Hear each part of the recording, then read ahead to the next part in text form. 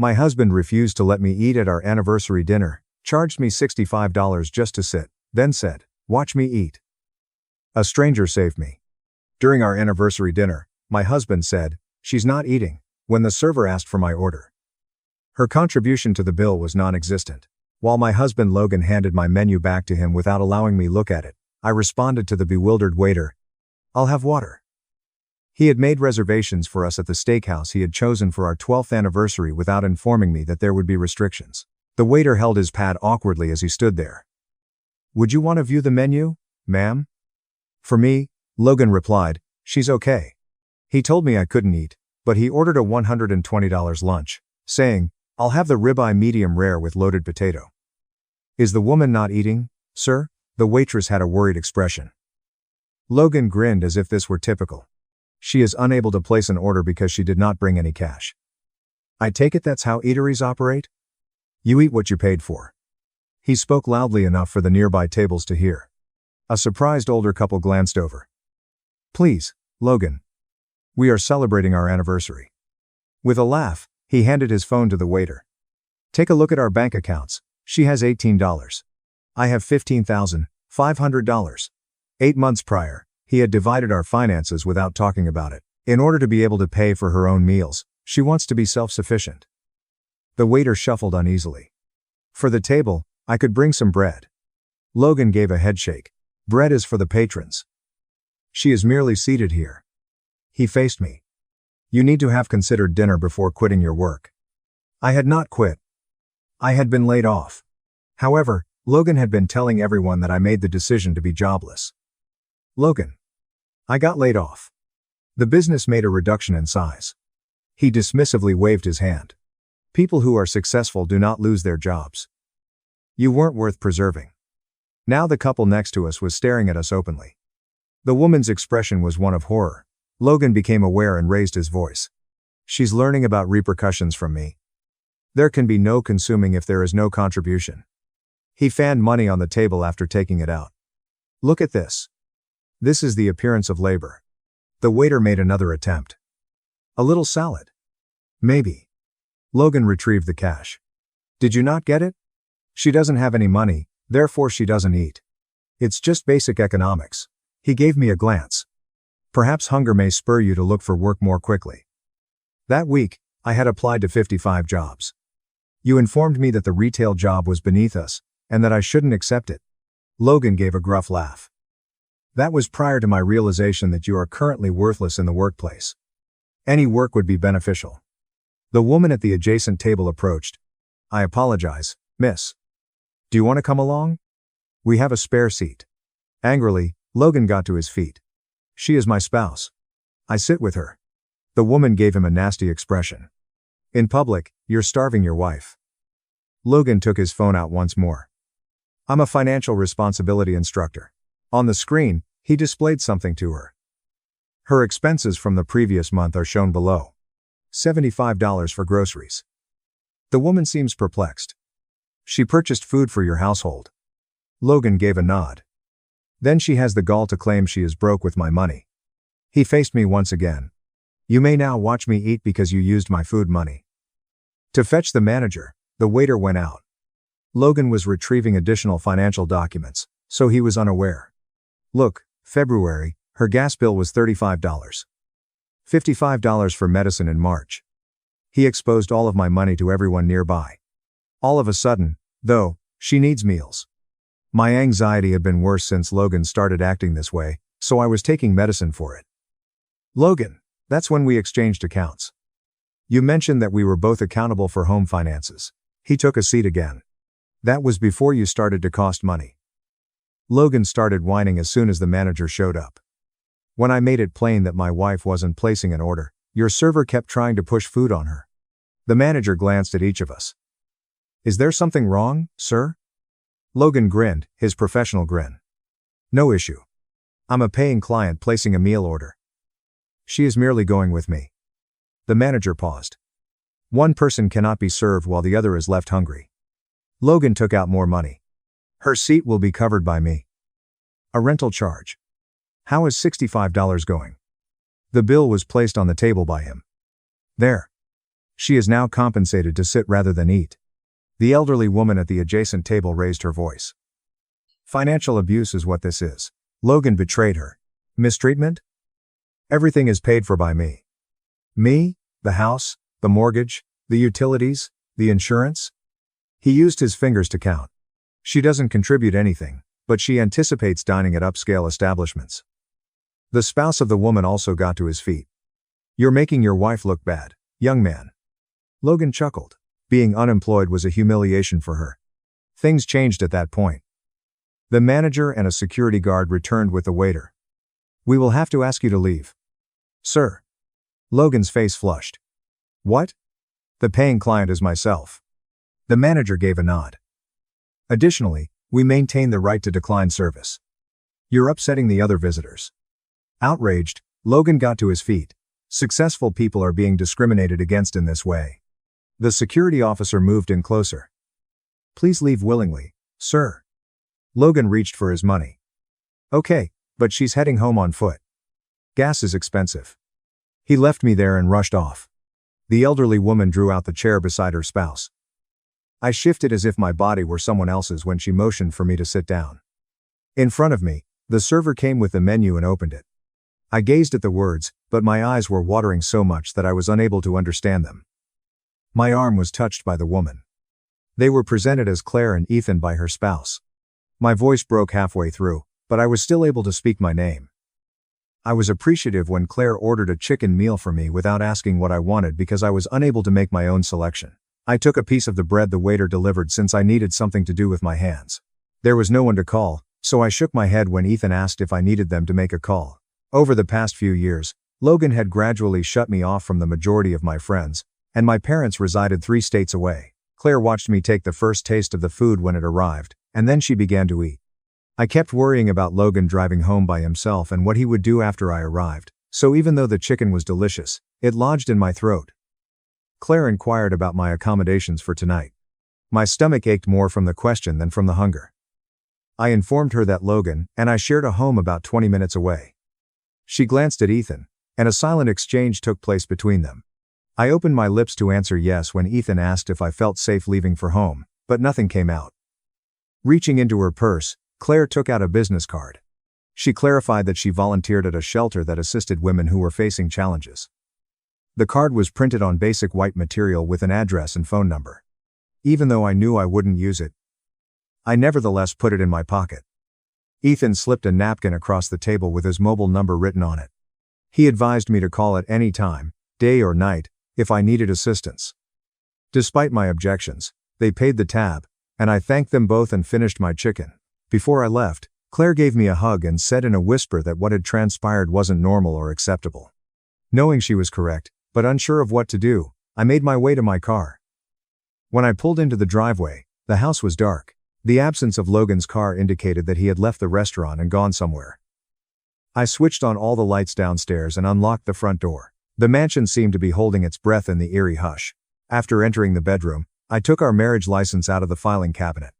Then, at the back of my underwear drawer, where Logan never looked, I discovered my social security card and birth certificate. I looked through his office for bank statements, but he had his computer password protected. Old tax returns that indicated how much money we'd made together before he divided everything were the only useful items in the desk drawers. I took the $60 I discovered in his coat pocket. I was afraid he would realize it was gone. So I put it back. I looked behind the books on the shelves, in the bathroom cupboards, and beneath the mattress. After 3 hours, I had a little stack of papers on the kitchen table, but no money and no strategy. At 1:10, Logan's vehicle arrived at the garage. He entered as though he was at a typical business dinner. After releasing his necktie, he inquired about my supper preparation. From the paper-covered kitchen table, I gazed at him. He shrugged after taking a quick look at the papers. Then he said that the miscommunication at the restaurant should be forgotten. What misunderstanding did he mean? I asked. I made a scene in front of strangers, he remarked, waving his hand as if removing a fly. I got up so quickly that my chair toppled over. I informed him that he was the one who caused a commotion by denying me food. I'm being dramatic again, he replied, laughing. He went to the refrigerator and took out some leftover pizza. Standing at the counter, he took it all in stride and told me that I had made him look foolish in front of influential people. He mentioned that he might have done business with the manager when I inquired what significant individuals. Without saying goodnight, he headed upstairs after finishing the pizza. I stared at the business card Claire had given me while I sat at the kitchen table till 3:45 inches the morning. I waited until Logan went for work the following morning. I could hardly grasp my phone since my hands were shaking so much. Claire picked up on the second ring when I called the number on her card. She seems to have been anticipating my call based on the warmth of her voice. She answered, "Absolutely," when I questioned if the meeting offer was still valid. She said she could be there at 2:30 that afternoon and provided me the shelter's address. Despite having already checked up the directions 3 times online, I nevertheless scribbled them down. I replied that I was safe at the moment as Logan was at work when she questioned. I glanced at the stack of vital paperwork still on the kitchen table when she instructed me to fetch them. Everything was collected and placed in a grocery bag. I didn't know what else to do with myself, so I spent 5 hours cleaning the house. The refuge was located in a downtown office building that had been transformed. I was worried that someone would notice my automobile, so I parked 3 streets away. I was greeted at the front door by Claire, who showed me to a tiny room with a couch and a few chairs. One of the counselors, a woman named Brooke, introduced herself. She had a notebook that she didn't write in nice eyes. When she asked me to describe my reason for being there, I began by mentioning the restaurant. However, it became clear to me during our conversation that Logan had been in charge of finances for years. Because he claimed to be more adept with mathematics, he had always managed the funds. Even while I was working, he had forced me to seek for permission before making purchases. He had questioned everything I bought and forced me to return items he thought were superfluous. He would keep an eye on all of our transactions when we had joint accounts, and he would call me at work if I spent money without first telling him. The issue didn't begin when the accounts were separated 8 months ago. It was merely the most recent phase of a process that had been underway since our marriage. When Brooke clarified that this was financial abuse, I broke down in tears since I had never been able to put it into words. I received a packet from Brooke that contained information about housing and legal aid. Getting my own bank account, which Logan couldn't access, was the first step, according to her. Logan had no accounts at the bank across town, so Claire offered to drive me there. Claire offered me a donation of $25, which I used to create a bank account when we visited that afternoon. I was asked by the bank employee if I wanted checks or just a debit card. I didn't want Logan to find anything with my name and address, so I just picked the card. I had my name printed on the vivid blue card. I felt something change inside of me as I held it in my palm. Although it wasn't much money, it belonged to me. Logan was unable to check the balance or inquire about my spending. Before I departed, Claire gave me a hug and drove me back to my car. She insisted that I give her a call if things worsened. After arriving home ahead of Logan, I concealed the debit card beneath the bathroom sink in a tampon box. When he got home at 6:30, he immediately entered the living room. He was on the couch with the remote control when I followed him. When I attempted to access Netflix on my phone, an error warning appeared. I questioned Logan about whether there was a problem with the account. He said he had changed all the passwords while grinning without turning to face me. He said, because I didn't contribute to those bills either. When I asked why, he had altered the Wi-Fi password, Netflix, and Hulu. He informed me that if I wanted the new Wi-Fi password, it would cost $65. I walked upstairs and looked up free Wi-Fi spots using the data on my phone. The coffee shop 3 miles away and the library both had it. I could live without Netflix, but in order to apply for employment, I required internet access. Logan asked what I was preparing for supper when he shouted up the stairs. I didn't respond. Logan declared he was going on a business trip 4 days later. Like a parent sending a child to their room, he announced that he would be gone for 5 days. At 6:30 a.m., he packed his bags and departed without saying farewell. I bided my time until his vehicle vanished from view. I then took out my phone and began snapping photos. In his office, I took pictures of every financial statement I could find. I snapped screenshots of previous emails in which we talked about sharing money. I noted the dates on which he had changed the passwords and split up our accounts. The same week he informed me we couldn't afford groceries. I discovered invoices, proving he had spent $420 at a pub. During an argument last month, he punched a hole in the wall, which I captured on camera. He was unaware that I had backed up everything to a cloud storage account.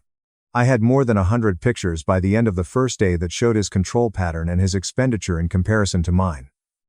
On the third day of Logan's excursion, my phone rang.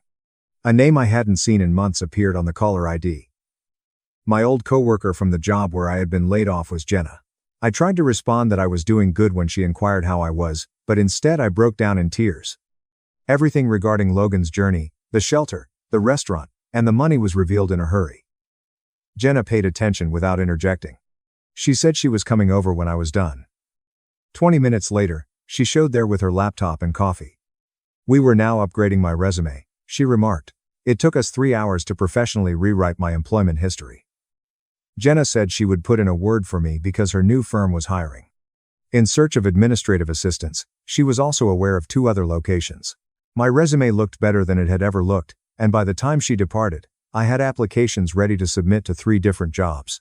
At the door, Jenna gave me a hug and insisted that I update her. I experienced something I hadn't felt in months as I watched her drive off. Perhaps it was hope. The following morning, Jenna sent me a list of businesses that were hiring. She had forwarded my resume to her supervisor and 2 other individuals she was aware of. 2 interviews were planned, one for Thursday morning and one for tomorrow at 2. This afternoon, the 3rd business requested to make a phone call. I kept a notepad under my mattress so Logan wouldn't find it, and I wrote everything down on it. I responded yes when Jenna asked whether I needed a ride to any of the interviews since I didn't want Logan to see me getting into a car while dressed up. Since I informed Logan that I would be spending time at the library anyhow, she offered to pick me up there both days. That afternoon, I went to the shelter to practice responding to interview questions with Brooke. We went over each response until I stopped trembling when I discussed my abilities. She had printed out a list of typical ones. Explaining why I quit my previous employment was the most difficult question. Brooke advised me to avoid bringing up Logan or the money issues and to keep things straightforward and businesslike. Simply put, I was a part of a wider layoff when the company shrunk. She forced me to say it 12 times until it sounded natural rather than practiced. She then showed me the donation closet, which included business attire for women attending interviews. I discovered a neat, well-pressed blue shirt and a black blazer that fit flawlessly. Brooke added a pair of dress pants and a pair of barely scuffed black flats. I looked at myself in the mirror after trying everything on in the restroom. I had the appearance of someone who had her life together and belonged in an office. The person looking back at me didn't reflect my inner feelings. However, perhaps that was all right. Perhaps I could pretend till it happened. The phone interview went more smoothly than anticipated. When the woman inquired about my experience, I discussed my previous job without losing my voice. She stated they would give me a call back tomorrow if they wanted to arrange a face-to-face meeting and seemed impressed by my organizational abilities. Halfway through the discussion, I noticed that my hands had stopped shaking and hung up. Good luck for tomorrow, Jenna wrote me, adding that she would be picking me up at the library at 1:30. 20 minutes from our residence, at a marketing business, was the first in-person interview. I was driven there by Jenna, who also waited in the parking lot in case it didn't arrive. Everyone appeared busy and significant, and the office featured glass walls and contemporary furnishings. The manager who conducted my interview was younger than I had anticipated, possibly in her early 30s, and she shook my hand with a smile. I answered all of her questions without faltering, and they were the same ones that Brooke and I had rehearsed. She introduced me to 2 other employees and showed me the desk where I would be working if I were hired. Everyone appeared friendly and normal. Nobody gave me the impression that I was broken or unworthy. The manager stated that 4 candidates were being interviewed and that a decision would be made by Monday. On Thursday, Jenna's new employer hosted the 2nd interview. Her supervisor, who oversaw the administrative division, was introduced to me by her. Because Jenna had already informed them of my employment history and qualifications, this interview felt more straightforward. I was asked situational questions about managing multiple priorities and challenging tasks by her boss. I discussed the project and deadline tracking systems I had developed at my previous job. She took notes on her papers and nodded in agreement. She concluded by asking about my availability and stating that they needed someone who could start right away. I told them I could begin as soon as they needed me. I'll hear from them by the end of the week, she said, shaking my hand. I had an odd feeling in my chest as I left Jenna's building. It took me a moment to realize that it was true hope. True hope. Not the hopeless kind I had been holding on to. One more phone call is planned for tomorrow, along with 2 excellent interviews. 3 genuine opportunities to become independent. On Friday night, Logan returned from his business trip. He entered the room carrying his suitcase while I was preparing dinner in the kitchen.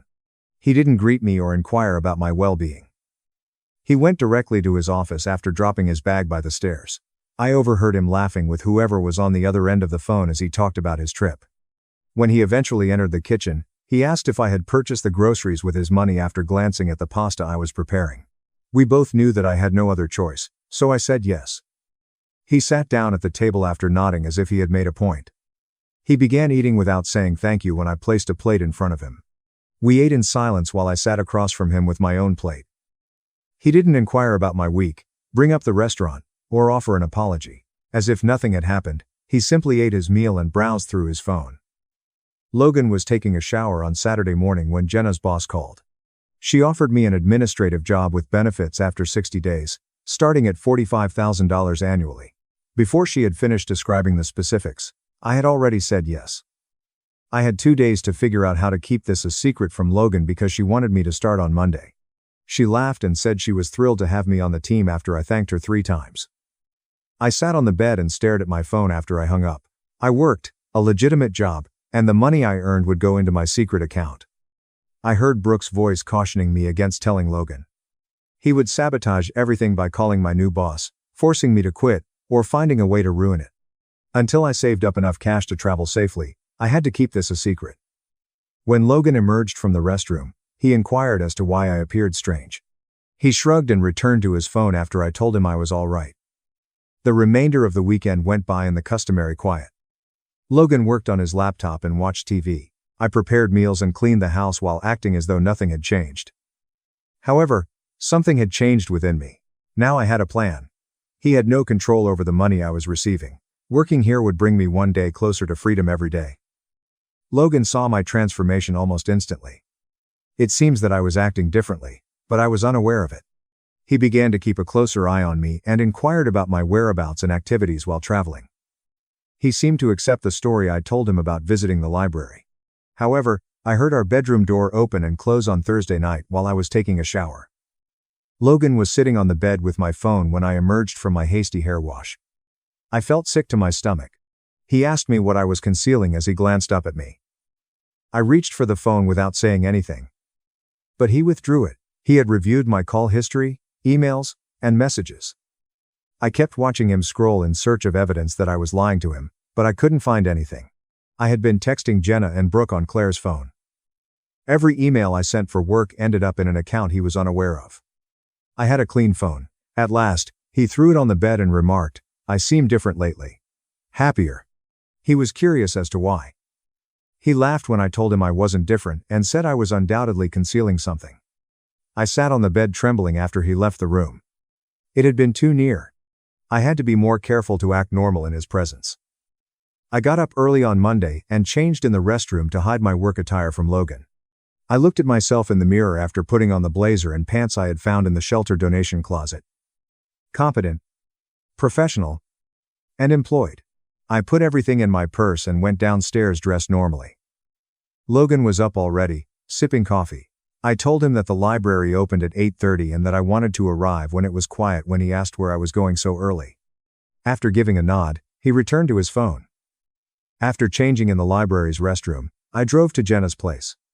Everything went well on my first day. Her boss introduced me to everyone in the office and showed me my desk and filing system. I spent the morning organizing old files and learning how to use their software.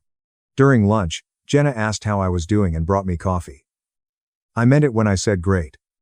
I would set up my direct deposit into my hidden bank account by the end of the day. In 3 weeks, the money would arrive. Actual funds that Logan was unable to access, manage, or use against me. Before leaving for home, I changed back into my normal clothes in the library restroom. Unusually, Logan was already there preparing dinner.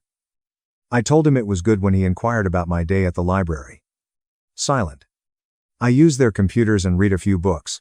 That response seemed to satisfy him. I started doing this every day. Before leaving for home, get up early, change at the library, work all day, and then change again. Logan never questioned it. Even though I was only volunteering, he seemed happy that I was making use of my time. 3 weeks went by without any problems. I watched my secret account grow as my first paycheck was deposited. $520 after taxes. It was mine, even though it wasn't much. I sensed a slight loosening of the chains. Logan then discovered my payub. I had been extremely cautious about everything else, but after checking it during lunch, I had left it in my coat pocket. He came home early on a Thursday, and even before I entered, I could hear him screaming. His face was flushed as he stood in the living room with the paper. I attempted to take it from him, but he held it over his head as he demanded to know what it was. He had discovered that I had been lying to him for 3 weeks while working and earning money. He laughed cruelly and meanly when I told him I was going to tell him. He read aloud the payub, which contained the company name and my pay. Then he said he was calling my boss right now after taking out his phone. He was going to accuse me of lying on my application, stealing from the company, and being mentally unstable, all of which would disqualify me from employment. Something broke in me as I watched him dial. Not in the depressing sense, but rather in the way that forced me to straighten up and give him a direct look. I instructed him to put down the phone. He continued to dial, looking surprised. I repeated it more loudly. I was keeping my job. I wasn't going to quit, but he was free to call whoever he wanted. He stepped quickly in my direction as his face turned purple from red. His fist struck the wall so forcefully that it left a hole in the drywall after passing my head. He stormed out of the house after saying, "I'd regret defying him." My entire body began to tremble as I stood there looking at the hole where my head had been. My face might have been that. My face ought to have been that. This time, he had intentionally missed, but perhaps not the next time. Logan slept that night while I packed my things and departed before dawn. Even though it was only 6:30 inches the morning, Claire picked up her phone on the first ring. She told me to come right over and gave me her address. As I sat at their kitchen table, crying and trembling, trying to explain what had happened with the payub, Ethan made coffee. Claire made an appointment for me that same afternoon by calling the lawyer, Meredith Blake. Meredith listened to everything without interjecting, and her office was compact but professional. According to the hole Logan punched in the wall, she clarified what legal separation meant and how we could obtain a restraining order. She nodded and said we had a good case. After I showed her the pictures I had taken, Meredith promised to file the paperwork first thing on Monday morning, but it took 3 hours to complete. She stated that it was crucial to serve Logan at his office since it would establish a public record. For 4 weeks, I remained with Claire and Ethan as the legal proceedings proceeded. Logan alternated between threats and apologies in dozens of texts. Meredith advised me to save everything as proof, and not reply to any of them. Logan showed up at Claire's house twice in violation of the restraining order. Logan spent a night in jail, after Ethan called the police the second time. During the asset disclosure stage, Meredith found the hidden accounts. For more than a year, Logan had been transferring funds into accounts in his mother's name. That greatly aided my case, and the judge was not pleased. I leased a small apartment across town 4 months after I left. Logan had no idea where it was, but it was mine. Even though it was only a studio. After my probationary period ended, my employer gave me a raise, and I was able to pay the rent, groceries, and utilities. I began going to a therapist every Tuesday night, and the majority of the bills were paid for by my new health insurance. Meredith consistently blocked Logan's attorney's requests for reconciliation meetings. I signed the final divorce papers in Meredith's office 7 months after that anniversary dinner. I received half of everything from the settlement, including Logan's retirement fund and the hidden accounts. Meredith had successfully battled for every dollar. For the first time in years, I left that office financially secure and legally free. That evening, Claire hosted a small celebration dinner for me, which was attended only by her, Ethan, and Jenna. I felt lighter than I had in a long time after we laughed and ate delicious food. When my anxiety struck or I saw couples at restaurants, some days were still difficult. However, I had my own finances, personal space, and people who genuinely cared about my well-being. I was creating something entirely my own, full story. My sister screamed, "This is my day," while holding a knife to my pregnant belly, and the baby shower ended our family forever. At her baby shower, my sister pointed a cake knife at my pregnant abdomen and shouted, "This is my day." When I implored her to calm down, she said, "You stole my life and my baby's." I stared at her. That was 10 months ago. Police found a fully equipped nursery and a storage facility with my twins' names painted on the walls 2 weeks ago. My sister screamed when I crossed Buffalo University's stage to receive my degree. Claire was on the floor, hyperventilating. The ceremony was canceled. Paramedics rushed. She was always a show-off. In my first piano recital at 13, she fainted in the front row. My prom night as queen, phony heart attack worry, and every major event, I finally had a chance to bite back 4 years later when I got her baby shower invitation. I opened it with my spouse alongside me and started rubbing him. "We're trying for a baby," I whispered. "Really?" "We're trying now." The math was specific. The time frame needed 4 cycles to get pregnant. Her party was 4 months. I had to act swiftly. First test, negative. I focused on that line. Still negative after 2 months. The ultrasound tech grew quiet as I lay in the dark with gel on my tummy. Moved the wand. "Congratulations, twins." I laughed. Actually, I laughed. For the next few months, I was Claire's strongest supporter. This hoe wanted to hype her up for her big moment. "My God, girl. A countdown on Instagram is needed. Design it." I posted daily. 6 months until my sister has a baby. I invited everyone I knew, promising presents and attention. When she announced her baby name online, I thought I did well. Delphine Aurora, a name I wrote in my diary at 16 but never told anyone. Bitch went through my room. While curling her hair the morning of her party, I smiled extra sweetly. It was hard not to chuckle when she got tearful. "I wish one of us was pregnant. Thank goodness it's me. Since I'm the prettier sibling, Mom said this is better. Frameable images will be taken. Know what I mean?" I applied her lipstick carefully. "You deserve this." "No interruptions this time," she said. "This is my day." "Absolutely. My bitch sister can throw a wonderful party." Beautiful balloons adorned the area. A 3-tier cake. She repeated the reveal performance even though everyone knew it was a girl from her post. My bump was visible through my loose clothing. Nobody looked at me. Though. Not yet. I thought so until Claire took our mom aside. "Look at Emily. God. Her size has grown. I'd think she was pregnant if I didn't know." Mom chuckled. "Honey, you've always been thin. Photos are good, too." When they stopped laughing, the countdown began. 4, 3, 2, 1, pop. Pink confetti everywhere. "It's a girl," Claire yelled. All cheered. Cameras flashed. To be honest, I planned to stand up and destroy the mood with my announcement. But then my morning sickness came hard. Hand over mouth, I hurried to the bathroom. I emerged to find everyone staring at me with concern. Words tumbled forth. Flustered, I responded, sorry. Just the twins. They're sickening me. I can't keep anything down after 7 weeks with twins." Silence deafened. Explosion followed. "Twins?" Aunt Helen shrieked. "Oh my God. Emily." The throng turned like a title from Claire to me. Reached for my belly. All directions flooded me with questions. "When did you learn? Are twins in your family? Are they identical?" Claire's face turned pink, red, purple. I noticed her chest heaving. I prepared for the show. I can't breathe. She clutched her chest, gasping. "Someone help." Everyone was around me. Even her spouse asked about twin strollers. "Hello," Claire yelled. "Am experiencing a panic attack. My party." Mom looked annoyed. "Claire, honey, not now. Emily can have twins. In her first pregnancy. Claire lost it then. Actually lost. She took the cake knife, and I thought I'd die. Baby shower death. This is my day," she shouted, mascara running. "Mine. I've been trying for 4 years." Ethan grabbed Claire's wrist and twisted the knife from her hand as she stood frozen, shaking like a seizure.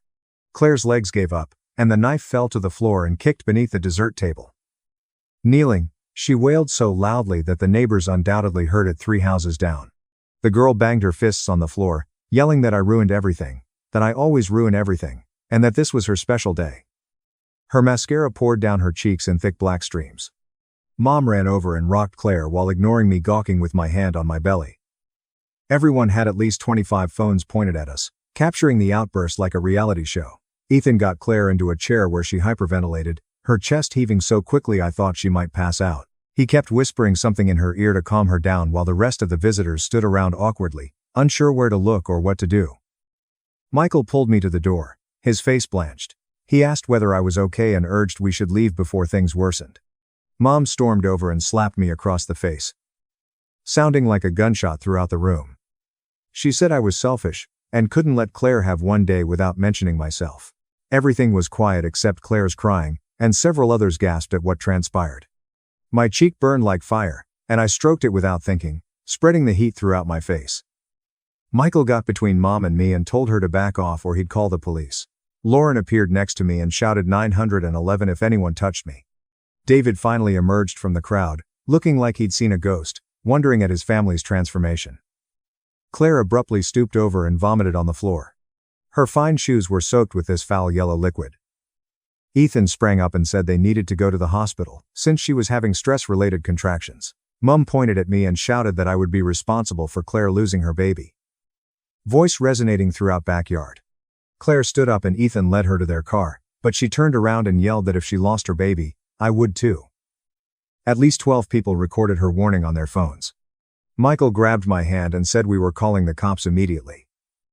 We waited in Michael's car in the parking lot while he contacted 911 to report the attack and threat to our babies. As my cheek throbbed and the twins moved frantically from worry, I contacted Lauren to save any party videos. 2 officers arrived 25 minutes later and took our statements while watching Lauren and 3 other guests' phone footage. They took pictures of my red cheek and advised us to pursue a restraining order Monday morning. We returned home 4 hours later, and Michael made me chamomile tea as I sat on the couch trying to comprehend everything. He sat next to me and said he was afraid of what Claire would do next, suggesting we stay with his parents for a few days. After everything she had done over the years, I wouldn't let her drive me out of my house. My phone started buzzing with notifications as party videos went viral on TikTok and Instagram with themes like baby shower disaster and insane sister. Claire was called insane and her mom abusive, and some claimed I was wrong for revealing my pregnancy at her party, even if she deserved it. The next morning at 7:30, the doorbell rang like someone was holding it. Michael got out of bed and glanced through the peephole as I stayed in bed. Margaret stood there with a red, swollen face from crying. She kept pressing the doorbell and beating with her hand. Michael urged me to stay back and open the door slightly with the chain on. While yelling about the films, Margaret pushed her fingers through the gap and tried to open it. She ordered me to the door and remove everything immediately. Her voice grew louder till she was screaming about how I damaged Claire's life and our family. Michael kept his shoulder on the door and told her to go. Margaret kicked the door and screamed that I was a monster who used to envy my sister. The neighbors exited their apartments to investigate. Mrs. Park from next door recorded everything on her phone in her bathrobe. Margaret yelled more when she noticed everyone watching about how I plotted everything to injure Claire. I was terrible and always sought to ruin my sister's happiness. She remarked. Michael ultimately threatened to call the police if she didn't leave. How did Claire know Emily's 16-year-old diary name? She must have sneaked through Emily's stuff for years. I wonder if the twins' movement during all that stress is normal or if newborns can feel. Margaret retreated from the door but shouted from the hallway that I'd regret it. After 25 more minutes of shrieking threats at our door, she fled. David's name appeared on my phone an hour later. I heard his weary voice as I answered. He said Claire was still in the hospital under monitoring and physicians worried about her blood pressure. He begged me to attend a family meeting to resolve this before things worsened. I could tell he was desperate when he asked me to talk to them. I said I'd only meet in public with Michael.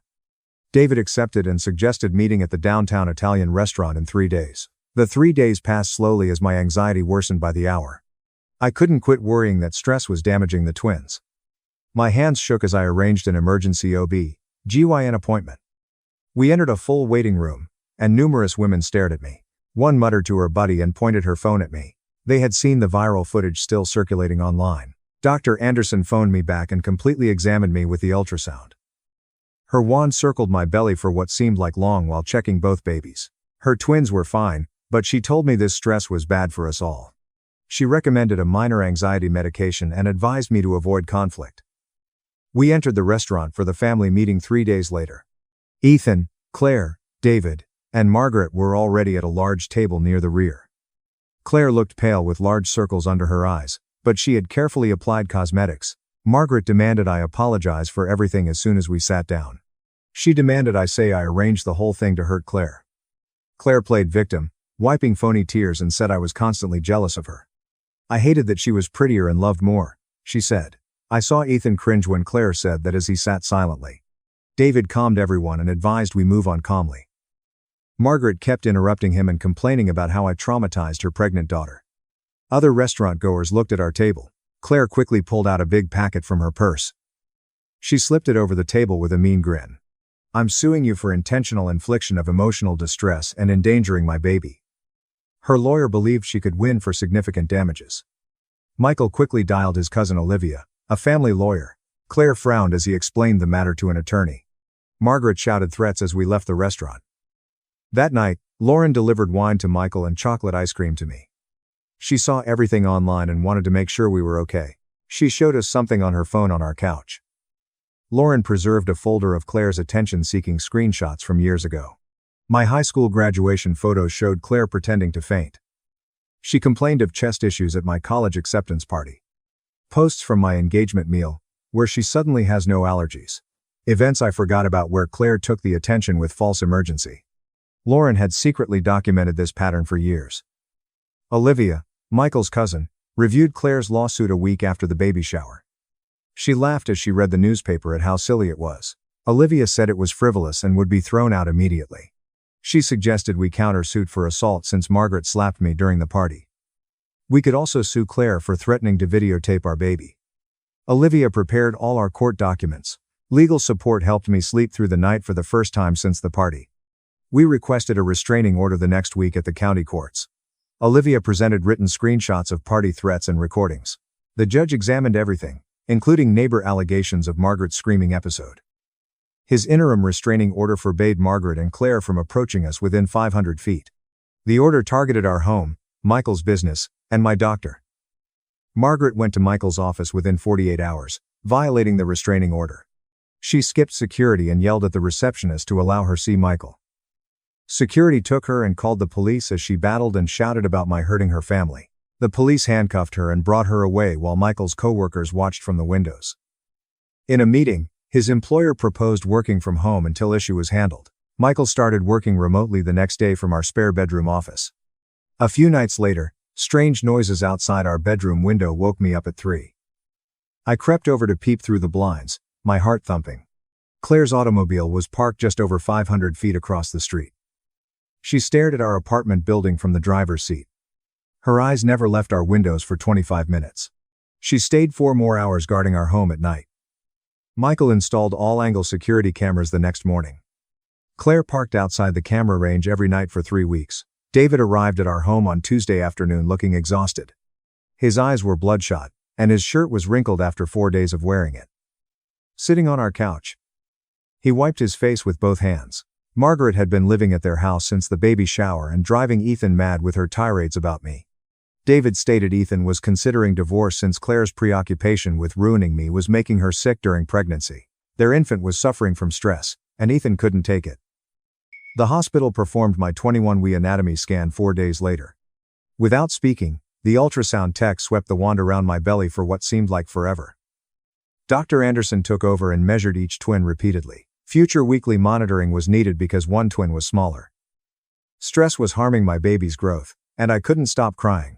Michael held me as I cried in that chilly, dark room with gel on my tummy. Lauren panicked and called me in bed that night. Someone put my doctor's name, clinic address, and next month's appointment times on a local mom Facebook page. I posted screenshots of my medical chart indicating twins and my due date. Only a hospital employee could have gotten those documents. While Michael phoned hospital security, I called our lawyer on speakerphone. Our lawyer stated this was a major federal felony and we needed to document everything immediately. Olivia informed me of unexpected news the next morning through her medical center contacts. David's billing clerk, wife, Rebecca, had illegally accessed my information for weeks. The hospital's IT department identified her logon accessing my files 19 times last month. Security dragged Rebecca out that afternoon and fired her immediately. The hospital administration apologized and indicated they were fully cooperating with the criminal inquiry. David returned to our door that evening, devastated by Rebecca's actions. She helped Claire without telling him, and he felt betrayed by his wife. I shook my hands reading Ethan's text the next day. He apologized for Claire's behavior and revealed she'd kept a notepad with methods to damage me since high school. He found sheets of old designs in their closet.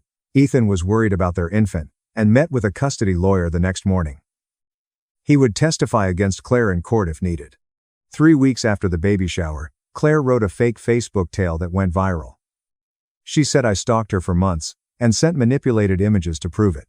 Fake text messages she produced showed me threatening her and her baby. The post was posted several times in Buffalo mom groups within hours. Some strangers sent me death threats on Facebook and Instagram. Michael notified the FBI that afternoon about the cyberstalking and death threats when someone posted our home address in the comments. They took it seriously and committed to investigating the harassment campaign. My blood pressure rose at every doctor appointment. Dr. Anderson put me on modified bed rest and restricted my travel to medical visits. The twin size discrepancy was worsening, and she feared early delivery. Staying home while Claire lied about me online felt like prison. I'm curious how Rebecca got engaged. Do you think Claire persuaded her? Margaret, David's mother, could have pulled her in. The hospital caught her viewing those files 19 times, making me wonder what she did. I watched in bed as nasty comments flooded every social media outlet. Lauren started screenshotting everything for a defamation case she was helping us file. She recorded every falsehood, threat, and harassment for our lawyers. Michael took leave to care for me full-time. He brought food to bed every morning and read to the twins next to me. He touched my belly and told them we loved them already. His voice was my sole solace as our world fell apart. 3 days later, cops knocked on our door with Rebecca news. She was arrested for HIPAA violations and faces 12 years in federal prison. She told Claire about my pregnancy for months. According to the investigation, Claire received copies of my ultrasounds, blood tests, and waited each appointment. David filed for divorce that day, disgusted by Rebecca's treatment of our family.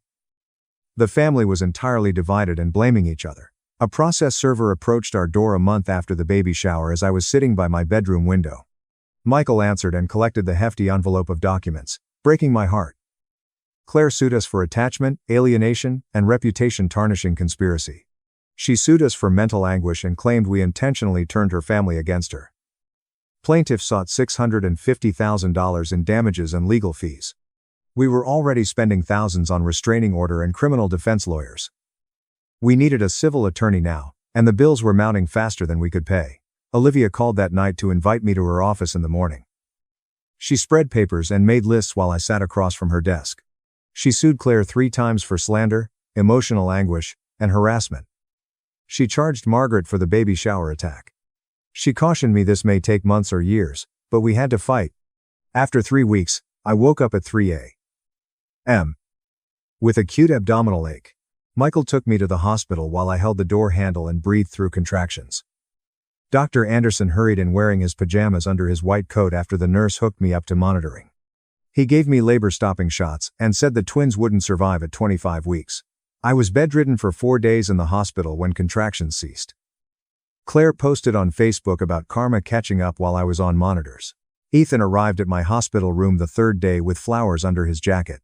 He sat in my bedside chair and apologized for everything. He said Claire refused mental health medication.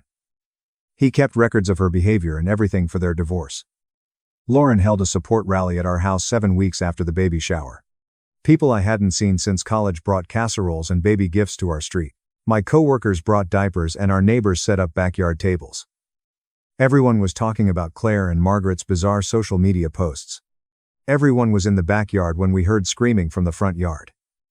Claire, 9 months pregnant, yelled on our lawn that I was turning everyone against her. Claire resisted Lauren's attempts to return her to her car. Claire grabbed her belly when liquid splashed onto the grass. 20 minutes later, the ambulance arrived as she screamed that I had caused early labor. Next morning, Michael and I sat at the kitchen table silently while our phones buzzed with messages. Everyone was talking about Claire's healthy hospital birth of a girl. After everything we went through, I was relieved the baby was okay. Margaret called me that afternoon with a poisonous voice. She said Claire named the baby Delphina Aurora Emily, adding my name to spite me. Ethan texted me that he wouldn't sign the birth certificate until Claire agreed to counseling. Lauren held a second baby shower at her house 3 months later. A process server handed me papers while I was opening gifts. Claire requested a restraining order, claiming I caused her premature labor. Olivia was furious that our judge went to Margaret's church. Despite our evidence and Olivia's arguments, the judge granted Claire's restraining order against me. Since we couldn't be within 500 feet, our court dates would be complicated. Olivia requested recusal and appealed immediately, but it took weeks. I lay in bed that night feeling the twins kick and roll. I cried about the world our babies would inherit while Michael held me. The constant legal battles and emotional warfare with my family exhausted us. Lawyers filed papers for 12 weeks while I grew bigger every day. Lauren delivered a dusty cardboard box from her garage to my door one morning. She saved our childhood photos from Margaret's years-old trash. On the couch, I spread them on the coffee table while she made tea in my kitchen. Claire and I were 5 and 6, arms around each other at the beach, missing front teeth and grinning. Someone showed us in matching Halloween costumes she begged me to wear. Photo after photo of 2 little girls who loved each other. My hands shook as I picked one for my 9th birthday, when Claire helped me blow out candles. Her smile was genuine for me. Lauren sat and rubbed my back as I cried. This was no longer a baby shower or favoritism. Mental illness destroyed a real relationship. I was chilled when Ethan called that afternoon with news. He requested emergency custody of Elena after finding a notebook with Claire's repeated "Destroy Emily," over 24 pages. She rejected her medication and missed 3 psychiatrist appointments. The evidence convinced the judge to grant his petition immediately. Claire broke down when the custody officer served the papers at Margaret's house. While Margaret blocked the officer, she grabbed Elena and ran to her car. They vanished unopposed. Ethan filed a missing person report for his daughter at the police station within an hour. The Amber Alert that evening included Elena's photo and Claire and Margaret descriptions. While Michael talked to Olivia in our living room, I watched my phone for updates. My heart raced with every news alert. After someone recognized them from the alert, police found them at a motel 3 towns over at midnight. Both women were arrested immediately for custodial interference. News footage showed Claire screaming and fighting officers while Margaret yelled about persecution. Ethan held baby Elena like he'd never let go after she was returned safely. Olivia called us into her office 4 days later to discuss additional charges. Files on her desk showed assault, threats, harassment, and kidnapping charges between them. The prosecutor wanted serious jail time given the escalation. Olivia looked at me directly and asked if I would testify and imprison my mother and sister. I felt that and the room spun. I nodded, yes, as Michael grabbed my hand. David arrived at our apartment the following week looking 12 years older. He started seeing a therapist 3 times a week after his divorce from Rebecca. He apologized at our kitchen table for 32 years of enabling Margaret's favoritism toward Claire. He said he always knew it was wrong but avoided conflict. He cried when he said he should have protected me better. 4 months after the baby shower, I was in a deposition room answering questions about every incident when my abdomen hurt. I held the table edge as the lawyer asked questions. Another hard contraction. I doubled over. And Michael jumped up. The stenographer called 911 as I struggled to breathe through fast contractions. In the hospital, Dr. Anderson quickly stopped labor with IV medication. She constantly checked the monitors and explained that stress was causing labor at 31 weeks. Twins needed more time. Though she stopped the contractions, she warned they could start again. Olivia won her appeal and was recused. A new judge immediately overturned Claire's restraining order against me. Claire and Margaret received bench warrants for violating the original protection order. After months of their games, justice seemed possible, but Dr. Anderson required hospital bed rest for my entire pregnancy. I watched the twins' heartbeats on monitors in that sterile room all day. I saw Claire post about being persecuted and how the system was against her on a fake Instagram account. She appeared detached from reality, living in a fantasy where she had done nothing wrong. Did Claire really write 24 pages of Emily destruction? Doing that is odd. When she wrote all, I wonder if she was processing her feelings or something else. Michael's news complicated everything. He received a big promotion and full relocation assistance to Seattle from his company. After everything, they wanted him in a different office. He held my hand as we discussed leaving Buffalo and starting over 3,200 miles from home. I felt relieved and sad about escaping. Claire asked to apologize at the hospital 3 days later. Security stopped her at the elevator, but she screamed loud enough for the whole floor to hear that she wished my babies would die like our relationship. Security had to physically remove her after 3 nurses saw it. Olivia learned about witness intimidation and added it to her growing list of charges. Ethan brought his daughter in a pink blanket to my hospital window. 16 weeks after that crazy baby shower.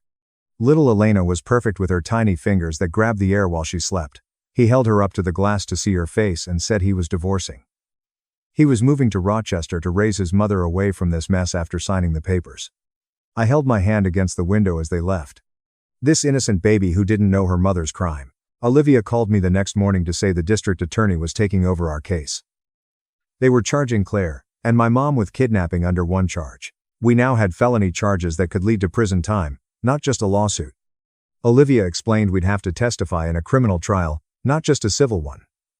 In my hospital bed, I watched the Tuesday morning arraignment news. Mom stood next to Claire in an orange jumpsuit as the judge read the charges. Then Mom grabbed her chest and collapsed in court.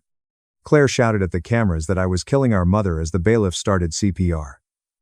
Mom was taken out on a stretcher and reported to have had a massive heart attack. Despite everything she'd done to me, watching them work on her hurt my chest. After running between floors, David arrived at my room an hour later, exhausted. Mom was stable but critical in the cardiac unit 2 floors below me. He said she kept asking for me, and saying she'd discovered everything. Michael shook his head and told David I wouldn't go near her after what she did. Something cracked when I thought about her lying 2 floors down, possibly dying. I requested to see the nurse with security guards. Assisted by 2 guards, they wheeled me down. Mom looked tiny in that hospital bed, with all the tubes and monitors beeping. She had aged 12 years in the past few weeks and had a gray face. She cried and grabbed my hand with shaky fingers. She said she was living through Claire because she was jealous I had succeeded without her. The words didn't help, but hearing her admit it was surprising. After 3 weeks, I was back in my room at 33 weeks pregnant, watching the local news repeat our family story. The headline, Buffalo Family Feud Turns Criminal, scrolled below Claire's Instagram photos. My huge belly made me realize my twins would Google their family and find all this crap online forever. I wanted to vomit more than morning sickness ever. The news anchor mentioned leaked Claire's psychiatric evaluation documents. The report diagnosed her with narcissistic personality disorder and postpartum psychosis. Her lawyer was already changing their defense to claim she was insane when everything happened. Ethan texted me that he was using the diagnosis to permanently obtain custody of Elena. Lauren arrived the next day with balloons and a small cake, saying she had planned a do-over baby shower in my hospital room. Probably 12 of our closest friends came, and we ate cake and opened presents without drama. Everyone raved about Michael's nursery in our new Seattle apartment, which was perfect for starting over. The twin soft yellow room had 2 assembled cribs waiting for us. Michael stayed with me every night in that uncomfortable chair next to my bed. He whispered to my belly about Seattle's parks and good schools near our apartment at 3 a.m. He planned our new life after researching pediatricians and baby music classes. His voice was my only solace while we awaited legal proceedings. 3 weeks later, Claire escaped her psychiatric hold, causing chaos again. She escaped during shift change after convincing an orderly she had a medical emergency. According to the news, she stole a kitchen knife from the hospital cafeteria before going to the elevators, according to security footage. She reached the maternity ward entrance, screaming my name and waving the knife. 3 security guards stopped her before she could get past the locked doors, but she scared several new moms and visitors. The floor was locked down for 2 hours while police arrested her. This time, the judge denied bail. The prosecutor called me 3 days later to say they were fast-tracking the trial due to the knives and my high-risk pregnancy. Olivia, the assistant prosecutor, brought boxes of papers and a laptop to my hospital room to prepare me for testimony. She showed me baby shower videos, witness statements from everyone at the party, and Claire's social media threats. Olivia spent 3 hours asking me about every time Claire had ruined my big moments since we were kids. Elena arrived the next afternoon in a tiny pink duck dress carried by Ethan. He sat in the chair next to my bed and held the baby in one arm while showing me nursery photos on his phone. After 12 minutes of small talk, he asked if Michael and I would be Elena's godparents if he died. Despite the chaos, he wanted his daughter to meet her cousins when they were born and have loving family.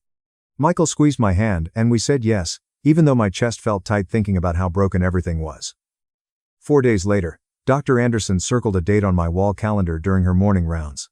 She said she could only let me go at 35 weeks due to the stress, and the twins were big enough. Next Thursday's C-section would deliver my babies during Claire's trial. I stared at that red circle on the calendar all night, thinking the universe had a sixth sense of timing. Olivia set up the video equipment in my hospital room the morning of my testimony while a nurse checked my blood pressure every 12 minutes. The laptop screen showed the judge, then the jury box, and finally Claire in an orange jumpsuit staring straight ahead at the defense table. Olivia told me not to look at her, but I saw her lips moving like she was talking to herself. The prosecutor asked me about the baby shower incident, so I described the cake knife, vomiting, and her screaming about it being her day. Then he asked about our childhood, and I listed every recital, graduation, birthday, and achievement she'd sabotaged with fake medical emergencies or dramatic scenes. The jury members kept glancing at each other and writing notes while one woman in the front row had her hand over her mouth. Claire glanced up when they asked about the pregnancy announcement and met our eyes through the screen before muttering again. David visited that evening with a box of old VHS tapes he'd converted to digital in his laptop. We watched videos from when Claire and I were little before everything went bad, playing dress up and having tea parties in the backyard. There was one where she was teaching me to ride a bike, running beside me, and cheering when I finally got my balance. Michael held me while I cried, watching the sister I'd lost somewhere along the way to jealousy and mental illness. Mom took the stand 3 days later, and Olivia texted me updates since I couldn't watch. She admitted to hitting me at the shower and told the court she'd always favored Claire because she was prettier and more outgoing. The prosecutor asked if she'd noticed Claire's pattern of disrupting my events, and Mom said she thought I was being dramatic about it. But when they showed her the timeline of every incident mapped out on a board, even she had to admit it looked planned. Mom begged the judge to send Claire to treatment instead of prison, saying she was sick, not evil. But the prosecutor pointed out that understanding right from wrong meant she was responsible for her choices. The next morning, they played the baby shower videos for the jury, and Olivia said several people looked sick watching it. What makes someone decide to wave a knife around in a hospital maternity ward? The way Claire tricked that orderly shows she was thinking clearly enough to plan her escape, but then lost all control when she got close to Emily's floor. The knife threat was bad enough, but the way Claire had smiled while holding it made it worse. When they got to the part where she screamed about it being her day, she suddenly stood up in court yelling that I'd doctored the footage. The judge ordered her to sit down, but she kept screaming that I'd paid someone to edit the videos, until the bailiffs had to physically remove her from the courtroom. Lauren stopped by that afternoon with 2 tiny outfits, soft yellow blankets, and a photo album she'd been putting together. She'd asked everyone we knew to write messages for the twins and collected them all with pictures of Michael and me throughout my pregnancy.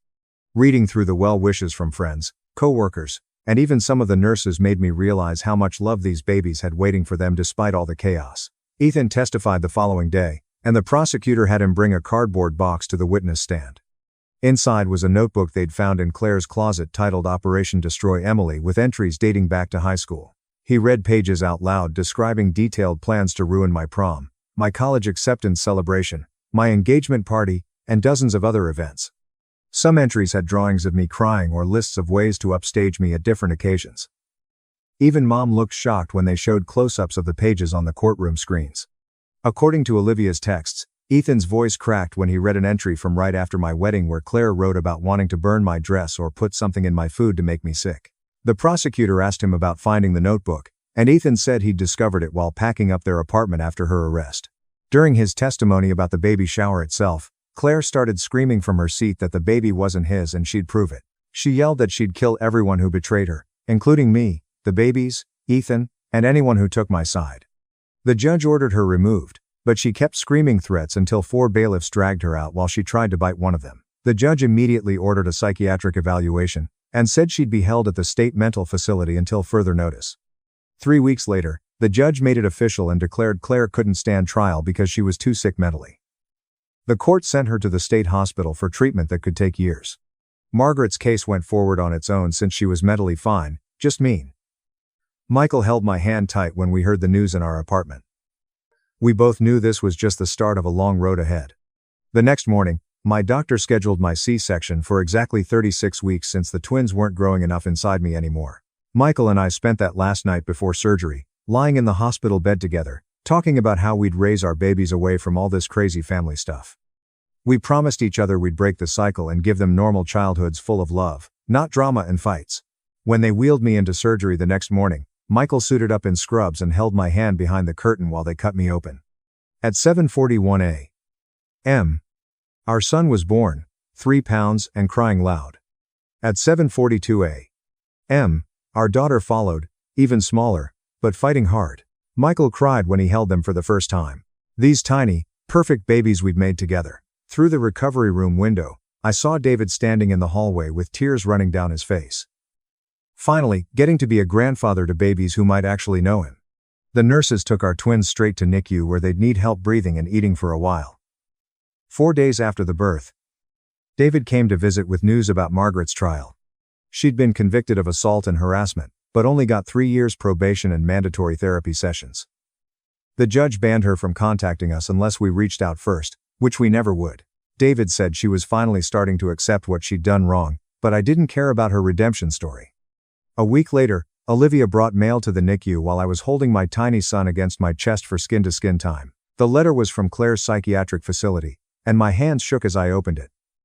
She'd written to apologize, but also to announce she was pregnant again with Ethan's baby from before their separation. Ethan showed up an hour later, completely broken by the news that he'd be tied to Claire forever now through 2 kids. The twins stayed in NICU for 4 full weeks, learning to breathe and eat on their own while getting stronger every day. Lauren visited daily with updates on our Seattle house preparations, showing me photos of the nursery she'd painted soft yellow with clouds on the ceiling. She'd found us a great neighborhood with good schools and normal families who didn't assault each other at baby showers. Olivia filed all the legal paperwork to make our move protected, transferring the restraining orders to Washington state, where the stalking laws were stronger. She made sure Claire couldn't follow us or send people after us once we left Buffalo.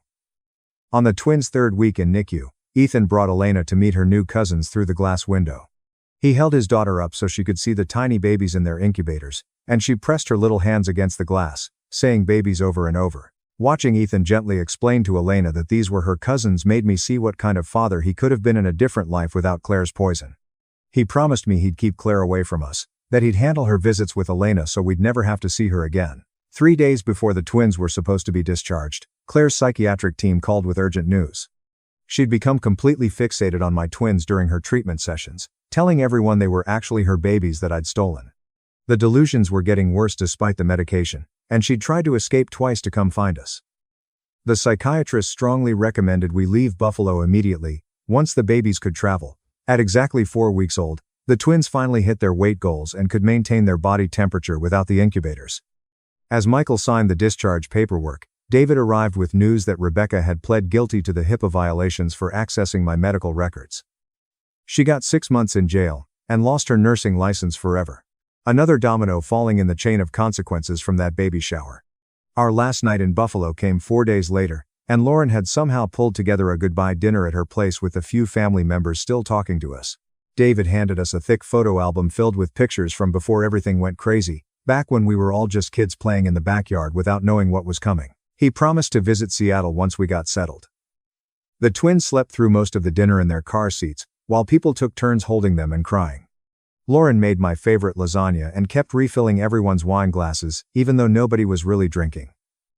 The next morning at Buffalo Airport, I was pushing the double stroller through security when I saw her. Claire stood near gate 14 with some kind of medical aid beside her, wearing sweatpants and a hoodie I'd never seen before. Her face looked puffy from medication, and her hands shook as she held a coffee cup. She saw us at the exact same moment I saw her. Her whole face just crumpled like paper, and she mouthed something that looked like, "I'm sorry," before the aide turned her around and led her away toward a different gate. That was the last time I ever saw my sister. On the plane, I nursed both twins while Michael scrolled through Seattle neighborhood listings on his phone. An older woman across the aisle kept smiling at us and finally leaned over to say we had beautiful babies and what a lovely family we made. She had no idea we were basically refugees fleeing our hometown. When we landed in Seattle, my phone exploded with messages from Olivia. Claire had been committed involuntarily for at least 7 months after she'd threatened to find us and take what she called her babies. Ethan was filing for permanent custody of both kids since she'd been declared unfit. The legal battles would keep going without us there. Our new house in Seattle was perfect with its big windows and quiet street, but I couldn't relax. Every doorbell made me jump. I checked the locks 3 times before bed and studied every face at the park like they might be someone Claire sent. Michael found us a family therapist who specialized in trauma and made our first appointment for the following week. David called 3 weeks later with updates about Mom. She'd started therapy and was finally accepting how she'd enabled Claire's behavior for years. She'd written us a long letter that David offered to read over the phone. It was actually remorseful, talking about how she'd failed both her daughters by playing favorites and creating this competition between us. 4 months into Seattle life, the twins smiled for the first time during a video call with Lauren. Real smiles, not just gas. Lauren started crying immediately. Then I was crying. Then Michael was crying. All of us just sobbing at these 2 tiny babies grinning at a phone screen. These perfect moments reminded me why we'd fought so hard to protect them. Then Olivia called with news that made my stomach drop. Claire had lost the pregnancy during what they called a psychotic episode where she tried to cut the baby out herself because she believed aliens had put it there. They'd moved her to a long-term psychiatric facility upstate. Even after everything she'd done, I felt sick thinking about her lost baby and her broken mind. Ethan decided to move to Portland with Elena and his new girlfriend. Close enough for the cousins to grow up knowing each other, but far enough from Buffalo's poison. How did Claire manage to see them at the airport if she was supposed to be in treatment? The timing feels so strange. Her standing there with a medical aid right when they're leaving town forever. We agreed to meet up every 3 weeks for playdates, trying to build something healthy from all this wreckage. 4 months into our Seattle life, the final legal papers arrived by certified mail. All criminal charges resolved with plea deals or convictions. The restraining orders made permanent. Our Buffalo house sold to a nice young couple who had no idea about its history. The last document confirmed Claire would remain institutionalized indefinitely after being declared a danger to herself and others. The war was over, but nobody had really won anything. Going back to work felt weird after everything. The office building downtown had glass doors that reflected my face back at me, and for a second, I didn't recognize the woman staring back. Michael stayed home with the twins while I sat at my desk answering emails about marketing campaigns and quarterly reports. My coworkers talked about their weekend plans and complained about traffic, and nobody knew about the viral video or the knife or any of it. During lunch breaks, I pumped milk in the bathroom and checked my phone for pictures Michael sent of the babies. 4 weeks into the job, my manager asked if I wanted to join the team for drinks, and I actually said yes. Sitting in that bar listening to normal people talk about normal problems felt like wearing a costume that finally fit. My therapist's office had beige walls and a white noise machine that made ocean sounds. I sat on her couch picking at the throw pillow while she waited for me to speak. The words stuck in my throat for 25 minutes before I finally said it out loud. I got pregnant on purpose to hurt my sister. Not for love or wanting a family, but for revenge. The therapist didn't look shocked or disgusted, just nodded and asked how that made me feel now. Empty. I told her. Empty and guilty and somehow still angry. She said healing meant accepting all the ugly parts of how we got here. 7 months in Seattle meant the twins were turning 14 months. And David called, asking if he could visit. I almost hung up, but Michael grabbed the phone and said yes before I could stop him. David showed up at our door holding a wrapped box and looking older than I remembered. He handed me the gift without meeting my eyes, and said, "Margaret made it but couldn't come herself." Inside was a quilt made from fabric scraps in every shade of blue and green. Tucked into the corner was a small envelope with Margaret's handwriting. I didn't open it. Not then. David played with the twins for 90 minutes, helped them blow out their birthday candles, then left without asking for anything more. The quilt went in the closet, but not the trash. Lauren called 3 months later saying she got a job offer in Seattle. Within a week, she had an apartment 4 blocks away and was at our place almost every evening after work. She brought takeout and held the babies while Michael and I ate with both hands for once. The twins reached for her whenever she walked in, and she started keeping diapers and formula at her place just in case. Ethan visited too, bringing his new girlfriend who didn't know our history and just saw us as Ethan's normal sister with a normal family. We had game nights and barbecues, and nobody mentioned Buffalo or baby showers or anything from before. 9 months in Seattle felt like the right time for something we should have done differently the first time. Michael suggested it while we were washing dishes. Just casual, like he was mentioning the weather. We could renew our vows. He said. Do it right this time. Just us and the people who actually matter. No big production or competition or family drama. I kissed him with soapy hands and said yes. The ceremony happened in our backyard with Lauren, Ethan, his girlfriend, and baby Elena, who Lauren was babysitting for the afternoon. Ethan's girlfriend recorded it on her phone while the twins tried to eat the flowers Lauren picked from her garden. Michael wrote his own vows about choosing each other every day, especially the hard days. I just said I loved him and meant it. After everyone left, we put the twins to bed and slow danced in the kitchen to no music at all. A letter came from Claire's treatment facility, 10 months after we left Buffalo. The doctor's handwriting explained she had been making progress with therapy and medication. She had written apology letters to everyone as part of her treatment. Would we consider supervised video contact in the future? The letter went into the filing cabinet in the folder marked important papers between the twins' birth certificates and our car insurance. Maybe someday I'd answer it. Today wasn't that day. The twins took their first steps on the same rainy Tuesday while I was folding laundry. First, one twin stood up using the coffee table. Then the other saw, and had to copy. They wobbled toward each other and collapsed in a pile of giggles. Michael said something about them already competing, and we both froze. Then he laughed and said, competition could be good, like who could give the best hugs or be the kindest. We were writing new rules for our family. Some nights I dreamed about Claire, but not the woman who held the knife. I dreamed about the sister who taught me to ride my bike in the driveway, the one who split her Halloween candy with me, even though I dropped mine in a puddle, the girl who existed before everything went wrong. I woke up crying from those dreams, grieving someone who might have only existed in my memories. Michael held me without asking questions, because some pain doesn't need words. 14 months in Seattle meant 14 months since the baby shower. I posted a single photo on Instagram of the twins laughing at the park. The caption read, "The best revenge is a life well lived." And I turned off comments before anyone could respond. Some stories didn't need audiences anymore. The park near our house had baby swings and a sandbox where the twins could dig for hours. Michael pushed them while I sat on the bench with my coffee, watching our little family that we built from chaos. A woman sat down next to me and commented on how calm and happy we all looked together. For the first time, I believed her. The twins would know their story someday when they were old enough to understand that families can break and heal again. They'd know about their aunt and their grandparents and why we lived so far from where mommy and daddy grew up. But today, they just knew that daddy made airplane noises when he pushed them high and mommy always had goldfish crackers in her purse, and their world was safe and small and full of love. That was enough. That was everything. That's it for today. Thanks for exploring all these questions with me. What a ride just wondering about stuff together. See you next time. Subscribe for more content like, airport police pulled me aside before boarding. My own parents filed a threat report to erase me from grandpa's inheritance hearing. My boarding pass flattened on the gray plastic tray like it was a delicate object, and my belt was looped over my wrist. Liquids in the small bag, laptop out, shoes off. Everyone in the TSA line pretended not to see anyone else as they shuffled slowly and irritatedly. This wasn't a vacation. Therefore I was keeping an eye on the clock above the checkpoint as if it might physically advance the minutes.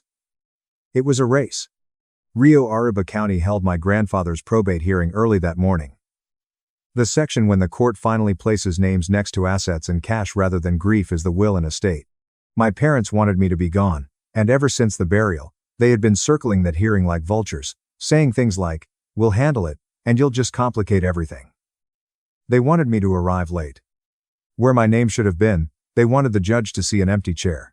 The tray pushed forward, and just as I was about to approach the metal detector, an airport police stood in front of me. Not TSA, not a blue-shirted supervisor, nor a dark uniformed airport police officer with a composed expression that didn't fit on a typical travel day. "Ma'am," he said in a forceful yet hushed voice, "come with us." My mind argued with reality for a whole second. Me? I glanced over my shoulder as if the remarks were intended for someone else. He remained still. "In order to prevent you from running away without creating a scene." His partner took a step closer and angled slightly. My voice remained calm even as my stomach constricted. I said, "What is this about?" "We need to ask you some questions," he responded. "Right now." The line behind me fell silent, as happens at airports when one person receives too much attention. Eyes, phones, and people choosing what tale to tell later were all palpable to me. My hands suddenly became empty in the most vulnerable way as I looked at my wallet, boarding card, tray, and belt. I answered cautiously, "I have a flight." "You must accompany us," he said again. Then, his buddy said more softly, "If you have an ID, please bring it." Slowly, I reached into my carry-on and took out my driver's license, holding it between two fingers to prevent anyone from thinking I was reaching for anything. They led me over to a little area on the side. A desk, glass walls, and a chair fastened to the ground. The kind of space that is intended to make you feel as though you have already committed a transgression. After examining my ID, the officer turned back to face me. "Claire Whitmore, is that your name?" he inquired. "Yes," I said. He gave a single nod and took out a tablet. He scrolled, the screen glowing on his face. He declared, "I'm going to read what we received. You can then reply." I refrained from interjecting. I didn't beg. I didn't ask him to comprehend. Because I now have a better understanding of authority. Giving them emotion while they ask for facts is the quickest way to lose. He cleared his throat. He said, "We received a report early this morning." The room tilted when the caller said, "Caller states you're traveling today and may be a threat." "A threat to who?" I inquired. He looked down. "To the public," he stated before continuing to read.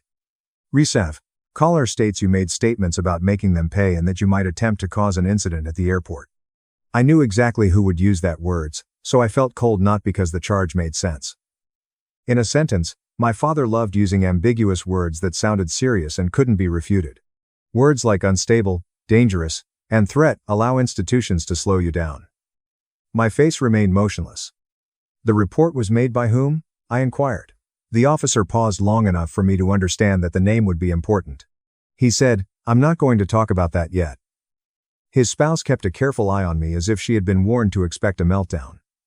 That's not what I gave her. The officer's eyes pricked up when I said, "I'm traveling to a probate hearing for my grandfather's estate." Probate? He said it again. "Yes," I said. His partner's visage tightened somewhat, as if she had heard this scenario before, but he didn't respond to the statement. "If I miss it, my parents get what they want." Once more. The officer scrolled. "The caller asserts that you have previously been reported and that you recently made alarming emergency calls." My pulse shifted, becoming heavy and slow. Calls for emergencies. The tell was that. Not only did my parents want me to be delayed. A record that could track me into a courtroom was what they wanted. Unstable daughter, questionable behavior, safety danger. They could appear responsible when they appear in probate court later if they could plant that now. I bent forward just enough to see my hands on my knees. Calmly, I said, "Officer, now pull the emergency call log." He gave one blink. "What?" I reiterated. "Pull the emergency call log associated with this complaint. The recording, not a synopsis, and the caller details from the initial call that caused this." His companion scowled.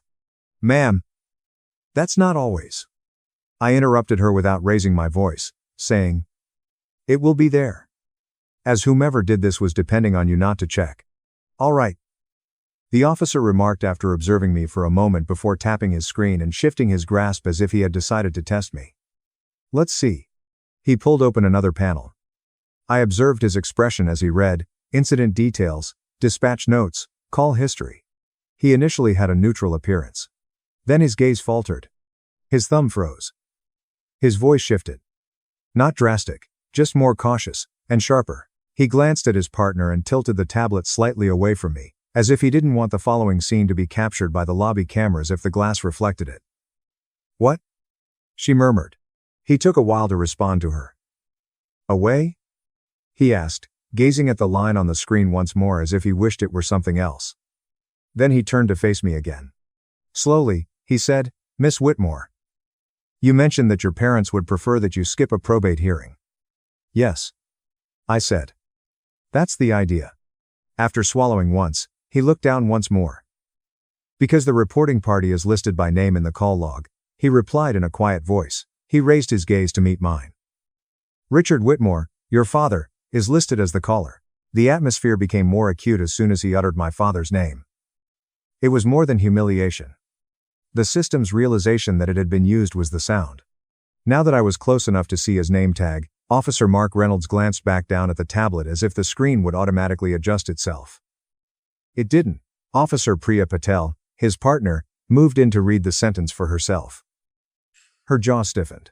Quietly, she said, "Richard Whitmore, relationship listed as father." Reynolds gave a single flex of his jaw. "Have you had any prior incidents at the airport?" he asked, "Miss Whitmore." "No," I said. "None." "Any restraining orders, protective orders, pending charges?" Patel inquired. "No," I repeated. Reynolds selected another tab. "Additionally, he asserted that you made certain threats." I didn't laugh when he remarked, "She said she'd make us pay." I refrained from rolling my eyes. I kept it tidy. I said, "My grandfather passed away. His estate is what my folks want. All week long, they threatened to deal with me if I caused any trouble. This is how you handle things." Patel's eyes remained fixed on mine. "Where is your hearing?" she inquired. I said, "Rio, Arriba County Probate Court. Early this morning." Reynolds looked at the wall-mounted clock. "What's your flight?" he inquired. I claimed I was boarding in around 18 minutes. "I won't be present when the judge calls the case if I miss it." Reynolds let out a breath through his nostrils and at last complied with my initial request. He opened the actual call log. A new panel with a timestamp, dispatch ID, and play audio button emerged. He was hesitant, not because he didn't want to hear it, but more because he knew that once he did, it would be proof that my father had tried to use them as weapons. Reynolds hit the play button. The tiny room echoed with my father's speech. Too forthright, too self-assured, too concerned. This is Richard Whitmore. He introduced himself. I'm calling because my daughter is flying today, and I'm afraid she's going to do something. She's been unstable. She's made comments about making people pay. I'm scared for the public. Patel's eyes weren't moving. Reynolds' shoulders tensed, but his face remained composed. The recording went on. My father went on to say, she's going to probate court today, as if to give some useful background.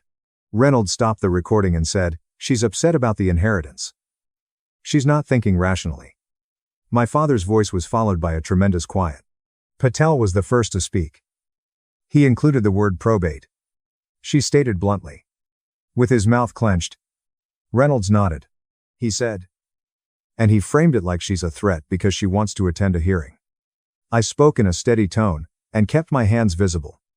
I said. He's trying to make a record. Therefore, whether I arrive late or not at all, the judge perceives me as unstable. Reynolds gave Patel a look. Patel gave one nod. All right. Reynolds continued. We're going to do a few things. We're going to document that the call appears retaliatory and connected to a civil matter, and we're going to run a quick check to confirm there's nothing else attached to your name. I told you to do it. Patel went outside for a moment and came back with a form, she said. This is a voluntary statement. Just a few facts. Based on a complaint from my father, Richard Whitmore, I was stopped at security.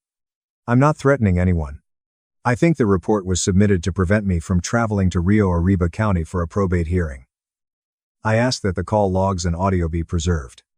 After scanning it, Reynolds tapped his tablet once more. Miss Whitmore, he said.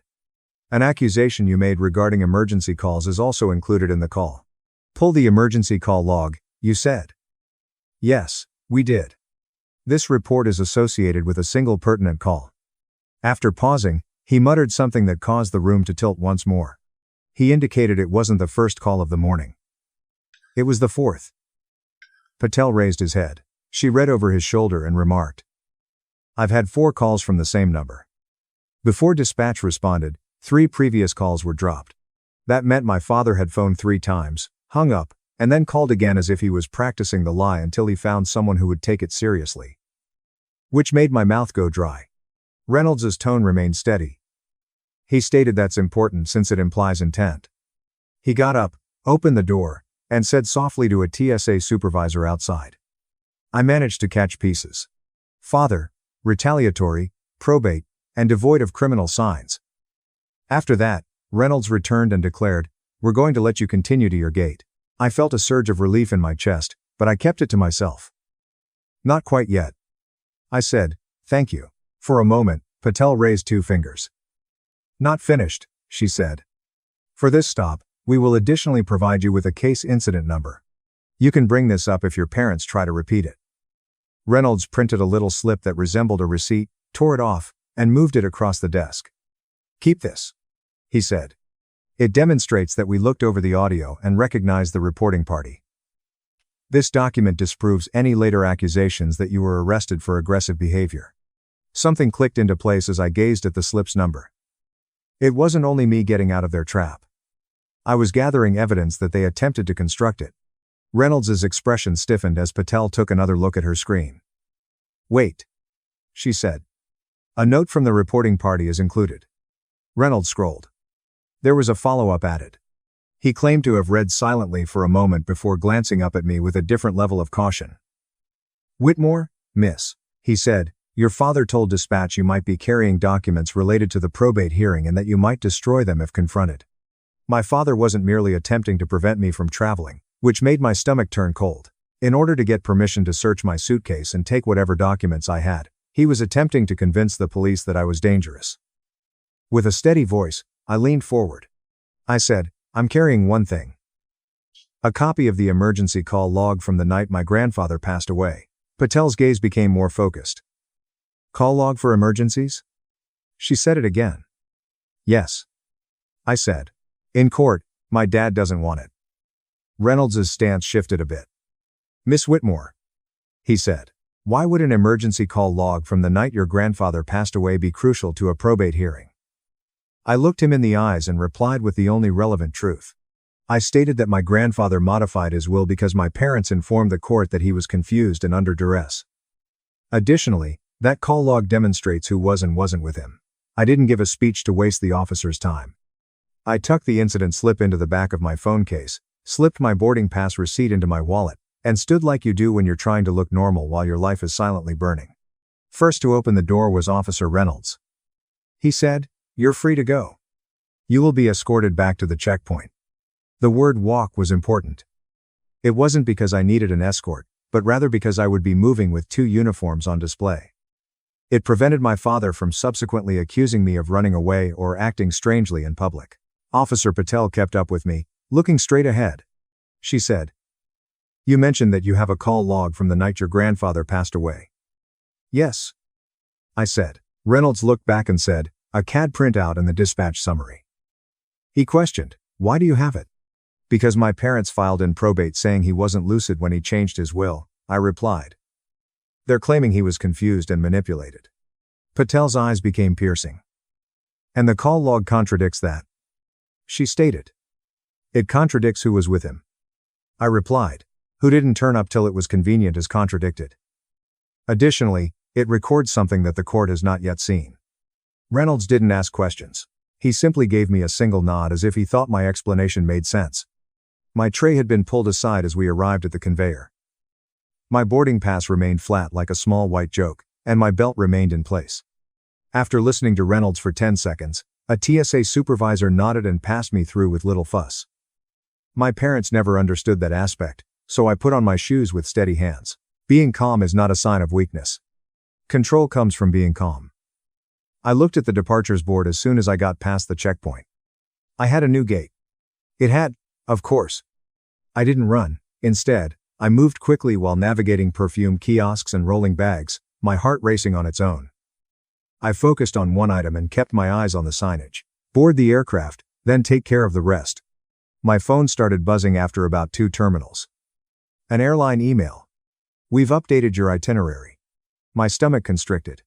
Then, there was another buzz. "We have canceled your flight." A man behind me hit my shoulder as I stopped walking so suddenly. Canceled. As I read the rationale paragraph in the email, I felt my throat tighten. Canceled at the client's request. It's a customer request, not the weather, maintenance, or a gate adjustment. The airline hotline was not called by me. Time is eaten by hotlines. I immediately proceeded to the closest service desk, placed my ID on the counter, and spoke at a level voice. I mentioned that my flight was canceled about 12 minutes prior to boarding. That wasn't what I asked for. Until he noticed the timestamp, the agent appeared exhausted. Then his eyes became more acute. He said, "Let me pull it up." He scowled at the screen after typing and clicking. He answered slowly, "I see a cancellation. Someone who responded to your security question asked for it." My heart fell into my palms. I replied that I didn't share my security answers with anyone. Uncertain, he looked up at me. "Does your profile contain an approved traveler?" he inquired. "No," I replied. "Not at all." Once more, he clicked. "They made a call. They had your confirmation code," he said. "They did, of course. My parents never used crowbars to steal. They had access to steal." I leaned forward a little. "Is the number that called visible to you?" I inquired. He paused. "Not all the time." I cut through softly and murmured, "Please. Interfering with a judicial hearing is what this is." My father made a bogus report, which led to the airport police stopping me. My incident number is. The term police caused a change in the agent's expression. I took the slip out of my phone case and used it as a key to slide it across the counter. After reading it, he returned his attention to his screen with a newfound sense of gravity. He said, "I can see the caller ID. The notes contain a record of it." He read it aloud after pausing. Richard Whitmore was the caller's name. I clenched my jaw. I didn't have a big reaction. I failed to satisfy the universe. "Did he explain why my ticket was canceled?" I inquired. The agent scrolled. "You're not well, and it's not safe for you to travel alone," he said. He read. "He requested that we prevent you from boarding the aircraft. I let out a slow breath through my nose. Once more.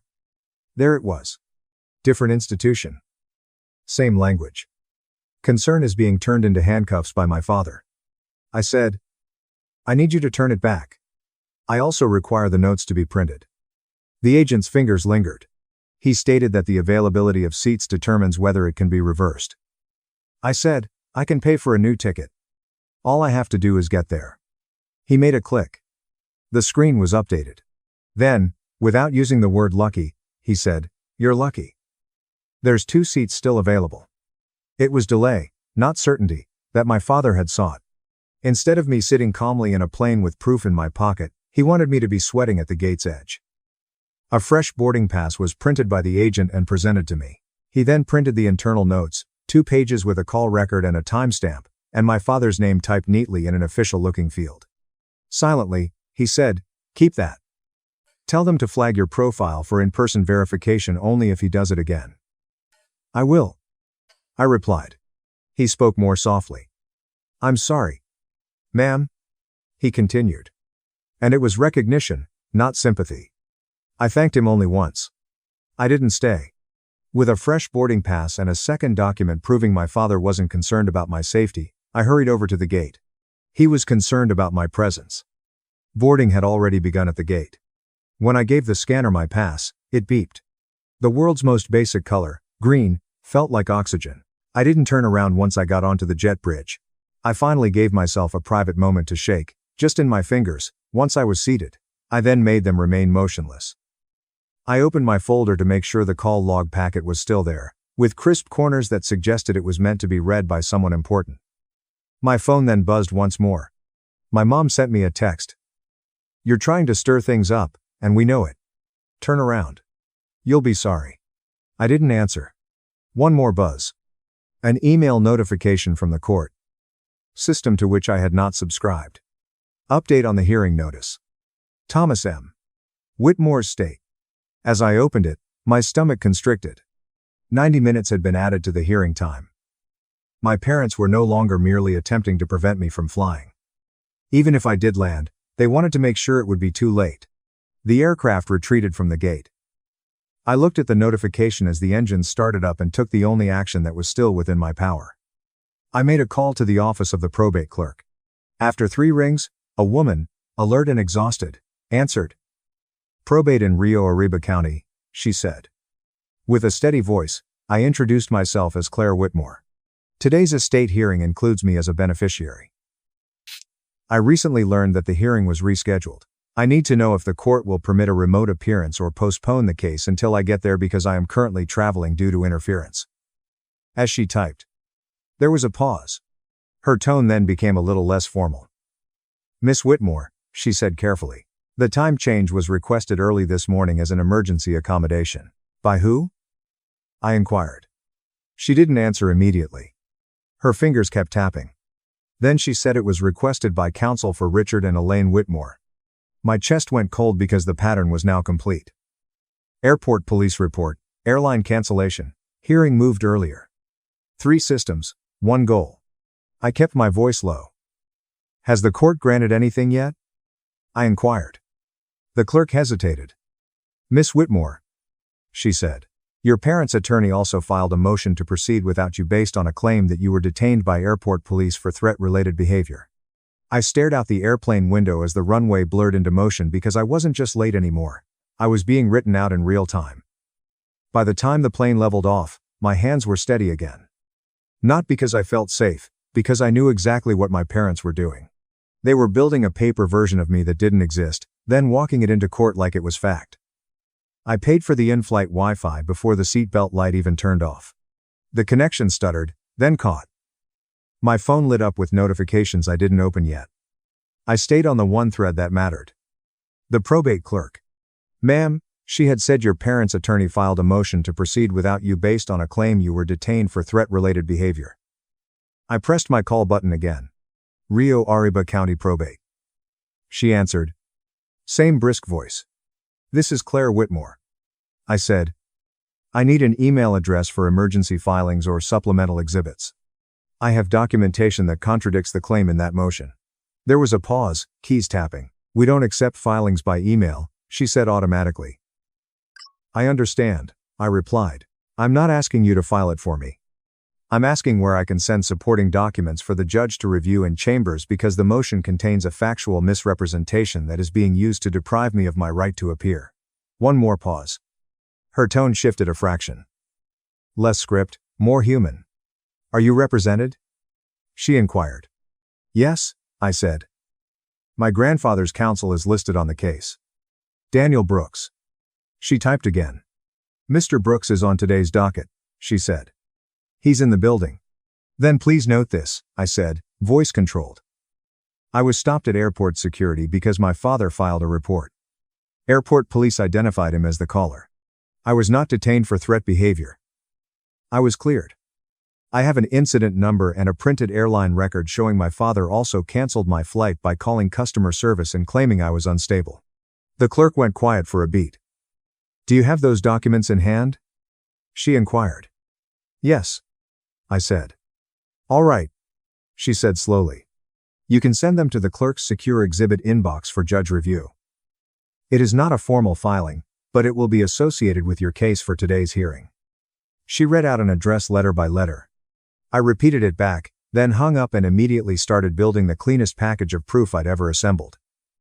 I opened a new email. Subject line, Estate of Thomas M. Whitmore supplement our false detention claim, no emotion, no adjectives. I attached 4 things. 1.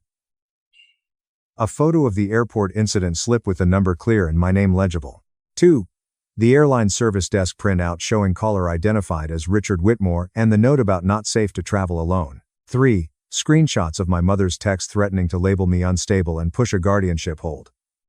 4. The updated boarding pass issued after reversal. Then I wrote 6 sentences, each one a brick. I deny any threats or criminal conduct. Airport police stop was initiated by false report. Officers identified him via call log and audio. I was cleared and released to travel. My flight was canceled roughly 12 minutes before boarding by Richard Whitmore, impersonating authorized access to my reservation. Airline printed internal notes. The motion to proceed without me relies on false statements, and I request the court allow remote appearance or continue the hearing until I arrive. I sent it. The Wi-Fi wheel spun long enough to make my palms damp. Then the message whooshed into sent, and I felt something settle. Not victory. Leverage. Next, I called Daniel Brooks. He answered on the second ring, voice low like he was already standing in a courthouse hallway. Claire, he said, no greeting fluff. I got your text. Tell me where you are. On the plane, I said they moved the hearing earlier and filed a motion claiming I was detained for threat behavior. A pause. I heard a paper shuffle. I just saw it, he said. They filed it with a declaration from their attorney's office. No police report attached. Because there isn't one, I said. I know, he replied, and his tone sharpened into something colder. Did you send proof? Yes, I said, to the clerk's secure exhibit inbox, airport incident number, airline printout, and my mother's text threatening guardianship. Excellent. He said, I'm walking into the courtroom now. Stay reachable. My throat tightened. Can the judge let me appear remotely? I asked. Brooks exhaled. He can, he said. He doesn't have to. But when a party's absence is caused by the opposing party's interference, judges don't like being used. Used. That word made my heart slow because that was exactly what this was. My parents didn't just want the estate. They wanted the court's authority to back their story. Listen, Brooks said, voice dropping. They're also asking to be appointed temporary personal representatives today. They're framing it as urgent administration because you're unstable. I clenched my jaw. So they can control the assets immediately, I said. Exactly right, he replied. And they want the judge to sign it without you present. I stared at the tray table in front of me, smooth plastic, harmless, and felt the same cold clarity I'd felt at security. Stop it, I said. I intend to, he replied. But I need one more thing from you. The emergency call log you mentioned, do you have it with you? Yes. I said. Print it. Good. He said. Because their entire capacity argument is built on the claim your grandfather was confused and easily influenced. If that log shows he was coherent, and who was with him, it matters. I didn't tell Brooks the part my parents didn't know yet. That the call log wasn't just a timestamp. It was a story in boxes. Caller name. Caller number. Location, notes typed by a dispatcher who didn't care about family politics. And one line in those notes had been haunting me since I read it the first time. I spoke in a calm tone. I can take photos and send it, I said. Do it now, he replied. Before we go on record, I pulled the packet from my folder and flattened it on the tray table. My hands didn't shake. I took photos page by page, making sure the case number and the timestamp were clear. Then I sent them in another email to the clerk inbox and copied Brooks. About 3 minutes later, my phone buzzed. A reply from the clerk. No greeting, no sympathy. Just one sentence that changed the air in my chest. The judge has reviewed your exhibits and is considering the motion at the start of the hearing. Please remain available by phone. I stared at that line until it felt real. My phone then buzzed once more. This time it was Brooks, and his voice was different. Lower, tighter, like the room around him had just turned quiet. Nah, he said. Your father just stood up and told the judge you were removed from security in handcuffs. I felt my pulse hit my fingertips. Tell the judge the truth, I said. I am. Brooks replied. But wait. I heard muffled courtroom sound through his phone. A chair scrape, a cough, the faint echo of a judge speaking. Then Brooks said very softly. The judge just asked the clerk to read the airport incident number into the record. My breath caught because my father had tried to plant a story, and now the court was about to read my proof out loud. I stayed on the line with Daniel Brooks while the judge called the courtroom to order. I couldn't hear every word, but I could hear enough to understand when the atmosphere changed. The murmur quieted. Chairs stopped shifting. Someone coughed and then immediately regretted it. Brooks whispered. He's looking at the exhibits. My parents had expected an empty seat. They'd expected to speak into silence to let their attorney paint me as unstable and absent, and therefore irrelevant. Instead, I was a voice in the judge's ear through a phone, and my proof was sitting in the court system, like a weight no one could pretend not to feel. I heard the judge's voice. Older, flat, not unkind. Counsel, he said. I'm looking at a supplemental exhibit containing an airport incident number. I'm also looking at airline notes identifying the caller as Richard Whitmore. A beat of silence. Then my father's voice rose. Too fast. Too defensive. That's just what she wants you to believe, he said. She's manipulative. The judge didn't take the bait. Mr. Whitmore, he said evenly. You are not under oath right now, but you are in a court of record. Choose your words carefully. Brooks's breathing was controlled, but I could hear the slight edge of satisfaction in it. He whispered. He's irritated. Good. Because irritation is the first crack in arrogance. The judge continued. I have an airport police incident slip here. It indicates stopped, identified, and cleared to proceed. No arrest, no handcuffs, no detention for threats. Another pause. I pictured my father standing in his expensive suit, mouth tightening as the system refused to carry his lie. My mother, probably with her hands folded like prayer, ready to cry on command, and the attorney ready to pivot. The judge's voice sharpened slightly. Now, he said, I also have a statement from the reporting party's attorney claiming M. Whitmore was removed from security in handcuffs. That statement appears false. Brooks whispered. Almost too low to hear. He's looking at their motion. My father tried again. Your Honor, she's unstable. The judge cut him off. Mr. Whitmore, you do not get to diagnose your daughter as a strategy. Silence again. Then the judge said, Counsel for Richard and Elaine Whitmore, do you maintain this motion? Their attorney spoke smooth. Your Honor, we filed in good faith based on information provided to our office. Information provided by whom? The judge asked.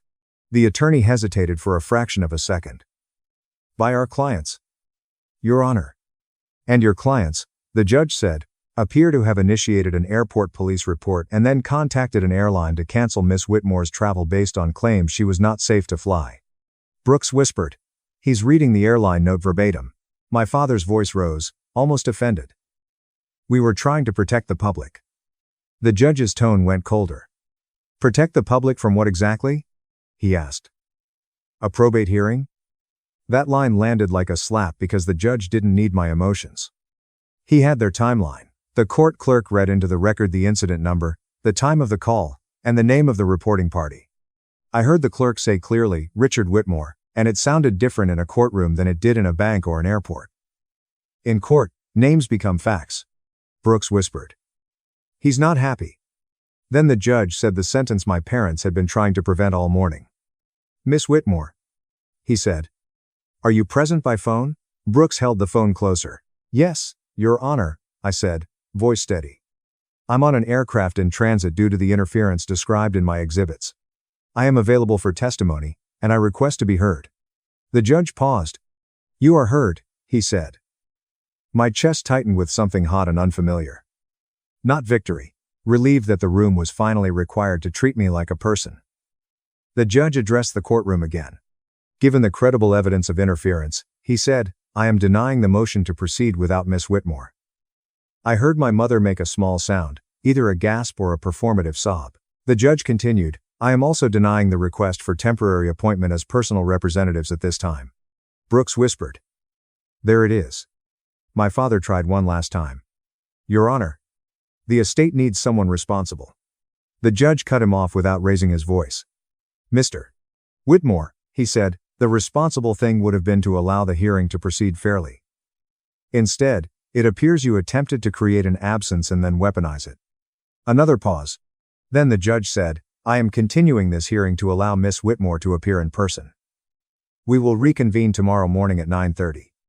If Miss Whitmore arrives sooner, we can address scheduling, but I will not reward obstruction. Brooks exhaled quietly. The judge wasn't done. I am directing counsel to provide any communications and records related to the airport report and airline cancellation, he said. Failure to do so may result in sanctions. Additionally, I am referring the conduct described to the appropriate authorities for review. My throat became parched. Referral sanctions review? The language of consequences. The judge's voice stayed flat as he concluded. Court is adjourned. Brooks pulled the phone away from the courtroom sound and spoke softly, almost like he didn't want to spook the moment. Claire, he said, you're going to land, you're going to sleep, and tomorrow you're going to walk into that courtroom with your head up. What about my parents? I asked. Brooks didn't dramatize it. He just said, they made this bigger than inheritance. When the call ended, I sat back in my seat and stared at the folder on my tray table. My parents had tried to stop me with uniforms and cancellations and motions. They'd tried to make me look like a threat so the court would rush past me. Instead, the court slowed down and wrote their names into the record. And for the first time since my grandfather died, the most powerful thing in the room wasn't my father's voice. It was the log. After I landed, I slept with a folder on the nightstand like it could grow legs. The next morning, I walked into Rio Arriba County Probate with my attorney beside me and the airport incident slip in my pocket. The judge started by stating one thing on the record. No more emergency accommodations requested by my parents without notice to both sides. Then he opened my grandfather's file, looked at the signature page, and said, Miss Whitmore is a named beneficiary. We will proceed accordingly. If you made it to the end, tell me this in the comments. Would you have gotten on that plane anyway, or would you have turned back? And what would you do next if your own parents tried to erase you from court like that? If you want more stories like this, hit like, subscribe, and turn on notifications. Apologize to my brother or get out. My wife screamed at dinner, so I said one sentence that destroyed her family. This happened back in September, and my friend Evan suggested I put it here because, apparently, my life has become a cautionary tale about in-laws, toxic family dynamics, and what happens when you finally grow a spine after 7 years of being treated like garbage. My wife demanded that I apologize to her brother in front of 15 people at a family meal. Instead, I rose up, walked over to him while he sat there smirking as usual, and shouted one sentence that silenced the entire room. 3 weddings terminated 25 minutes later that night. Mine is included. Buckle up. This will be a long one. My name is Lucas. I'm 40 years old and work as an aeronautical engineer for a mid-sized corporation in California. Until that Saturday evening in September, I honestly thought I had a decent marriage. Not flawless by any means, but solid enough to build a life around. Solid enough to talk about having children someday. I imagined we'd grow old together. This demonstrates what I know, right? My wife Brooke and I have been together for 9 years. I was married 7 of those years. We lived in a nice suburban home in Riverside. Nothing out of the ordinary, but a lovely home in a good area with a 3-car garage and a backyard large enough for a dog. We had decent careers and no children yet, but we had been discussing starting that conversation more seriously. My annual salary at my engineering firm was around $155,000. Good money, a steady career, nothing fancy, but legitimate work that I actually enjoyed waking up to every day. There's something fulfilling about knowing that your work is really floating about in space right now, allowing individuals on opposite corners of the Earth to communicate with one another. My designs are up there. My calculations. My late nights, early mornings, and weekends are devoted running simulations. That material is important. Even if nobody at dinner parties wants to talk about satellite communication networks. Brooke earned approximately $82,000 while working in marketing for a boutique agency downtown. We were doing better together than most couples our age. We had savings. We had investments.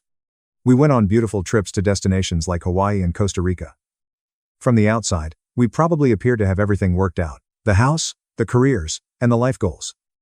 But if you've been married for a while, you know that what people see on the outside rarely matches what happens on the inside. In our situation, the problem was named Tyler. Brooke's older brother was 44 years old, tall, and had the Kendall good looks that made people assume he was successful before he even spoke. You know the type.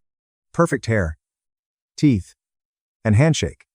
The type of guy who enters into a room and instantly looks for the most important person to speak with. He owned a real estate development company that his father-in-law had practically gifted him. Tyler loved to position himself as a self-made guy, always discussing his vision, passion, and entrepreneurial spirit. But everyone who knew the truth realized he'd married for money and position. His wife, Sophia, came from a wealthy family with country club memberships dating back 4 generations and vacation homes in locations that most people only see on Instagram. Tyler had made it obvious from the start of my relationship with Brooke that he did not think I was suitable for his sister. I never mentioned it directly at first. Just a few comments here and there. You've heard of death by 1,000 cuts. Aerospace engineering, huh? That's consistent labor, I suppose. Or, Brooke, are you certain you don't want to date someone with a bit more ambition? Someone who is going places. Or, my personal favorite, it must be good to have a government-related job where you can simply clock in and out. Some of us are out here truly building something. Always delivered with a smug, condescending, punchable smirk. When he noticed my attitude shifting from polite tolerance to something darker, he always responded with, "Just kidding, man." But with time, the comments became sharper, more pointed, and more public. Brooke, instead of protecting me, would simply shrug it off as nothing. She'd remark, "That's just Tyler being Tyler," anytime I mentioned it. He means nothing by it. He is like that with everyone. Except he wasn't like that around everyone. He wasn't like that with Lauren's husband, Andrew, who became a partner at his legal firm. He didn't behave like that with any of his cousins who worked in finance or medicine. He was only like that with me, the aeronautical engineer who worked with his hands on complex problems rather than sprinkling money around and called it business. I should have spotted the writing on the wall many years ago. But I loved Brooke. Or thought I did. So I kept my lips quiet, my head down, and continued to attend family functions where I knew I'd be treated as the assistants. The supper that blew everything up was supposed to be a joyous event. Brooke's parents, Thomas and Margaret, were renewing their vows after 42 years together. 42 years. That's a lifetime of collaboration, compromise, and creating something together. They intended to commemorate it with a large family gathering at their home, a catered supper from a nice restaurant downtown, and a full production. Lauren, Brooke's younger sister, was present alongside her husband, Andrew, Tyler, and Sophia. Of course, they'd never miss an occasion to appear at a family gathering. Brooke's aunt and uncle drove from San Diego. The rest of the table was filled by a few cousins, for a total of 15 individuals, all dressed up in their nicest clothing and pretending to be one big, happy family with no dysfunction hidden beneath the surface. I knew it was going to be a terrible night when Tyler drove up in his brand new Tesla and immediately began bragging about how he had paid cash for it. Couldn't even fit all the cash in the briefcase, he remarked with a theatrical laugh as we stood in the driveway. Had to use 3 bags. But when you close a deal like I just closed, you treat yourself right. You know how it is. He stared right at me as he said that last sentence. You understand how it is. As if I'd ever know what it's like to pay cash for a nice car after closing a dubious real estate deal. I simply smiled and nodded. I had been doing the same thing for 7 years. Don't rock the boat. Don't cause a scene. Do not make Brooke feel ashamed by you. Keep the peace. Wasn't that always the mantra? Keep the peace. Swallow your pride. Avoid causing controversy. Allow the minor remark to pass, because responding would just make matters worse for everyone. 7 years of preserving the peace had led me nowhere, except to a dinner table where I was publicly humiliated while my wife studied her plate as if it held the mysteries of the cosmos. But I am getting ahead of myself. Dinner started off well enough. Margaret had excelled herself with her decorations. There are white roses and candles around, Soft music is playing from speakers hidden throughout the dining room. The table resembled something out of a magazine. She had evidently planned this for months. Thomas delivered a moving speech on 42 years of marriage, partnership and commitment, choosing to love someone even on difficult days, and creating something lasting. We each raised our glasses. Everyone got misty-eyed. It was quite gorgeous. For around 18 minutes, everything was picture perfect. Then came the main course, with Tyler's compulsive desire to be the focus of attention. "So, Lucas," Tyler announced loudly enough for the entire table to hear. He chopped into his filet mignon as if he were doing surgery. "Still working on those, what do you call them? Rocket parts." I felt the familiar constriction of my chest. "Here we go again." "Satellite components," I corrected quietly, my voice even. "For communication satellites, such as those that allow people to make phone calls and access the internet from faraway locations." "Right. Right," Tyler muttered, waving his fork dismissively. "That sounds thrilling. This is really cutting-edge stuff. How's your pay these days?" "Still in the mid-six figures." The table became quiet. "Semper Fi 4. Mamie Ascension. Mamie Ascension." You could hear the grandfather clock ticking in the hallway. Everyone understood exactly where this was headed. They had seen Tyler do this before. They had seen it happen at Christmas feasts, birthday parties, and 4th of July barbecues. Nobody ever mentioned anything. They simply let it happen. "I'm all right," I replied simply, not taking the bait. Tyler repeated the phrase, letting it hang in the air as if it were something unpleasant. "That is exactly what I am talking about, Brooke. Don't you ever want more than just fine? Don't you want amazing and exceptional? Don't you desire a husband who can provide the life you deserve?" Brooke squirmed uneasily in her chair, and said nothing. She was scrutinizing her asparagus as if it contained the mysteries of the cosmos. Tyler's wife, Sophia, spoke quietly, grabbing for his arm. "Maybe we should discuss something else. This is your parents' celebration."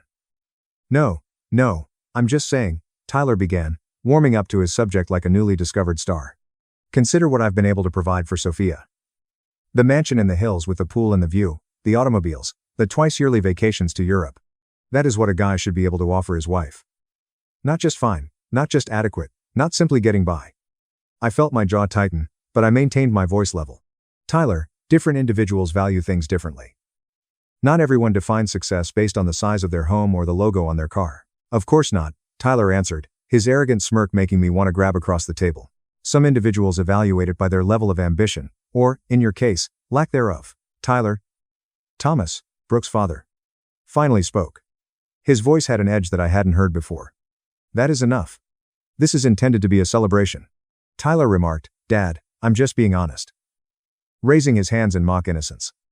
Someone needs to tell him the truth. Lucas is a great person. Sure, I have never stated differently, but decent folks come last. Brooke deserves someone who will truly take care of her. Someone who is truly moving forward in life, rather than someone who is willing to coast around in a mediocre career while waiting for his pension to kick in. That word hit me like a punch in the chest. Middling. I'd worked my entire adult life to get to where I am now. I completed 4 years of undergraduate engineering at a state university while working part-time since my parents couldn't afford everything. 3 years of graduate school, living off ramen and hope while my classmates partied. At my first career, I worked countless 65-hour weeks to prove myself in an extremely competitive field where one mistake might potentially cost millions of dollars in equipment failure. I had 4 patents, actually. My work was practically orbiting the Earth right now, assisting individuals to communicate across countries. Last year, a satellite for which I designed critical components assisted in the coordination of disaster relief after a typhoon struck the Philippines. Real people, real effect, and genuine work that counts. And this trust fund baby, who'd never made a dime on his own and had been given everything he had by his wealthy father-in-law, was calling my career middling. Something changed inside me. Something that had been growing for 7 years had now reached a breaking point. "You know what, Tyler?" I said, carefully placing down my fork beside my plate. "I believe you have made your point pretty clear." "Have I? Though?" Tyler slumped back in his chair, enjoying himself greatly. He enjoyed having an audience. The entire table was watching now. Forks paused in midair, napkins grasped in tense hands. "Because from where I'm sitting, you don't appear to be getting it. My sister could have married anyone. She's beautiful, intelligent, and successful in her own way. And she chose you, someone who is just fine, sufficient, or average." "Tyler." "Stop it," Brooke warned. But her voice was faint and unsteady. She sounded embarrassed rather than outraged. And she didn't look at her brother. She looked at me as if I was the one making a scene. Tyler said, I'm just saying what everyone else is thinking. Sis. At family gatherings, when we discuss what everyone is up to, we discuss my most recent development endeavor. Andrew recently become a partner at his legal company. Even the cousins are doing intriguing things. And then we get to Lucas, and yep, he's still doing the satellite thing. Nothing new or thrilling, just the same old fine. I looked at my wife. I glanced directly at her, expecting her to defend me, to tell her brother he was out of line, to remind him that I was her husband and needed fundamental respect. She opened her mouth and then closed it. Her gaze slid to her plate. That was when I knew. That's when I finally realized what I'd been ignoring for years. I had lost her somewhere along the road. Maybe I never had her, and I was too busy working and striving to be enough to notice. Actually, Tyler, I remarked, rising slowly from my chair. I believe that everyone at this table should be aware of something. The room went completely silent. You might have heard a pin drop on the carpet. Tyler's smile grew. He practically glowed with eagerness, thinking I was going to cause a scene that he could mock at every family event for the next decade. Lucas eventually lost it. He'd add, "You should have seen him." Completely fell apart. I took a slow, methodical stride around the table toward him. Everyone's gaze followed me. I continued, stopping next to his chair and staring down at him. That your father-in-law has been funneling money from his pension fund investments into your projects, which is why you've been able to close all of those huge development deals. I know this since I manage aerospace contracts for the same pension fund. I've seen the documents. I've seen these shell companies. Tyler's face turned white, as if someone had pulled a plug and drained all the blood from him. Sophia's glass slid from her hand and landed on the table. Tyler said, "That's a lie," but his voice cracked on the word lie. He sounded like a scared kid, not the confident businessman he'd been pretending to be. "It's not," I simply said. "Your development company is technically profitable on paper, but only because you're getting loans at interest rates that don't exist in the real market. Loans backed by pension fund money that are supposed to be in secure investments for retirees, not prop up your commercial real estate venture. I've been documenting it for months, actually, trying to decide what to do about it, whether to report it, whether to tell Brooke first, but I believe you just made that decision for me." "Tyler, is what he's saying true?" Sophia was staring at her husband with pure horror. "Tyler, tell me it's not true. Tell me my father isn't involved. Tell me right now. Who cares how I get the money?" Tyler sputtered, his composure cracking completely. "The developments are successful, everyone makes money in the end, it's just creative financing. Business people do it all the time, except for retirees who rely on their pension fund to be there when they need it." I said, "Except for people whose life savings are being used as your personal bank. Except for the teachers, firefighters, and nurses who saved their money for 32 years believing it would be safe. And now it's paying your Tesla and your house in the hills." Brooke grabbed my arm hard enough to leave bruises. "Lucas, what are you doing?" "What I should have done months ago," I answered, gazing at her honestly for the first time in years. Sophia screamed at Tyler, demanding to know what other lies he told her during their marriage. "Your brother has been calling me a failure for 7 years, calling my career mediocre, and mocking everything I've worked for. Throughout that time, he has been committing fraud, and you have been allowing him to tear me down. Was everything built on fraud? Was their entire life a lie?" Thomas was on his phone. Stepping into the hallway, presumably calling someone about the pension fund situation, his face had turned gray, and he looked like he'd aged 10 years and 15 minutes. Margaret was crying at the head of the table. The candles were still flickering, the roses were still perfect, but nobody cared anymore. Lauren and Andrew were trying to calm everyone down while simultaneously looking horrified by the revelation. Andrew caught my eye and gave me the slightest nod, almost imperceptible, but I noticed it. "And Brooke?" Brooke was staring at me like I was a complete stranger, as if she'd never seen me before in her life. "You humiliated my family," she said quietly, her voice shaking with barely contained rage. "Your brother humiliated me for years," I replied. "Every holiday, every birthday, every family dinner, you let him. This entire family let him. Every single one of you just sat there and watched." "That's not the same thing," Brooke said. "Tyler was just joking around. He didn't mean anything by it. You just destroyed his marriage, his reputation, everything he's worked for." "Everything he's worked for." I almost laughed. "He's never worked for anything in his life. He married money and then stole even more of it. That's not work, that's a crime." I looked at my wife, really looked at her, and saw something I hadn't seen in 7 years. She wasn't upset because her brother was a fraud. She was upset because I exposed it because, in her mind, protecting the family image was more important than protecting her husband's dignity, more important than the truth, more important than the retirees whose savings were being stolen. "Apologize to Tyler," Brooke said, her voice rising now, her face flushed red. Apologize right now for making those accusations in front of everyone. They're not accusations, I said. They're facts, documented facts, and I'm not apologizing for telling the truth. Then get out. Brooke's voice cracked like a whip. If you can't apologize to my brother, get out of my house right now. The room fell silent again, and everyone was staring at us, the aunts and uncles, the cousins, frozen in place like statues. Your house? I asked quietly, the house we bought together? The house I've been paying the majority of the mortgage on for 7 years because your salary didn't quite cover your half. Our house. Brooke corrected herself, and I'm telling you to leave if you can't apologize. I looked around the table one more time, at Tyler, pale, and sweating. Sophia, mascara running down her face. Thomas, still on the phone in the hallway. Margaret, sobbing into her napkin, and all these people who'd watched Tyler tear me down for years and never said a word. My voice was calm and steady as I said, I'll pack my things tomorrow, you can have the house, and I'll have my lawyer contact you about the divorce. I was angry at my wife, who was still choosing her brother over her husband, despite the fact that everything had just been revealed. Brooke's face paled. Divorce? Lucas. Wait. I didn't mean. Yes. You did. I interrupted. You meant exactly what you said. You just didn't think I'd actually leave. You thought I'd apologize. You thought I'd cave like I always do, but I'm done caving.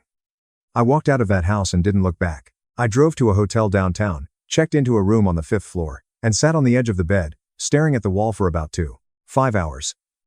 Just staring, not thinking, not feeling. The next morning, I returned to the house while Brooke was at her parents' house, probably being consoled by everyone and told that I was the villain in this story. I had finally stood up for myself and refused to apologize for being disrespected, so 9 years had passed in 25 minutes. I packed my clothes into suitcases, gathered my personal belongings, grabbed my important documents from the filing cabinet in the office, and left everything else. The furniture we'd chosen together at that store in Costa Mesa, the decorations she'd chosen for each room, and the photos on the walls of vacations, holidays, and happy moments that seemed meaningless. I didn't want any of it. Each piece was a reminder of a life I'd been living incorrectly. That same week, I rented a small apartment across town, the kind of place that's functional but impersonal. Bare walls, basic furniture from a discount store, nothing that required any emotional investment, just a place to sleep, eat, and figure out what came next. It was exactly what I needed. No one asking where I was going, no one making passive-aggressive comments about my work schedule, no one sighing dramatically when I mentioned anything about satellites or engineering specs, just me. My thoughts, and the hum of the refrigerator. For the first time in years, I could breathe. The fallout from that dinner was nothing short of spectacular. Within a week, Sophia had filed for divorce from Tyler. Tyler had been actively siphoning money through a network of shell companies, hiding the trail behind layers of corporate paperwork that would have made an accountant's head spin. When the official investigation began, it uncovered years of systematic financial manipulation. Tyler's development company collapsed within a month, with projects abandoned in the middle of construction and investors scrambling to recover what they could. His father-in-law faced federal charges for his role in the scheme. Tyler looked nothing like the confident golden boy he'd always pretended to be, but rather a scared middle-aged man in a bad situation he'd created entirely on his own. The story made the local business news, then the regional news, and finally some national outlets picked it up because there's nothing the media likes more than a story about rich people being terrible. But here's what really stunned me. Around 3 weeks after I moved out, Andrew, Lauren's husband, contacted me out of nowhere and said, "Lucas, I need to tell you something. I'd wanted to tell someone for years, but I was too terrified of what it would do to the family, too afraid of being ostracized. Tyler has been manipulating everyone in this family for years, lying about his accomplishments, exaggerating his success, taking credit for other people's work, and mocking anyone who isn't impressed by him." "So, what's going on with you right now?" I asked. I've seen him do it dozens of times, but every time I tried to say anything to Lauren, the family would close ranks around him, saying I was jealous, that I didn't understand how business worked, and that I should be supportive rather than critical. "Why are you telling me this now?" I asked. "Because you're the first person who ever actually stood up to him," Andrew said. "And I wanted you to know that not everyone in this family thought you were the problem. Some of us saw exactly what was going on, but we weren't brave enough to do anything about it. I should have said something years ago, and I'm sorry I didn't." That conversation stayed with me for weeks. It validated something I'd felt but couldn't prove, that I wasn't crazy, that what Tyler had been doing to me for years wasn't normal, and that I wasn't being oversensitive or making a big deal out of nothing. Someone else had seen it, but they'd been too afraid to say anything. It wasn't just about Tyler. It was about an entire family system that had enabled his behavior for decades, protected him, made excuses for him, and attacked anyone who questioned him. Brooke had been raised right in the middle of that system, and she had learned from a young age that protecting the family image was more important than telling the truth, more important than doing what was right. The divorce took 5 months to finalize, and Brooke tried to get everything, including the house, savings, and retirement accounts. Her lawyer argued that I destroyed her family and owed her compensation for the emotional damage. They even tried to claim that my revelation at the dinner constituted emotional abuse, as if telling the truth about a criminal was somehow equivalent to abuse. But I had a good lawyer, a really good one, who Andrew had recommended, and more importantly, I had documentation of everything. 7 years of mortgage payments showing I'd paid significantly more than half. Bank statements proving I'd covered the majority of our bills. While Brooke spent her discretionary income on clothes and trips with her girlfriends. Brooke had invested thousands of our joint savings in her brother's development company without telling me, and when everything was laid out in court, it became painfully clear that I had been carrying the financial burden of our marriage for years. Brooke and her family had been treating me like a convenient ATM who should be grateful for the privilege of being included in their gatherings. But we split everything 45 inches the end, which actually meant I walked away with more than half of what I'd originally contributed. The judge didn't buy the emotional abuse argument, but I didn't care about winning or getting more. I just wanted it to be over, to close that chapter and never look back. About 7 months after the divorce was finalized, I was at a grocery store on a Sunday afternoon, filling my cart with the simple meals of a single guy. I was in the produce section, examining avocados, when I heard someone say my name, Lucas. I turned around and almost didn't recognize the woman standing there. Margaret, Brooke's mother, looked like she'd aged a decade in 7 months, with grayer hair and new lines on her face. "Margaret," I asked, "how are you doing? Could we speak for a minute?" She asked quietly. "I know I don't have the right to ask, but can we?" We stood there in the produce section, surrounded by people picking out apples and arguing about whether the tomatoes were ripe enough. And Margaret told me something I'd never expected to hear. "You were right," she said. "About Tyler. About everything. Thomas and I had known there was something amiss for years. If not decades. We just didn't want to see it. We encouraged him to believe that he was unique, that rules did not apply to him in the same way they did to others, and that he deserved success just because of who he was. We let that belief ruin him. We let it destroy everything.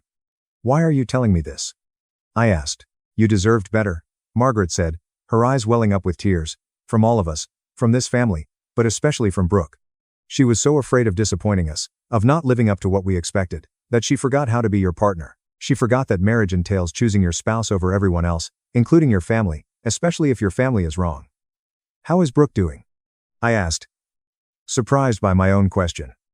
"Alone," Margaret simply replied. "She moved back in with us for a while after the divorce, but it didn't work because there were too many memories in that house. I felt a twinge of sadness for what could have been if we had been different people. She is now living in a small apartment, working long hours, and not dating anyone. I believe she is trying to figure out who she is without us telling her who she should be. If she'd been willing to see me for who I really was rather than through her family's distorted lens, I'd have said, 'I hope she figures it out,' and I truly meant it." "Lucas," Margaret said as I started to turn back to my shopping cart.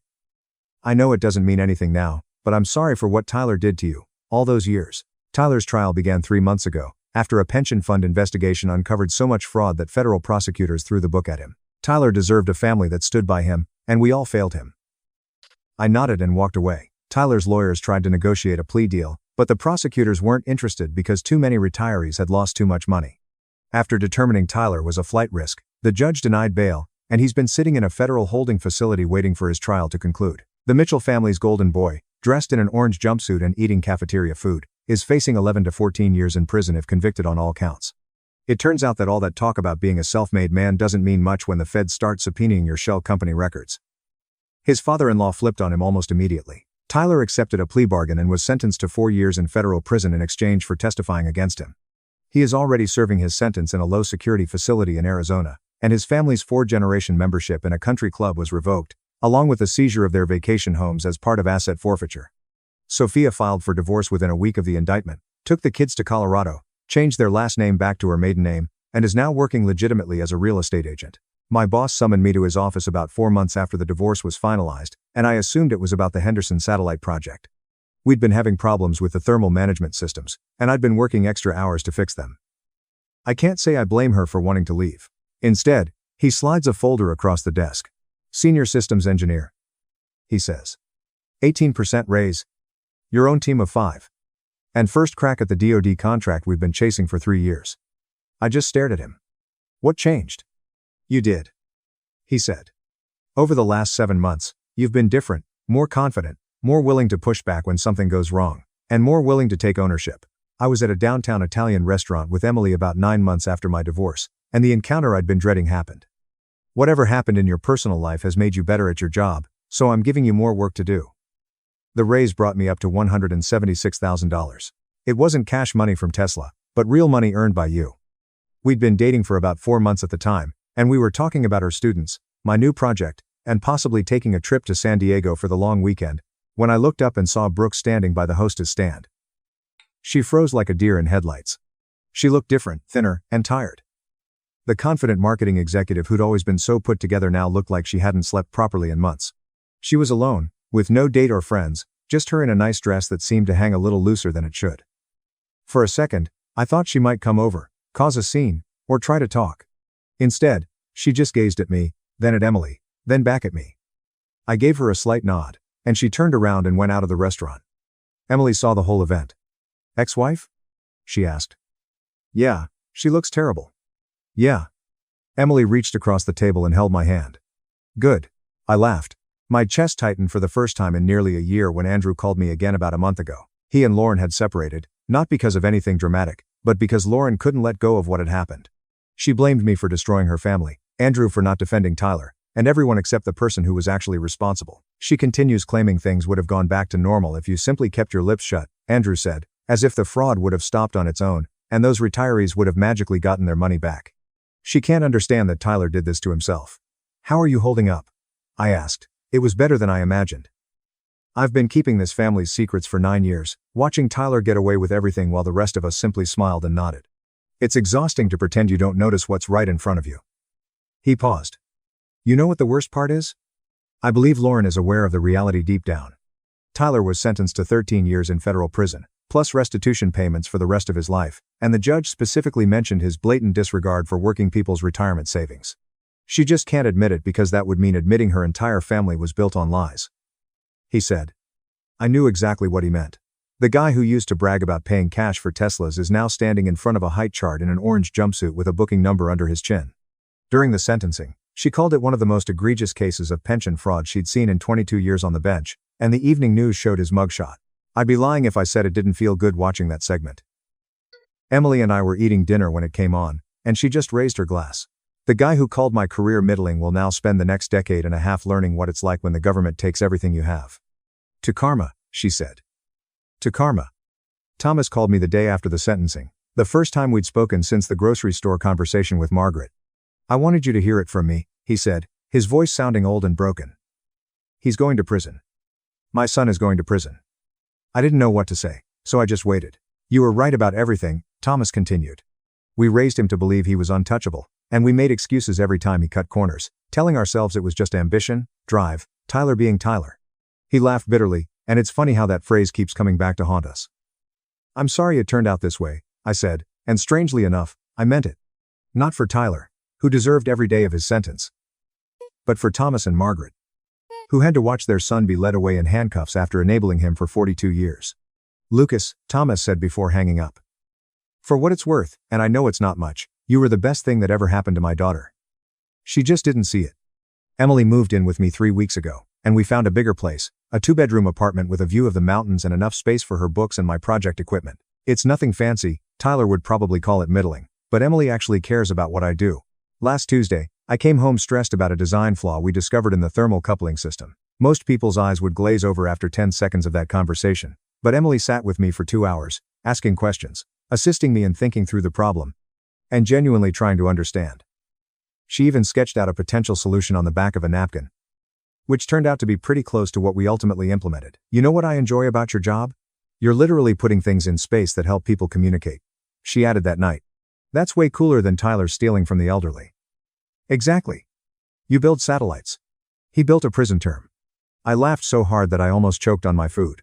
Tyler is in federal prison, beginning a 13-year sentence. His father-in-law is right behind him. Sophia is rebuilding her life in Colorado. Lauren and Andrew are separated, and Brooke is alone in a small apartment somewhere, probably still telling herself I'm the one who ruined everything. As for me, I have a promotion, a girlfriend who actually respects what I do, and an apartment that feels more like home than that house with Brooke. My satellite components are still orbiting the Earth, helping people communicate across continents, doing the work that Tyler called middling while he was busy committing federal crimes. The other day, I received an email from my old engineering professor, who wrote, "She said you're the reason she went into aerospace. You gave a talk at her high school career day 3 years ago, and it changed her life." I don't remember that talk, but apparently, while I was busy feeling like a failure because some trust fund fraud kept telling me I wasn't good enough, I was out there inspiring the next generation of engineers, which is funny how that works. If you loved this video, please subscribe to the channel so we can bring you more and better tales. Thank you. Am I the asshole? For staying married 20 years, for our son. Even though my husband emotionally froze me out completely. After I cheated, my husband would never touch me again. For 20 years, we were strangers sharing a home. It wasn't until a routine physical after I retired that a doctor said something that instantly brought my world crashing down. "Dr. Catherine Brooks, how are my results?" I sat in the sterile silence of the clinic's office, unconsciously twisting the strap of my purse. Sunlight filtered through the blinds, creating neat stripes on the white walls. Dr. Catherine Brooks, in her 50s, was a pleasant-looking woman with gold-rimmed glasses. She was staring at her computer screen with a furrowed brow. She looked up at me and then back down, clicking through my electronic chart.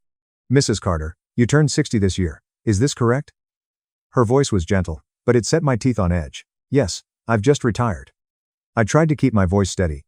"Is there anything wrong? Have you found anything?" Dr. Catherine Brooks paused for a few seconds before looking at me with a puzzled expression. "Claire, I need to ask you a very personal question. Have you and your husband kept a normal, intimate relationship over the years?" My face flushed hotly. The question was a needle, piercing the most secret and painful wound of the previous 20 years. It was ridiculous, really. David and I had been married for 32 years, but for 20 of them, we were strangers. It was the summer of 2010. I was 42, and so was he. Our son Ryan had just left for college. Suddenly, the house was vacant. Not a physical emptiness, but rather a psychological one. David and I were college sweethearts.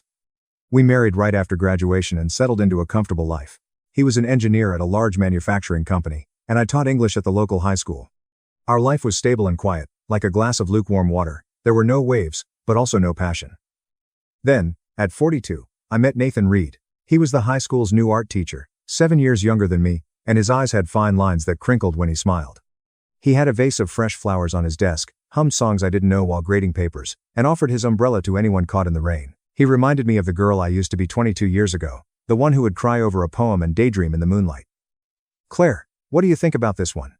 Nathan Reed walked into my classroom one afternoon, holding a watercolor painting of a wildflower-covered hillside.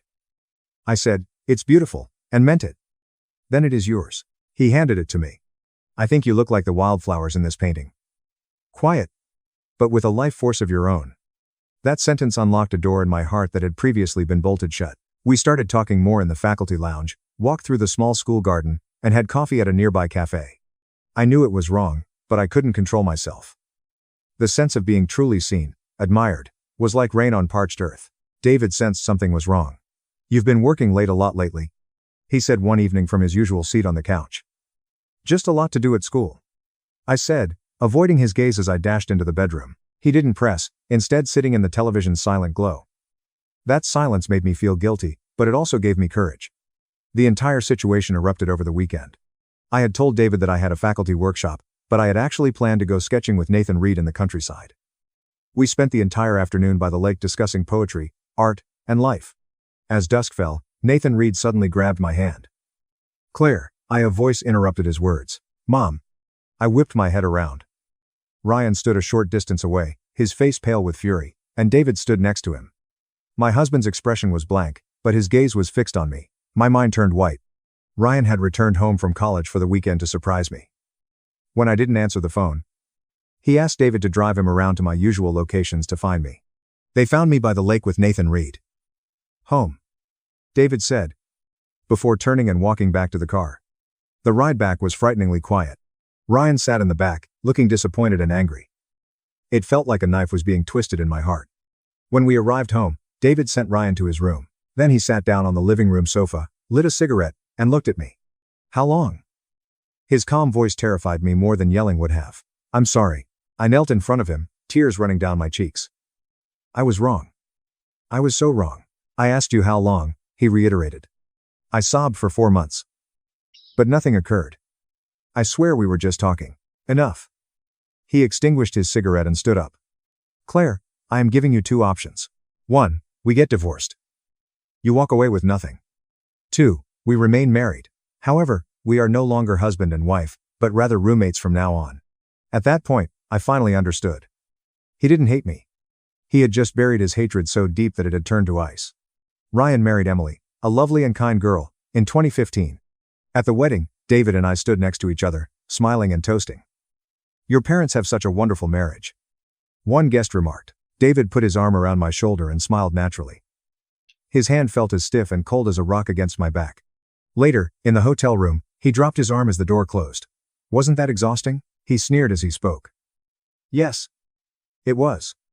I replied, sinking onto the edge of the bed, feeling the absurdity of the situation. David, how long do we have to keep this up?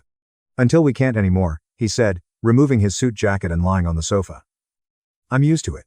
Those 2 words, used to it, were like a dagger to my heart. In 2017, our grandson Liam was born. David gave him the name. With a grandchild, we discovered some new topics of conversation. We'd talk about Liam's milestones, pick out toys for him, and laugh together during video calls.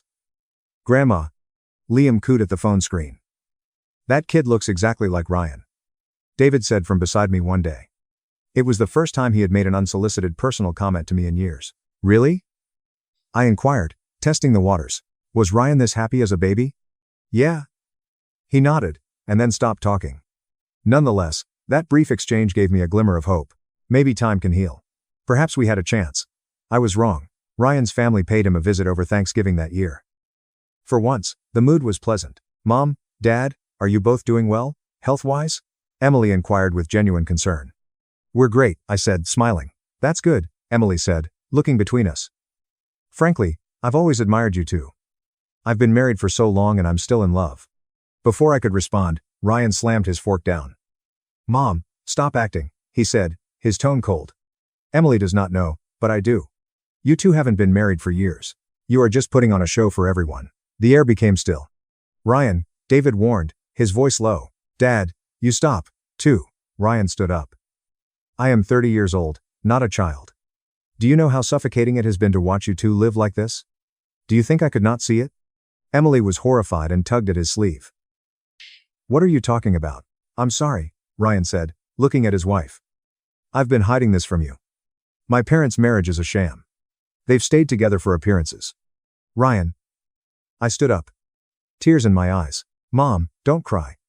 His tone softened. I understand you regret it. I know you've been trying to make up for it for years. But, what about Dad? Has he been happy? Have you ever considered that? I was speechless. What's the point of continuing like this? Ryan inquired, looking from me to David. It would be better to get a divorce and start fresh. Dad is only 49. You are only 49. You both have a long life ahead of you. That's enough, David said, getting up from his chair. Eat your dinner. The Thanksgiving meal ended in silence. Ryan's words sowed a seed in my mind. He was correct. What were we doing, besides torturing each other? I was afraid to ask for a divorce. I was terrified of losing what little I had left of my family, especially David, even if all he offered me was coldness. In 2019 I turned 52. The school hosted a small party for me. Claire, why isn't your husband here? One of the younger teachers inquired. He's stuck at work. I lied with a smile, my heart breaking. The truth was that David had no idea it was my birthday. He had not acknowledged my birthday in years. When I arrived home that night, there was a plate on the kitchen table with 2 still warm pancakes. Eat, David said, coming out of the kitchen. For your birthday. Humor. I stared at the plate. My favorite is buttermilk with blueberries. Tears started to fall. You remembered? I just remember the date, he replied flatly. Don't read too much into it, but I couldn't help it. This was the first thing he had made for me in 12 years. David, I sobbed. Is there a chance for us? He remained silent for a long time. For so long, I assumed he would not respond. Claire, some things are in the past for a reason. He turned and walked to his study. They'll get cold if you wait. I sat at the table and finished every last bite of those pancakes. They were salty, and I wasn't sure if it was from the batter or my tears. Our 32nd wedding anniversary happened in 2020. Ryan insisted on celebrating. The pearl anniversary is in 32 years. Mom, this is a big deal. Mom. He reserved a nice restaurant. Emily held Liam during dinner, while Ryan raised a glass. To Mom and Dad, thank you for everything you've done over the past 32 years. May you always be so happy together. May you always be so happy together. David and I clinked glasses and drank. Ryan, the truth is, your mother and I, David began. Dad. I know. Ryan said. But no matter what's happened between you two, in my heart, you are the most important people in my life. David drank his wine quietly, without saying anything else. That night, back at home, we lay in our separate rooms. I was in the bedroom, he was on the couch, and the door between us was a physical representation of the barrier between our worlds. David, I called into the darkness. Yeah. His voice came from the living room. 32 years, I replied, my voice thin. Have you hated me for 32 years? The silence continued. I don't hate you, he finally stated. I'm just tired. Tired? The word was more heartbreaking than hatred. I'm sorry, I said quietly. Tears running down my cheeks. Don't apologize. His voice was now loud. It's all in the past. But was it real? The pandemic struck in 2022. David and I were both retired and stuck at home together. We spent more time together in those months than we had in the previous 12 years. We cooked together, watched the news, and tracked the case numbers. For a brief moment, we felt like a real couple again. Wear your mask, he'd say before heading to the grocery store. I'd watch him leave through the doorway, a small everyday concern that made my heart ache with a fragile hope. Perhaps we should start again. I was wrong. One night, I prepared a special dinner and opened a bottle of wine. What is the occasion? David inquired, sitting down. There's no reason. Just wanted to have a nice meal with you, I said, pouring him a glass. He looked at me and took a sip. David, I took a deep breath. Can we try again for real this time? He lowered his glass and looked at me. A bitter smile crossed his lips. Try it again, Claire. Do you think this is a game where you can simply hit reset? I know I was mistaken. You were mistaken. He cut me off. Do you have any idea what the past 20 years have been like for me? Every night, I lie on that couch, listening to you breathe in the next room and wondering why I was torturing myself like this. So why didn't you divorce me? I cried. Because I did not want to hurt Ryan. Because I did not want to become the subject of town gossip. Because I didn't want you to be humiliated at work. His eyes were red. But have you ever thought about how I felt? Did you ever think about how seeing you with that man affected my heart? I apologize. I'm so sorry, was all I could say repeatedly. Stop saying sorry, he stood up. Let's just keep things as they are. It is fine. That night, I threw away the entire meal, and my last hope. By 2026, Liam would be 11. Ryan and his family came several times a year, and the boys' energy brought life to our quiet house. Grandma, how were you and Grandpa when you were younger? Liam asked one day, climbing into my lap. When we were young, I stroked his hair. Oh, Grandpa was very handsome, and Grandma was very pretty. How did you meet? In college? I smiled. Grandpa chased after Grandma for a very long time. Does Grandpa still like Grandma? The question took me off guard. Of course he does.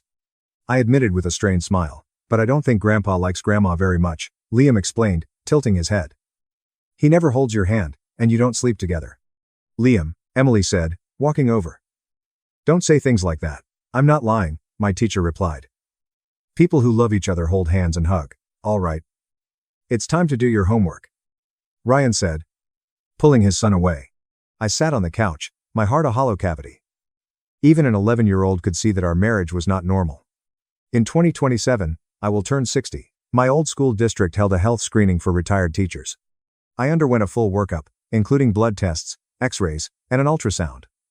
You're in great shape, Mrs. Carter, said the nurse, smiling. A little anemic, perhaps. Eat more spinach. I took my test results to Dr. Catherine Brooks, a gynecologist. She furrowed her brow as she looked at my chart. Claire, I need to ask you a rather personal question, she stated. Looking up, have you and your husband had a normal, intimate relationship over the years? The question caused my face to burn. Is that related to my checkup? It does, said Dr. Catherine Brooks, pointing to the screen. Based on your findings, I'm seeing some unusual indicators. Could you please tell me more if you are comfortable doing so? I hesitated before telling her the truth. My husband and I haven't been intimate in 20 years. Dr. Catherine Brooks looked surprised and sighed. 20 years? She removed her glasses. Claire, do you realize the physical impact this can have? I don't. A long-term lack of intimacy can lead to hormonal imbalances, a weakened immune system, and even increase the risk for certain diseases. Dr. Catherine Brooks explained gently. And from a psychological standpoint, it takes a significant toll on your mental health. I looked down at my hands in shame. Claire, can I ask why? Her tone was pleasant. I interrupted, asking if it was a problem with your husband or my fault. I wronged him. Dr. Catherine Brooks looked at me with pity. I see. She typed some notes. Claire, I need to conduct a more thorough examination.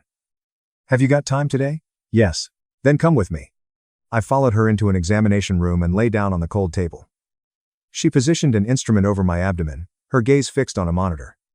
She abruptly stopped. Claire, her voice quivered slightly. Have you had any previous gynecological surgery? No, never, I said, my heart beginning to race. Why? Dr. Catherine Brooks did not respond, instead continuing the exam. After what seemed like an eternity, she put down the instrument. You can dress. Let's talk again in my office. When I was seated, she handed me a cup of water. Claire, I have to tell you something, she said, taking a deep breath. The exam shows evidence that you've had surgery on your uterus. That's impossible, I exclaimed. I've never had surgery. But the results are very clear. Dr. Catherine Brooks brought up the images. Do you see this here? This is distinct scar tissue. She paused, her expression becoming more serious. And? My throat felt tight. Based on the location and formation of the scarring, this surgery was likely performed many, many years ago. She stared at me intently. Claire, are you certain you have no memory of this? My mind was a chaotic jumble. Surgery? What surgery? When? Could this be a mistake? I grasped for the last shred of hope. No. Dr. Catherine Brooks shook her head. The image is too clear. This is not a mistake. Claire, I recommend you go home and think carefully, or ask a family member. I walked out of the hospital in a daze, the doctor's words echoing in my mind. Surgery. Scar tissue. Several years ago. Suddenly, a thought broke through the fog. I experienced severe anxiety following Nathan Reed in 2010. I couldn't sleep, so I took sleeping pills. I recalled waking up one morning with a dull ache in my lower abdomen. I dismissed it as cramping. Could it be? The more I thought, the more uneasy I became. I hailed a cab and hurried home. David was in the living room, reading the newspaper. You're back, he replied. Without looking up. David, I said, standing in front of him. I need to ask you something, and you have to tell me the truth. He finally looked up, his brow furrowed at my expression. What is it? Did I have surgery in 2010? His face lost its color. He leapt to his feet, the newspaper falling to the ground. My heart sank like stone. So it was true. I hadn't realized I'd had an operation. What kind of surgery was this? My voice shook. Why can't I remember any of it? David turned his back on me, his shoulders trembling as if he were suppressing a powerful force. Do you really want to know? His voice was low. Tell me, I almost screamed. He was quiet for a long time. Just as I was about to ask again, he turned around, his eyes red-rimmed and raw. That year, after I found out about your affair, one night, you took too many sleeping pills, he said. I rushed you to the hospital to get your stomach pumped. During the examination, the doctor discovered you were pregnant. My mind buzzed, and the room tilted. Pregnant? I was pregnant. Whose baby was it? I could barely form a question. David let out a broken, bitter laugh. The doctor said you were 4 months along. His own tears eventually fell. Claire? Do the math. We hadn't seen each other in 8 months. My legs gave out and I collapsed on the sofa. 4 months. We hadn't been intimate in 8 months. The baby belonged to Nathan Reed. I was very pregnant. I still could not believe it. And the baby? What has happened to the baby? David closed his eyes. Tears streamed down his cheeks. I had the doctor perform an abortion, he stated. His voice sounded like it was being dragged out of hell. While you were unconscious, I signed the consent form. I had them take the child. My mind was a white void. I had carried Nathan Reed's child, and David had terminated the pregnancy while I was unconscious. How could you? I whispered. How could I? David let out a roar. You have the audacity to ask me how I could? Claire, you were carrying another man's child. What was I supposed to do? Can you give birth to it? Let the whole world know my wife cheated on me and was carrying another man's child. His words were like knives stabbing me. But it was a life. A life?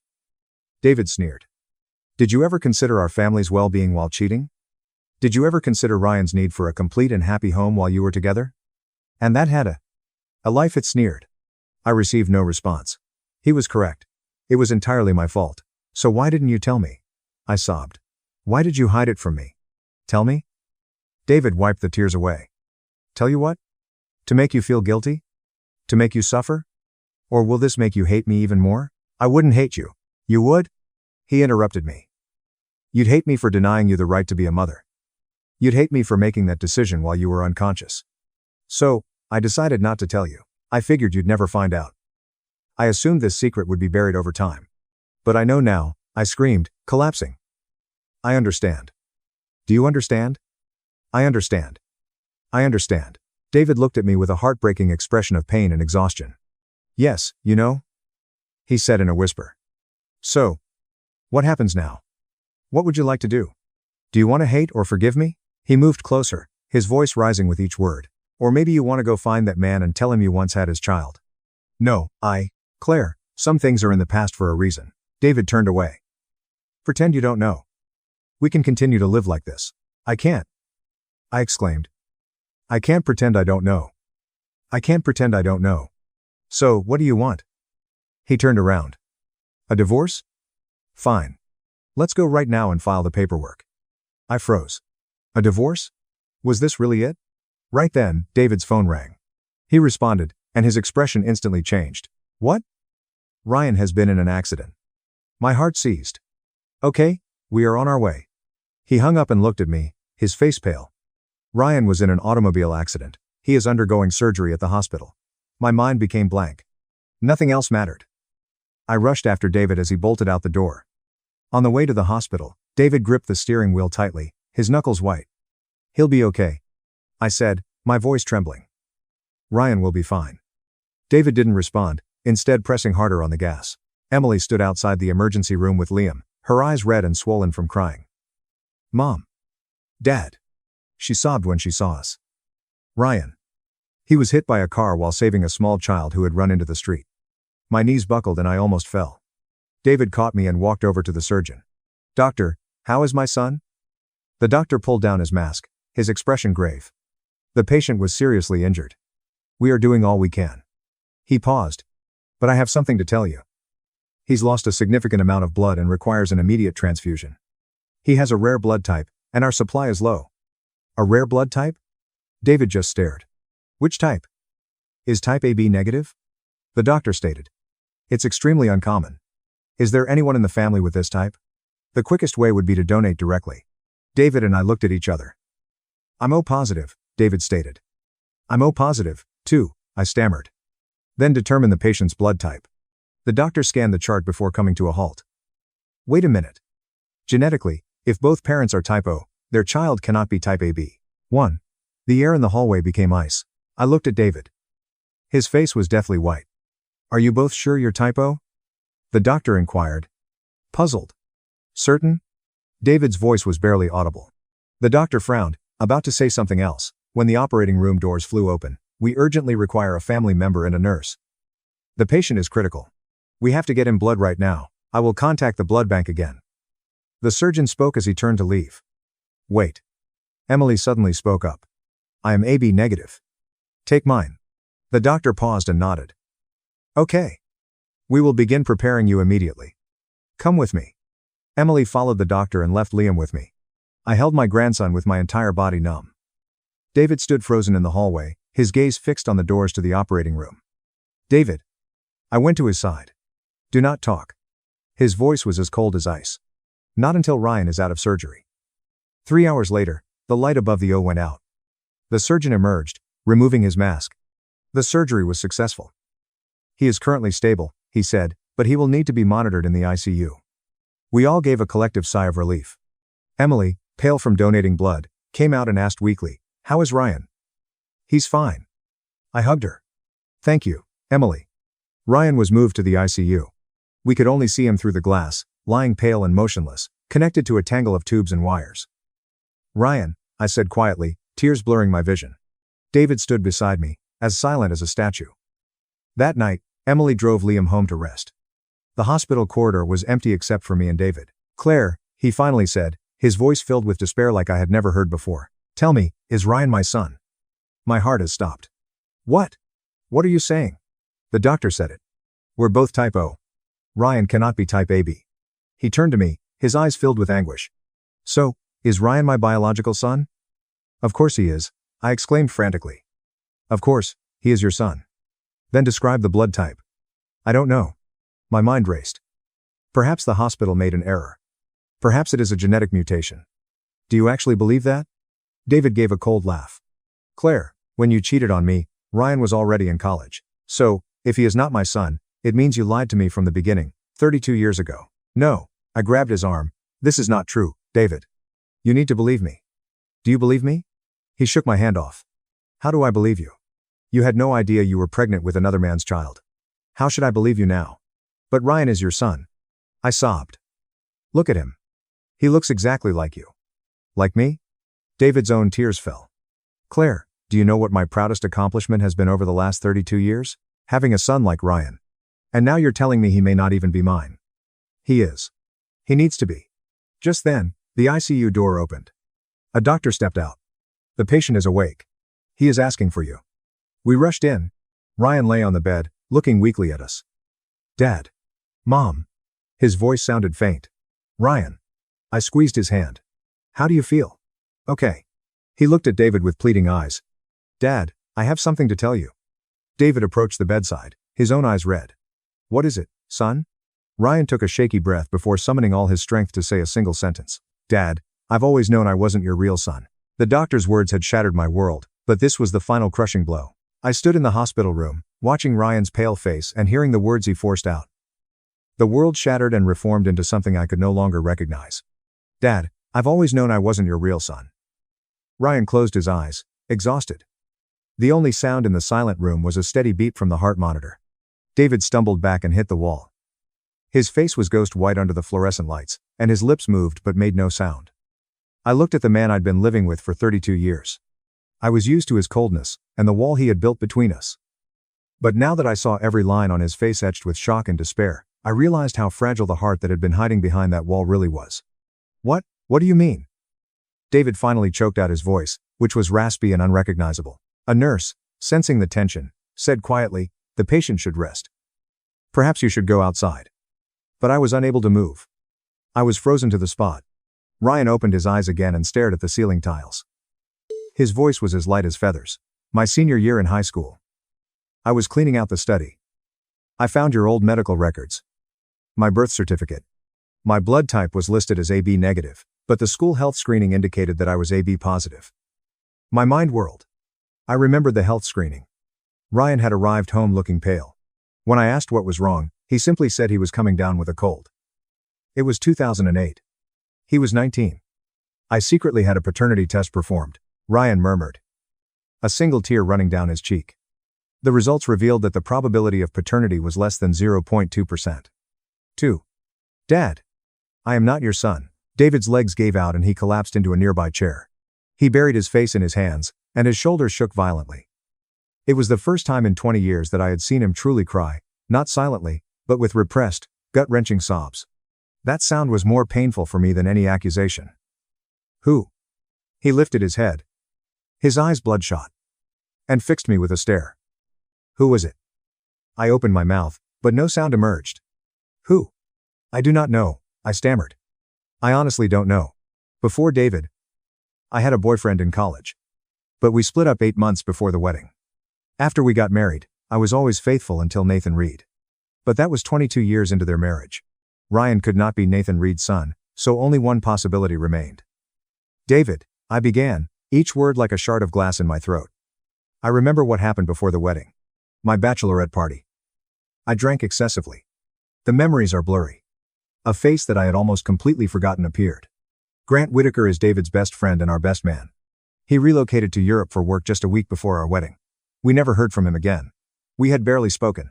David leapt to his feet, his eyes shifting from despair to terrifying clarity, and finally, to pure rage. Grant. He spat the name out, like poison. It was him, right?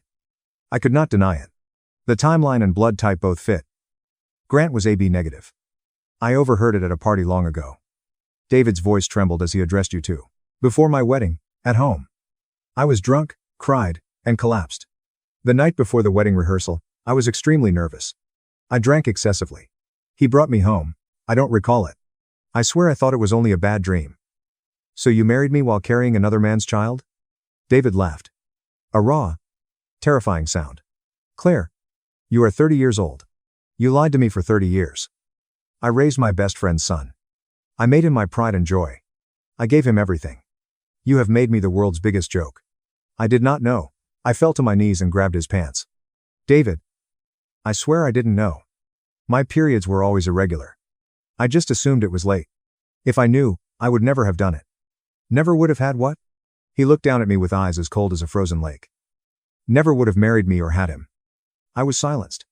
What would I have done if I had known then? I had no idea. Being an unmarried mother was considered a source of great shame back then. And David was so nice to me, so genuine. Get out. David turned his back to me. I do not want to see you. David. Get out. He roared, his voice cracking with long-suppressed rage. I got to my feet and stumbled out of the ICU. The corridor was empty and bathed in the hospital's harsh, sterile light. I leaned against the wall, slid to the floor, and buried my face in my knees. For 32 years, I believed that my affair 20 years ago was the greatest sin of my life. A debt I would spend the rest of my life repaying. But now I realized it was just an aftershock, a cruel, ironic echo. The original sin had occurred before the story began, before the wedding march was played. And I, the sinner, had lived in blissful ignorance, stealing 30 years from David's life. I'm not sure how long I sat there before someone sat down next to me. It was Emily. She gently placed an arm around my shoulders. Mom. Ryan told me everything. Her voice was soft. He stated that regardless of what the blood test results show, you will always be his only mother, and Dad will always be his only father. I looked up at her young and sad face. Emily, don't you hate me? Emily shakes her head. Hatred will not change anything. Ryan needs you both. Liam needs his grandparents. Mom, some things cannot be undone, but we can still choose how we will face the future. Her words were a lifeline, but I was unable to grasp them. Did I deserve it? Did I still have the right to be Ryan's mom? To be Liam's grandmother? 2 days later, Ryan was transferred to a regular room. David remained by his side throughout. He spoke with no one unless absolutely necessary. Especially not me. He looked at me like I was a stranger. No, it's worse than a stranger. As if I were the one who had betrayed his entire existence. I brought food and clean clothes to the hospital every day, but I only stayed outside the room, occasionally peering through the small glass window. I would see David sitting by the bed, holding Ryan's hand, and talking quietly. I couldn't hear what they were saying, but I could see Ryan's tears and David's red-rimmed eyes as he attempted to remain calm. It was a beautiful, heartbreaking scene, a father and son with a bond stronger than blood. And I was the one who nearly destroyed everything. Ryan was discharged a week after being admitted. We didn't return to our house. We went to Ryan and Emily's home in Chicago. Ryan was given the master bedroom to recover in, and David and I were assigned to the guest room. We shared a roof but lived 1,000 miles apart. That night, I heard a noise from the balcony. I opened the sliding door to find David standing there, a cigarette glowing in his hand, looking out at the city lights. He had quit smoking more than a decade ago. David. I spoke softly. He did not turn around, instead taking a long drag on the cigarette and slowly exhaling. Claire, I've been thinking. His voice was eerily calm. I wanted to hate you. I wanted to kill you. I wanted to burn everything down and call it quits. My heart contracted into a tight knot. But Ryan spoke to me as he turned, the ember of his cigarette illuminating his face in the darkness. Dad, the love you gave me over the last 30 years was genuine. And the love I gave you was genuine. That is enough. The early winter wind blew, and I hugged myself against the chill while waiting for my sentence.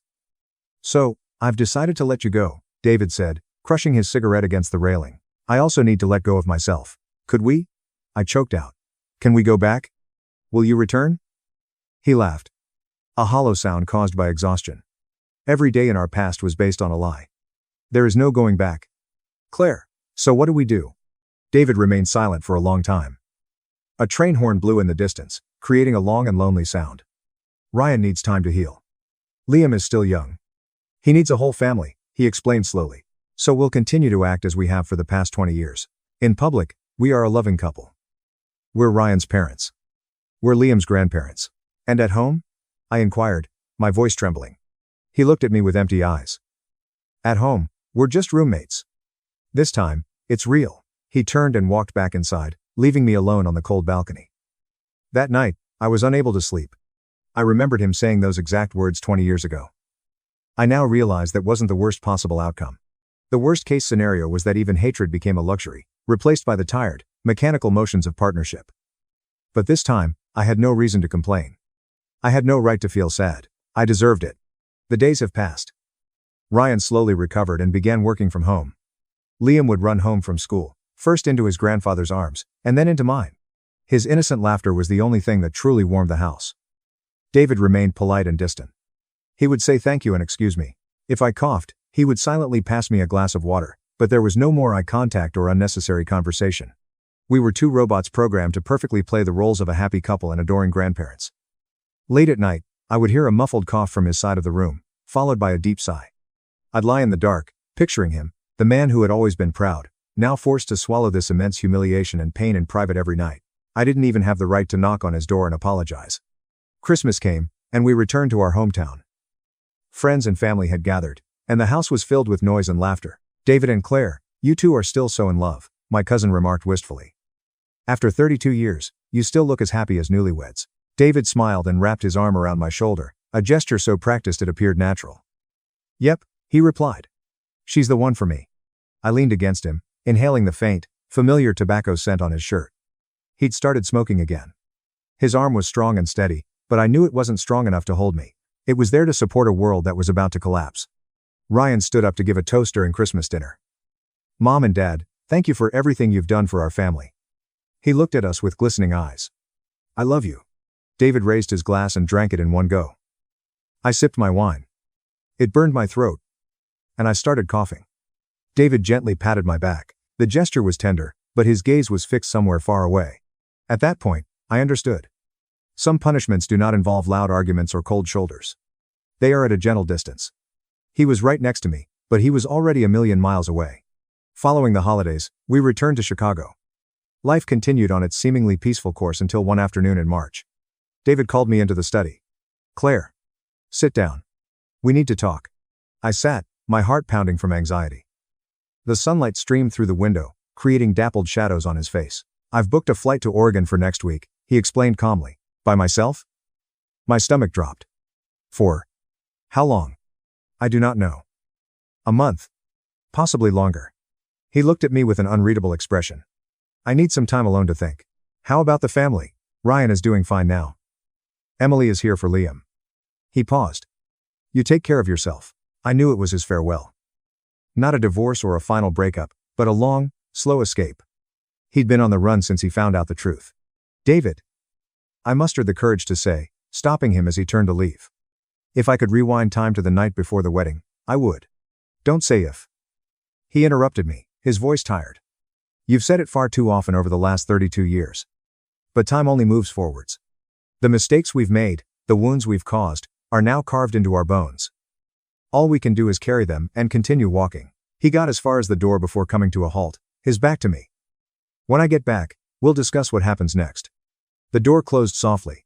I sat in the study, gazing out at the bright spring day, tears falling silently. I had no idea if he would ever return or what kind of next he was talking about. But this time, I was not praying for forgiveness. I wasn't hoping to return. 20 years ago, I thought the worst punishment was for him to stop touching me, as if we were strangers living together. I finally realized it was only the prelude. The real punishment was the revelation of the truth, which created an insurmountable barrier between us. On either side of the wall stood two people who had been irrevocably changed by time and lies. And I'll spend the rest of my life repaying a debt I incurred 32 years ago. Whether he returns or not, whatever our fate, this is how my story ends. My brother married my ex at the family lake house. I found $45,000 spent from an account with my name on it. I was scrolling through Facebook on a slow Thursday morning when the first photo appeared. A lakeside vista, rows of white seats, string lights strung between birch trees, and more. A dance floor, a tiered cake, people laughing over wine, and, right in the middle of one photo, my brother Ryan, in a tuxedo, smiling with a woman in a white dress. I paused and refreshed the screen. More photographs kept loading. Ryan and Claire had a beautiful day. Someone had captioned it. I blinked. My thumb hung over the screen, frozen. I wasn't invited, but everyone else in the family was. Aunt Susan is carrying an awful silver clutch. My maternal cousins, including one who resides in Oregon.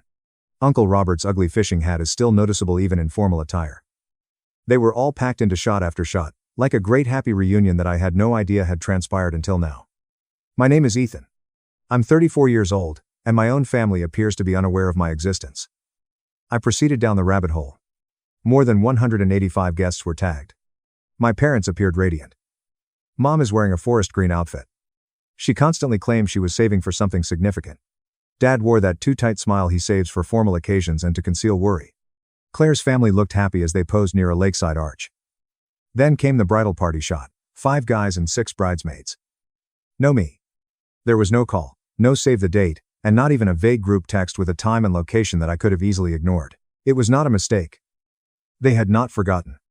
I had been completely excluded, purposefully and ruthlessly. I sat there, heart thumping in my ears, while the comments poured in. Best day ever. I cannot believe how gorgeous that was. I am delighted to rejoice with you all. I locked my phone. I unlocked it again 30 seconds later. Still there. Still real. I went back to check my texts. Ryan says nothing. Not for weeks. He sent his last communication in April. A meme about a classic game we used to play as children. It did not even receive a reply. Then one from Dad in June. Just a bland happy birthday, mate. There is no mention of any upcoming weddings. No invitation, no hint. I had not yet met Claire. I had no idea what she looked like until that moment. Mid-scroll, mid-stomach drop. I didn't know her name. I did not call. I did not text. I did not write a comment.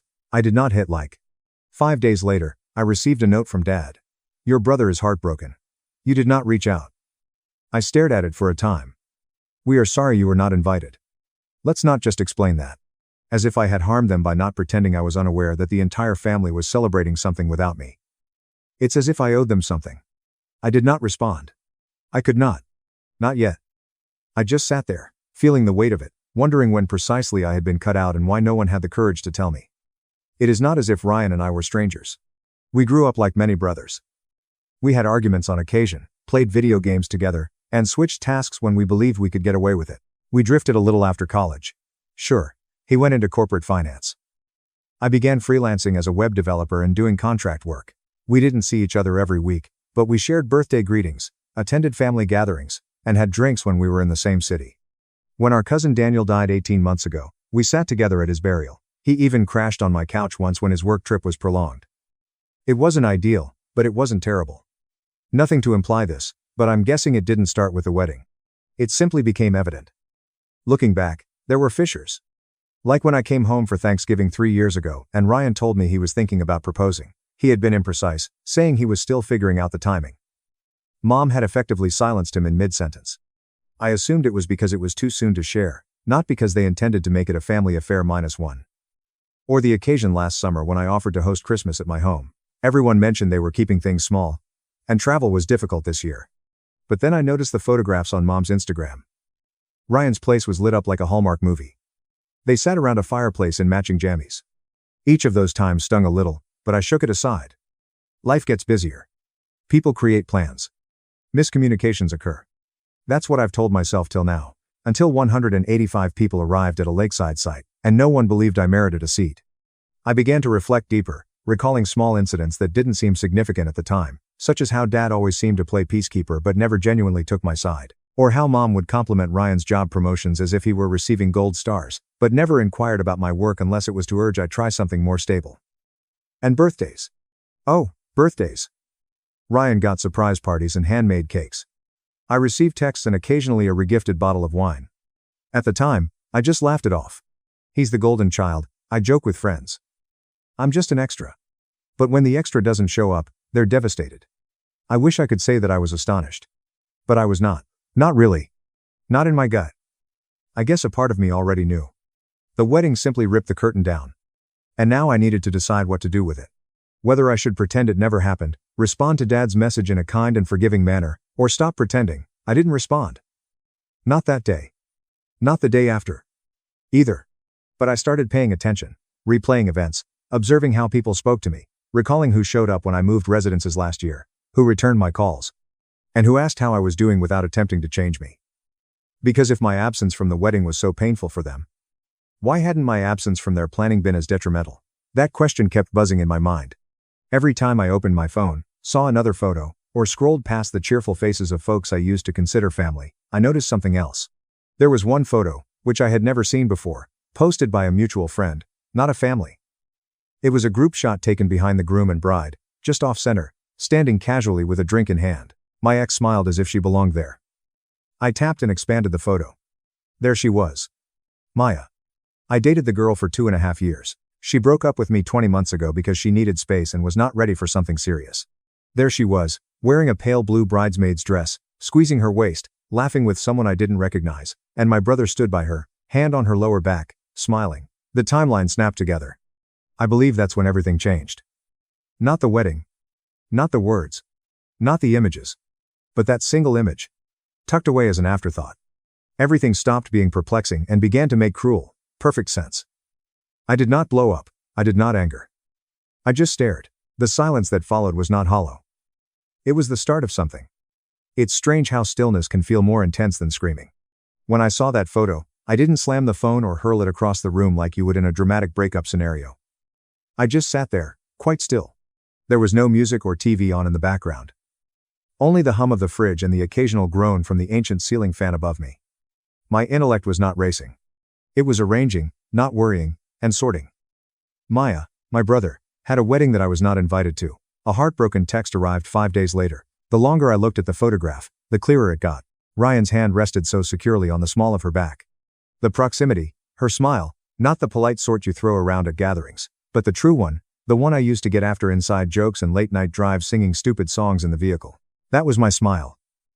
I remember it since I used to pursue it. Now it was in his wedding photos, and no one told me. Not her. Not him. Nor my parents.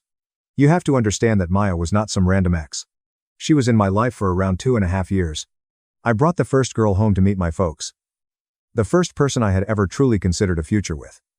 She and I had a rough relationship in the end. Sure, but we hadn't ended on animosity, only distance. She claimed to be exhausted and in need of time to reflect.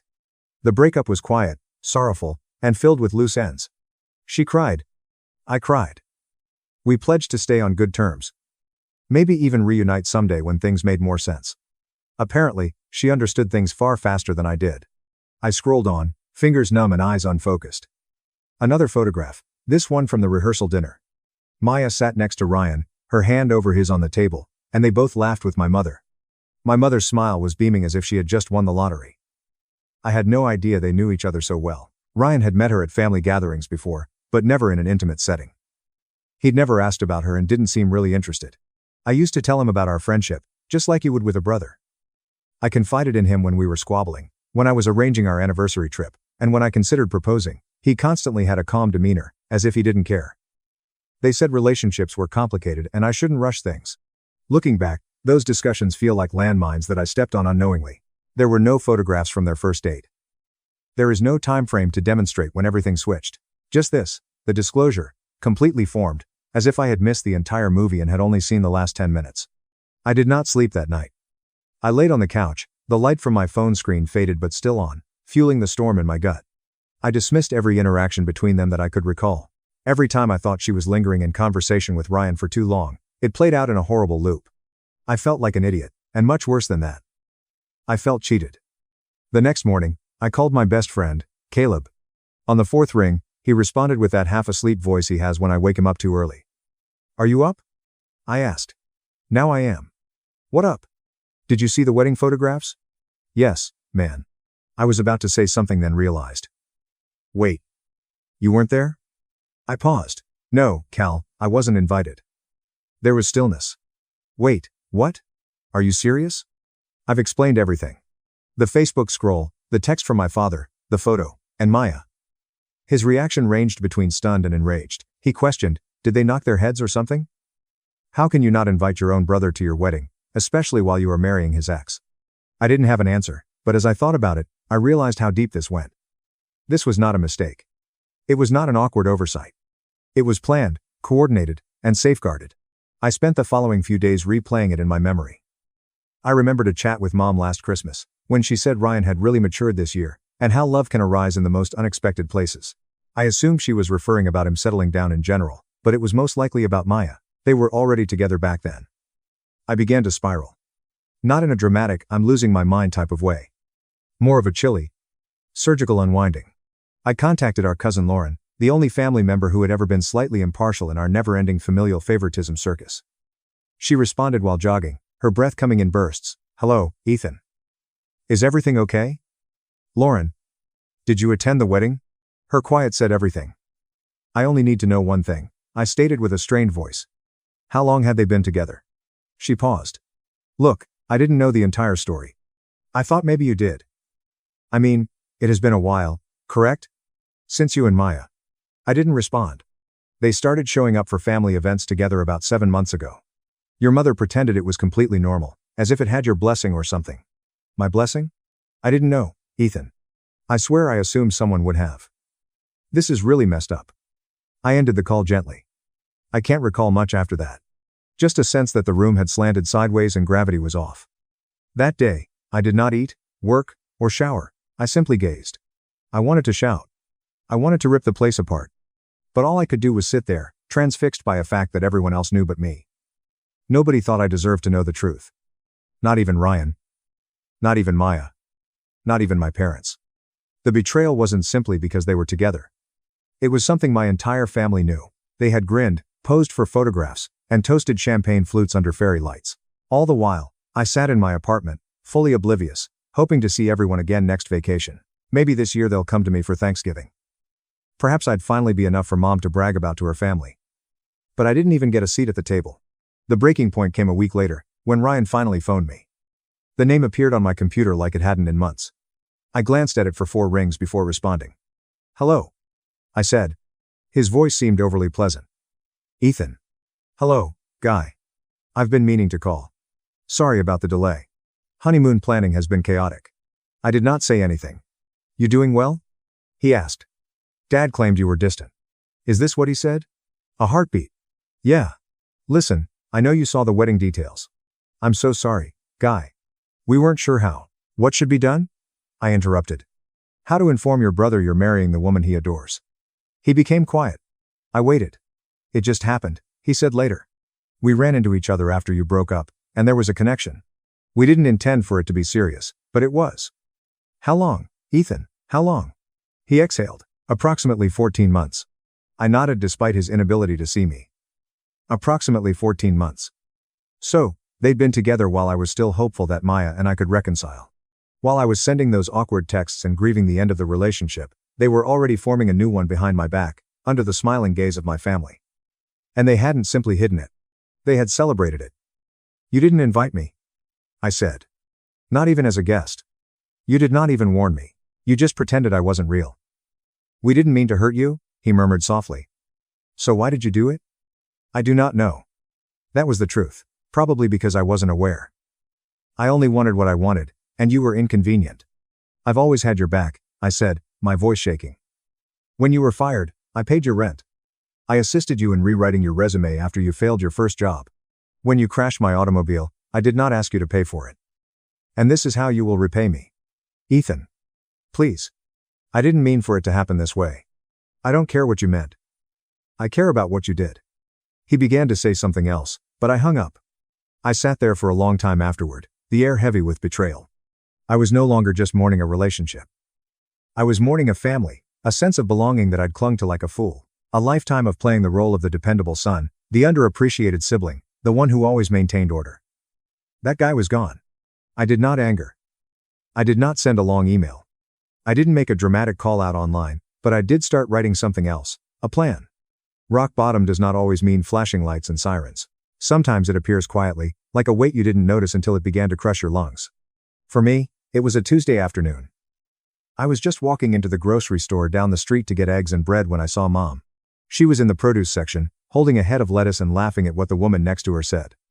I froze. My stomach clenched, not from anger, but from something worse. Shame. I did not want her to see me. I didn't want to hear whatever lie she had concocted to appease her conscience. I didn't want her fake warmth or her eyes, acting as if none of this had happened. So I turned around and walked out, leaving my basket behind, got into my car, sat behind the wheel, and stared at my hands. That was the moment. That's when it really hit home. I couldn't even be in the same room as my mother without feeling emotionally impacted. I went home, turned off the phone, and vanished. For weeks, I operated on autopilot. I handled fewer client calls. I missed deadlines. I declined the invitations. There weren't very many. Caleb attempted to check in, but I kept our conversations short. I was tired of everything. Of pretending that I was not broken. I resisted the urge to text Maya and scrolled past more wedding photos every time I opened Instagram. My apartment became a jumble of pizza boxes, laundry piles, and unopened mail. The only constant was the dull, quiet ache that lived in my chest. However, the world did not come to a halt simply because I felt it should. Rent was due. Bills required payment.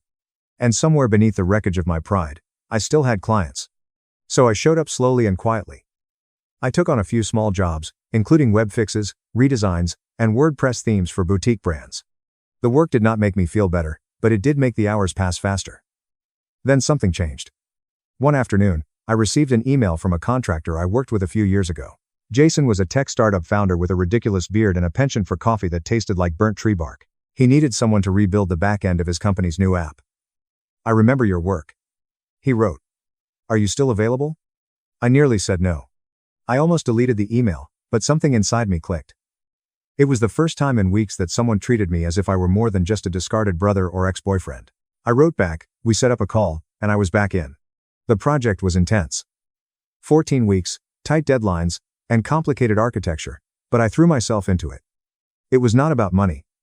It was not even about distraction. It was all about control. When I couldn't fix my own family, I started over and built something new. I worked late at night, sometimes until 2:30 a.m. My apartment remained a mess. But my code was clean, sharp, and tight, right in the middle of all that. I remembered who I was. I was not Ryan's shadow. I wasn't the backup son. I was not the one who was left out. I was Ethan, the guy who built websites for local bands in high school, then began freelancing in college and ran his own one-man studio for 7 years. I had clients from 3 countries. I'd helped start 3 businesses from scratch. I wasn't just drifting, I was underrated. And the realization hit hard. I went for a walk around the lake near my apartment one evening in the middle of the autumn season. It was late, the air was crisp, and the sky was full of stars. I did not bring my phone. I did not listen to music. I just walked. For the first time in months, I felt still, not happy or healed, but as if I wasn't going to shatter. Every time someone mentioned family, weddings, or betrayal, I would breathe. That was sufficient. However, something else was also changing. I started looking through my photos. Not the wedding ones. My travels, my work, my friends, and the memories that were unrelated to Ryan, Maya, or my parents. I discovered an old photo of me at a coding boot camp I helped lead 18 months ago, smiling and confidently explaining something to a group of eager college students. That guy was still inside. So I tried something I hadn't done in a long time. I rebuilt my website. Not just a portfolio, brand, or platform. I cleaned up my client list, updated my testimonials, and included new case studies. I hired a designer friend to redesign my logo. I even made a blog post about building when you're burned out. It was not poetic. It wasn't viral, but it was genuine, and people responded. Emails came in. Bookings result in a minor increase in site traffic. Then a direct message from someone at a mid-size creative agency. They were looking for part-time contractors and liked my voice. A month later, I signed a retainer agreement with them. And with that, I was no longer just surviving. I started building again. My daily existence changed as well. I began getting up early, not out of stress, but on purpose. I made coffee, opened the windows, and brought light into my cave-like living room. I purchased a plant, it perished. I purchased another one. It did not. Small wins. I reconnected with Caleb. I started saying yes to things again. Dinners, game nights, and even a hiking excursion were activities I would have shunned previously. Therapy followed next. Not because I broke down, but because I didn't want to do it again. I found a man named Dr. Andrew Miller. Quiet, sharp, and did not use excessive force. During our first appointment, I told him, "I think I lost my family." He nodded. We unpacked carefully. The favoritism, the quiet, the treachery, the way I always felt like I had to earn affection, whilst Ryan simply accepted it. I shrunk myself to avoid being a burden, and I clung to crumbs of affection like they were food. Dr. Andrew Miller did not do miracles, but he did listen. And for the first time, someone confirmed that maybe I wasn't crazy. That perhaps the pain I had borne since childhood wasn't just bad luck. It was a pattern, which might be broken. Meanwhile, my parents remained mute. No word from Mom. No apologies or explanations. I heard from Lauren once. She texted me, stating she hoped everything was fine. Ryan and Maya had moved into a new place, and Mom was attempting to make things right. I didn't say anything, not because I was angry, but because I was done filling quiet with forgiveness. Caleb and I were out drinking one night when he asked, "So, what's next? Are you just chopping them off forever?" I did not have a response. It wasn't about vengeance anymore. Not in the way I expected. I didn't intend to burn bridges, write angry letters, or post call-outs online. I did not need them to grovel. I simply wanted to stop bleeding. And I did, slowly and silently, but I was paying attention, because revenge isn't always about fire and fury. Sometimes it's about clarity, waiting for the appropriate moment, not out of spite, but with precision. And when it arrived, I'd know because something in me had changed. I wasn't the extra anymore. I was not the one who was left behind. I was the one who got up anyway. It started with a quick email. Hey, Ethan. Long time no talk, from a name I hadn't thought of in years. Olivia Parker. We'd been to college together, same dorm, same computer science group. She'd been brilliant, bright, and had a brutal sense of humor, as well as a chuckle that could break any unpleasant mood. We lost touch after college when she moved out west to work for a tech company in Seattle. But then she appeared in my inbox. Like a ghost knocking pleasantly. Subject line, fast query, and perhaps an opportunity. I opened it. She was developing a new platform that was large, venture-backed, and in its early stages. A combination of a creative freelancing ecosystem and an AI-powered resource planner. She wrote, "We're building tools for the next wave of remote creatives. I need someone I can trust to lead development on the infrastructure side." Your name appeared more than once. It seemed weird, as if the universe was delivering something I hadn't asked for yet really needed. That night, I connected with her via Zoom. She appeared older, but in a good way, more focused and forceful. We caught up quickly, discussing specifications, timeframes, and team dynamics. The deal was not only lucrative, it was strategic, with great visibility, substantial equity, and long-term promise. She did not only want me to lay the foundation. She wanted me to be a member of the core. I agreed before we even hung up. And with that, I had a new engine. For the first few weeks, I was completely overwhelmed with work. But it wasn't like the desperate, avoid your feelings drowning I'd done after the wedding. This was planned and structured. I participated in team calls, sprint planning meetings, and GitHub threads. I was developing clean code, assisting juniors in debugging their reasoning, and staying up late to create scalable systems that were genuinely useful. I was not simply rebuilding my life. I was developing someone else's vision. I was valuable. That's when the idea of not vengeance began to blossom. Not at first. Just curiosity. You see, when you are burned by individuals you trusted, who make you feel invisible, the sorrow does not stop there. It starts there. And then, gradually, you start to ask, how long has this been happening? What did I miss? What else are they hiding? You should cease presuming good intentions. You start digging. One night, after a particularly lengthy sprint review, I poured a glass of wine, sat down at my desk, and opened an old Google Drive folder that I hadn't seen in over 14 months. It was called Family Docs, and it contained just receipts, bills, joint agreements, and other items from when I used to assist Dad with tech issues or manage the family vacation rental properties web listings for free. He appointed me as administrator of the shared Google account we'd used to keep everything organized a long time ago. Apparently, he never removed me. I wasn't looking for anything special, but as I clicked through, the shape of things began to shift. There were spreadsheets, annual taxes, invoices, and maintenance records. One property was branded Lakeside. I opened it. That's when I realized the wedding didn't take place at a posh resort or Airbnb. It had been at our family's lake house, which we used to visit every summer, but I hadn't been there in about 4 years due to a plumbing problem, and no one was actually using it anymore, but clearly someone had. The spreadsheet corroborated this. There were transactions for furniture, rentals, food, and security that occurred only a few weeks before the wedding. Expenses paid from a joint family account. My name was still on the account. I helped set it up when Dad became overwhelmed with taxes, and they used it without asking or telling me. They'd hosted a $42,500 wedding on land I technically co-owned, with my name on the books, and didn't even have the courtesy to text. That's when the setup started. Not out of spite, but to clarify.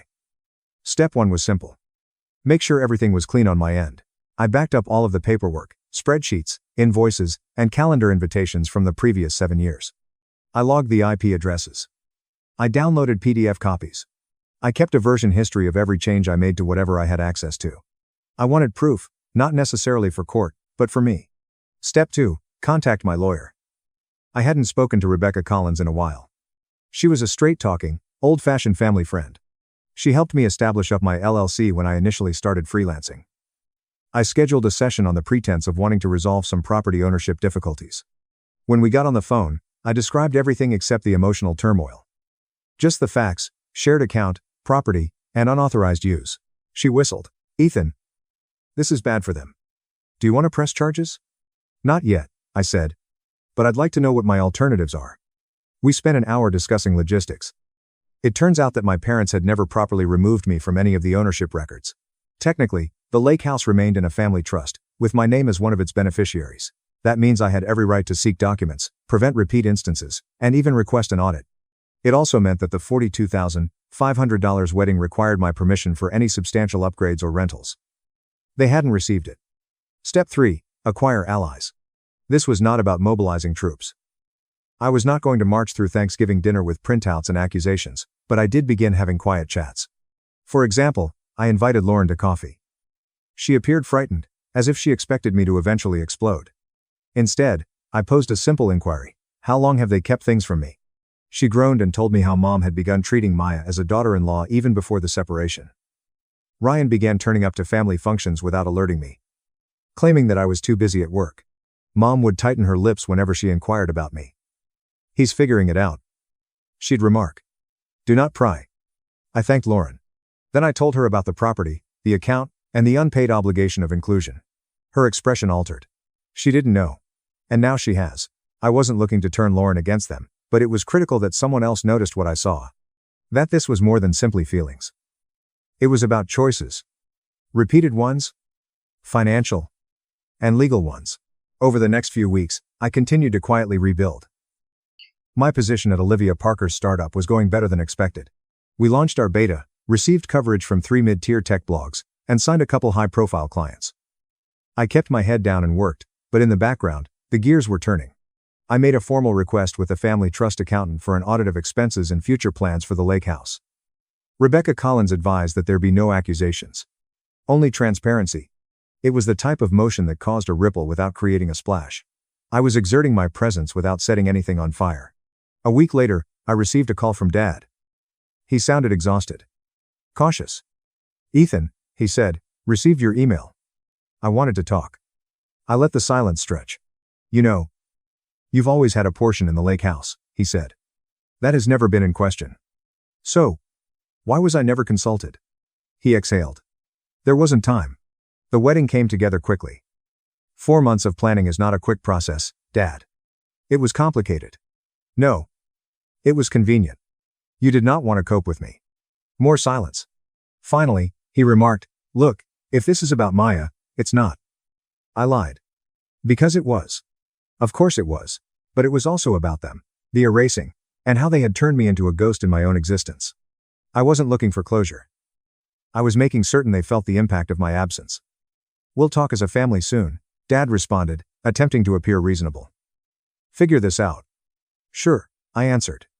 "Let me know when everyone's ready to be honest." I hung up. But I didn't wait because I wasn't just establishing a boundary. I was setting up the board. It occurred silently. No explosions. No confrontations. Just a series of courteous, formal notices that flipped my family's world upside down. The kind of vengeance you don't notice coming until it's halfway through your house, taking your beloved chair out the door. By late October, the leaves had begun to fall. I was 14 weeks into my new work at Olivia Parker's startup, and we had recently secured a huge investment transaction, bringing my share to the low 6 digits on paper. I was sleeping better, smiling more, and taking care of myself in minor, mundane ways, such as cooking my own food and responding to texts from friends in a timely manner. That was when I received a notification from the trust accountant. He had concluded the audit. The numbers were worse than I had anticipated. Over the last 14 months, the shared family property account, in which I retained legal ownership, had been used to fund $45,000 plus for the lakeside wedding, $8,750 for landscaping upgrades, $6,900 for venue cleaning and painting, $3,400 in floral design and tent rentals, $2,250 for guest parking and off-site transportation, and, most notably, $18,600 for a guest dock renovation designated for reception launch viewing. When I offered to assist refurbish the pier so I could take a few friends up for the summer, Dad told me it was too decayed to replace nearly 4 years ago. Now, it appears to be wedding worthy. What made this even worse was that all of those transactions had been approved and paid through the trust account, which meant they were theoretically made with my money. My name appeared on the paperwork. My ownership status had not changed. They not only excluded me, but also utilized me. Rebecca Collins reacted angrily when I showed her. She said, "You could easily take them to court right now and win." But I didn't want a courtroom. I desired closure. Real, undeniable, and permanent. So I asked her to write a formal letter. Not pushy, not dramatic, but firm. It sought complete payment for half of all wedding-related expenses, dock renovations, and unapproved upgrades, as well as an offer. I was willing to sell my part of the lake house for market value. And because I had the foresight to hire a property assessor the previous month, I knew exactly what that value was, $995,000, which meant my portion was $497,500. We mailed the letter certified, with a return receipt request, and I waited. 2 weeks later, I received a call from Mom. She did not sound angry. She sounded hurt. When her control faltered, she would resort to that passive, gasping hurt. "Ethan, I just received your mail. I assumed you would. This is so much money. Where are you expecting us to acquire this? I do not. I anticipate you to refinance, liquidate, or sell the property. Would you really sell your part of the family lake house over this? You already did when you utilized it without my permission." She did not speak for a moment. I could hear a tremor in her breath. Then she said, "This isn't like you." "You are correct. It is not." That was the last time I spoke with her. A week later, I received an email from a real estate attorney representing my parents and Ryan. They wished to negotiate. They offered me $190,000 as a reasonable compromise. I declined. I didn't become angry. I provided an official value, images of the trust agreement, copies of the audit, and a clear line, $480,000, or I forced the sale. They called my bluff, and I followed through. Rebecca Collins filed the petition.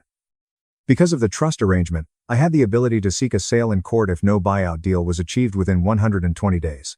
They attempted to stall, claimed emotional value, and even suggested that I had already verbally given my portion. But every stalling attempt simply made matters worse. It turns out that forcing the sale of a family home makes matters extremely public. A listing appeared in January.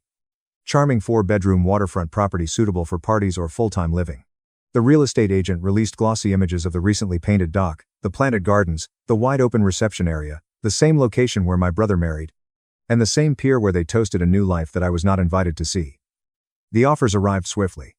By February, the home had sold for $1,015,000. After taxes and fees, I received a wire transfer for $486,000. Clean, lawful, and final.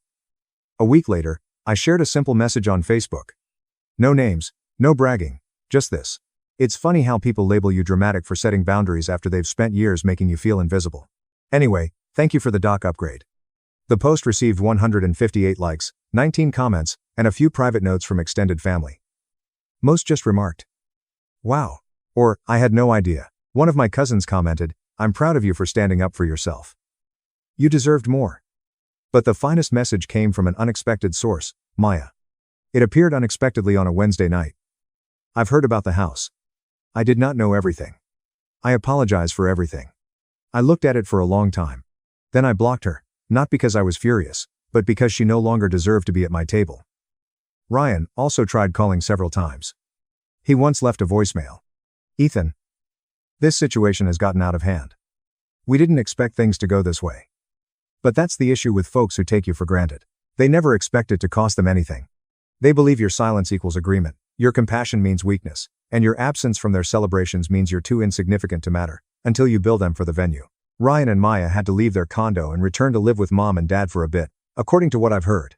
The selling of the lake house had a much greater impact on their finances than they had anticipated. They'd taken out loans to pay for the wedding, hoping to return the costs by renting out the lake property in the future, but that future was no longer possible.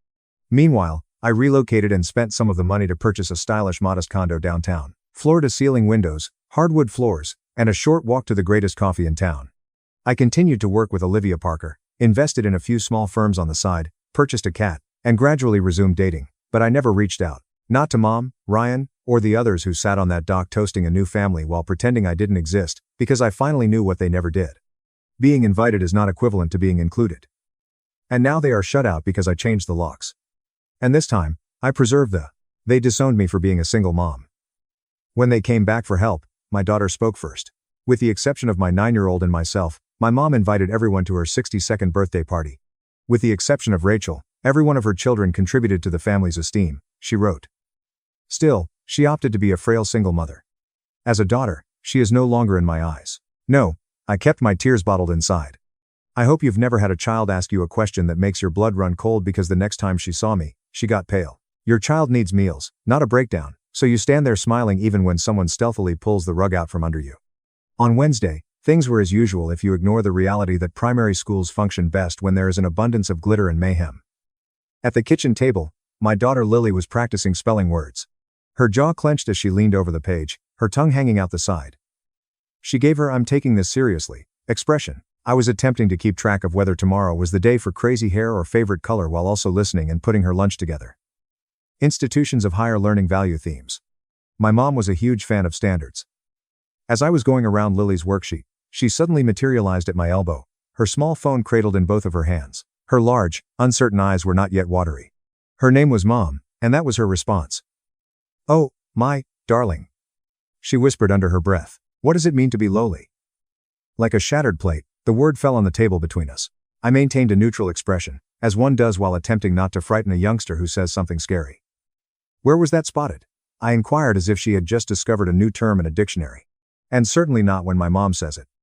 I was the recipient of Lily's phone call as she switched it to me. Ethan, sent it to me. I felt sick to my stomach. Ethan was born to my sister Vanessa. He is 11 years old. Old enough to understand all of the text. Just the right age to still believe grown-ups are mostly reasonable. Lily swiftly added, "He warned me not to show you, but I found it both unappealing and confusing." The image displayed was a snapshot taken during a family group conversation.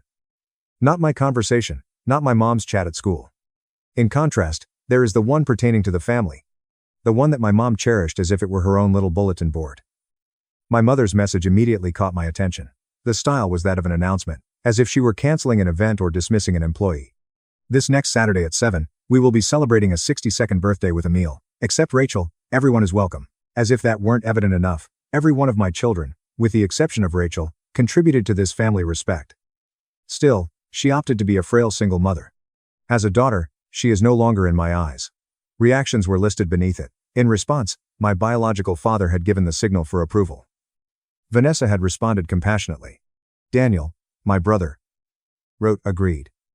Claire, my younger sister, remained silent. She found it enjoyable. As an example, my mom shared a picture of her brand new drapes. My disownment was like a decorative accent for my house. Lily was completely ignored.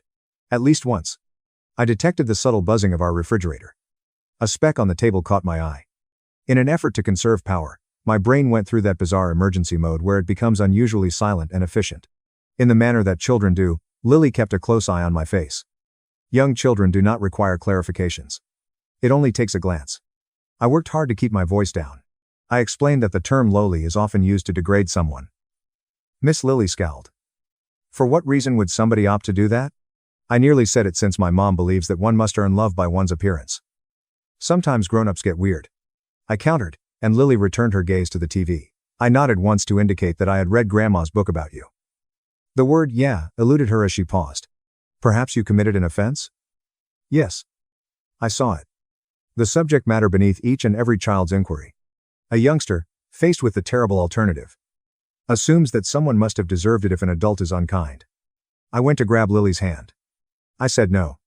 You and I both did not do anything wrong. Her irises glowed. Instead of crying, she remained composed. Lily refuses to budge. I own that. It would be deemed unfortunate by my mother. I handled the phone with care and placed it on the table with its face down, as if it were radioactive. I proceeded to do what my mind told me to do next. Yes, I did my best to initiate the family talk personally. In my mails, I touched the name of the group. Not a single thing. I looked. Not a single thing. I scrolled back as if it were a hidden message among the reminders for my dentist appointment and the option to pay my electricity bill. Not a single thing. A knot formed in my chest. No invitation had slipped my mind. Then I was eliminated, Lily muttered. Therefore, we are not invited. Sucking hard, I choked. No. Her spelling sheet seemed to have betrayed her as she gazed at it inconsolably. The birthday of Grandma, though, is a constant. Since it had nothing to do with me, that unassuming paragraph hurt more than the screenshot. Lily came to understand that her position within the family was contingent upon a number of factors. I drew a deep breath in. Just saying Lily, with a constant tone helped. Get a toothbrush and floss, all right? Choose a dragon book. The dragon always wins, she said, pausing at the threshold. Are you all right? My statement, I'm okay, was not an exaggeration. Not precisely. I stood tall. My heart was beating. In the kitchen, with spelling words and lunchboxes, I remained a mother. All right, Lily said, and then she patted away. I refocused my gaze on the screenshot. Words remained distinct. They remained firm. I wanted them to be less true, but that didn't happen. My phone began to ring. Hello, Vanessa. Sure thing. Before I could move, I needed one more item, so I responded yes, it is confirmed, keeping my sanity at stake, not my emotions. Rachel, Vanessa remarked, her voice betraying her irritation at how being disowned had inconvenienced her. Pay heed. Am I dreaming? Excuse me? I inquired. Wait a second. A long exhale. You beheld it. Consequently, it is genuine. According to Vanessa, Mom was upset. You are aware of her style. She informed everyone in the family that I am no longer her daughter. What gives? Why are you treating this like a major issue? Furious, Vanessa lost her temper. I clenched my fist around the handset. Reason being, I just got your mom's message from my 9-year-old, so I kept my cool. Lily wanted to know what lowly means, so Ethan emailed her a screenshot, and I told her. No one spoke. Not startled quiet. Quiet contemplation, not embarrassment. Finally, Vanessa argued that Ethan shouldn't have sent it, but she missed the point so badly that it was almost like she had a choice. Oh. I replied. So. You're saying it's authentic. Vanessa let out a sharp breath. My mom's birthday is today. Stay out of the drama. The screenshot was re-examined by me. A thumbs up from my dad. I agree, Daniel. Described Claire. My entire family was standing in a line behind her as if my presence were irrelevant. I made it clear that I hadn't intended to cause any trouble. It is my intention to discontinue communication. Scarlett scoffed. Absolutely unbelievable. Never did I dispute. I refrained from taking a stand. Like I was submitting an application for love, I didn't beg. Just after saying, tell Mom she got what she wanted, I ended the call. My mom was blocked. Dad. I blocked you. Alex, Vanessa, Daniel, and Claire were all blocked by me. Silence instead of a warning, a paragraph, or an emotive TED Talk. Why? Because I refused to put up with individuals who saw my suffering as an inconvenience. As usual, Lily clambered onto my lap as soon as she returned in her pajamas, clutching her dragon book. Her little frame felt solid, weighty, and warm. Do you read? Inquiring, she spoke up. Yeah, I murmured as I ran my lips over her hair. Let's read. I made a vow I would never break, even as the dragon slew monsters and rescued towns. My child would never be made to feel inferior by anyone. Under my supervision, that will not happen. For the time being, this is all the information you need to know about the reason I am telling you this, or at least why I am able to remain calm enough to do so. My loved one's expressions changed to one of profound regret the next time we crossed paths. Typical beginnings for families like mine do not involve a single major betrayal in a film. The first ones are minor scrapes, the kind of slip-ups you can brush off if you're really determined to maintain your sense of belonging. Even though she wasn't an influencer, my mom Margaret on paper was completely preoccupied with her image. Older, more refined, the type of persona one forms in community get-togethers and church foyers when everyone acts as if everything is great. Despite our middle-class status, my mom treated it like a passing fad. If only we had made the right decision, we could have been admired. Among her classmates, Vanessa stood out. My mom would find Vanessa's mischievous sneeze endearing. Among them, Daniel could boast the most. It was not because of his kindness, but rather his seeming achievement. People nodded at his job title. And he waxed his car like it was his personality. As the peacemaker and let's not upset Mom's sister, Claire kept to herself. In the midst of a house fire, Claire might mutter, let's not make a scene. Meanwhile, I was there. I was being really careful. My actions were not careless. My grades were good. I was employed. I took care of my financial obligations. Along with gifts and casseroles, I arrived with a smile that begged, please don't decide I'm too much today. However, I was far from effortless. It was the easygoing types that gave my mom the impression that she had accomplished everything she set out to do. Are you okay? Was not the first thing my mom said when I became pregnant with Lily. They wanted to know if you were married. An imaginary inquiry. She was aware that I was single. No. Deeply involved. No. She seemed to have swallowed something sour, as her face tensed up. Discussions will ensue. People. Ever present. I am keeping my baby, I informed her, said with composure. Yes, I did. Things that my mom did seemed to be supportive. Her visit was brief. She had a blanket with her. She nonchalantly asked. Don't post it with any details. Okay? After taking 2 shots. I don't want questions. It's the type of statement that sticks with you for a long time. In and of herself, my mom did not despise Lily. Lily was everything that she despised. A life that deviated from the traditional family story.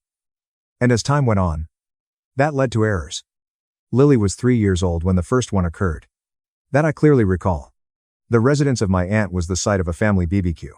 For weeks, it was the talk of the town. Sides were being coordinated by Vanessa. Daniel claimed credit despite not having coordinated anything. My mom was in charge of the mood. That was never my invitation. Never received a "Hey, are you coming? Hey, are you calling?" Absolutely nothing. "Oh, you should have seen Dad trying to grill," Vanessa said after the fact, and that's when I found out. I smiled as if I weren't choking because it was so funny. It was completely unknown to me. In response, Vanessa drew back her eyes. She proceeded to make an act of being astonished. "Stop what you're doing." In her words, "Mom told you." No, she hadn't. Vanessa interrupted, her voice betraying her frustration with reality. "You're kidding," she shouted. "Sure, you're welcome to join us the next time around. For the future." My request seemed like it belonged on a mailing list.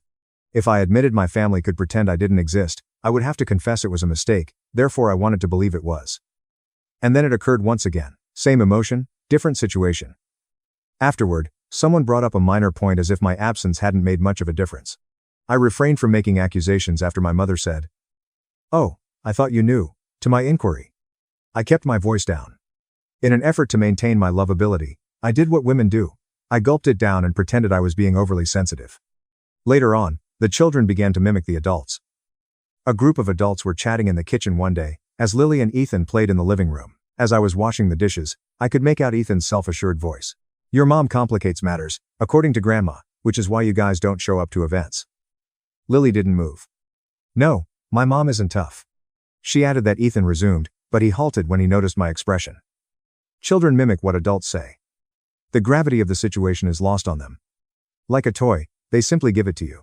Stepping inside, I knelt after drying my hands.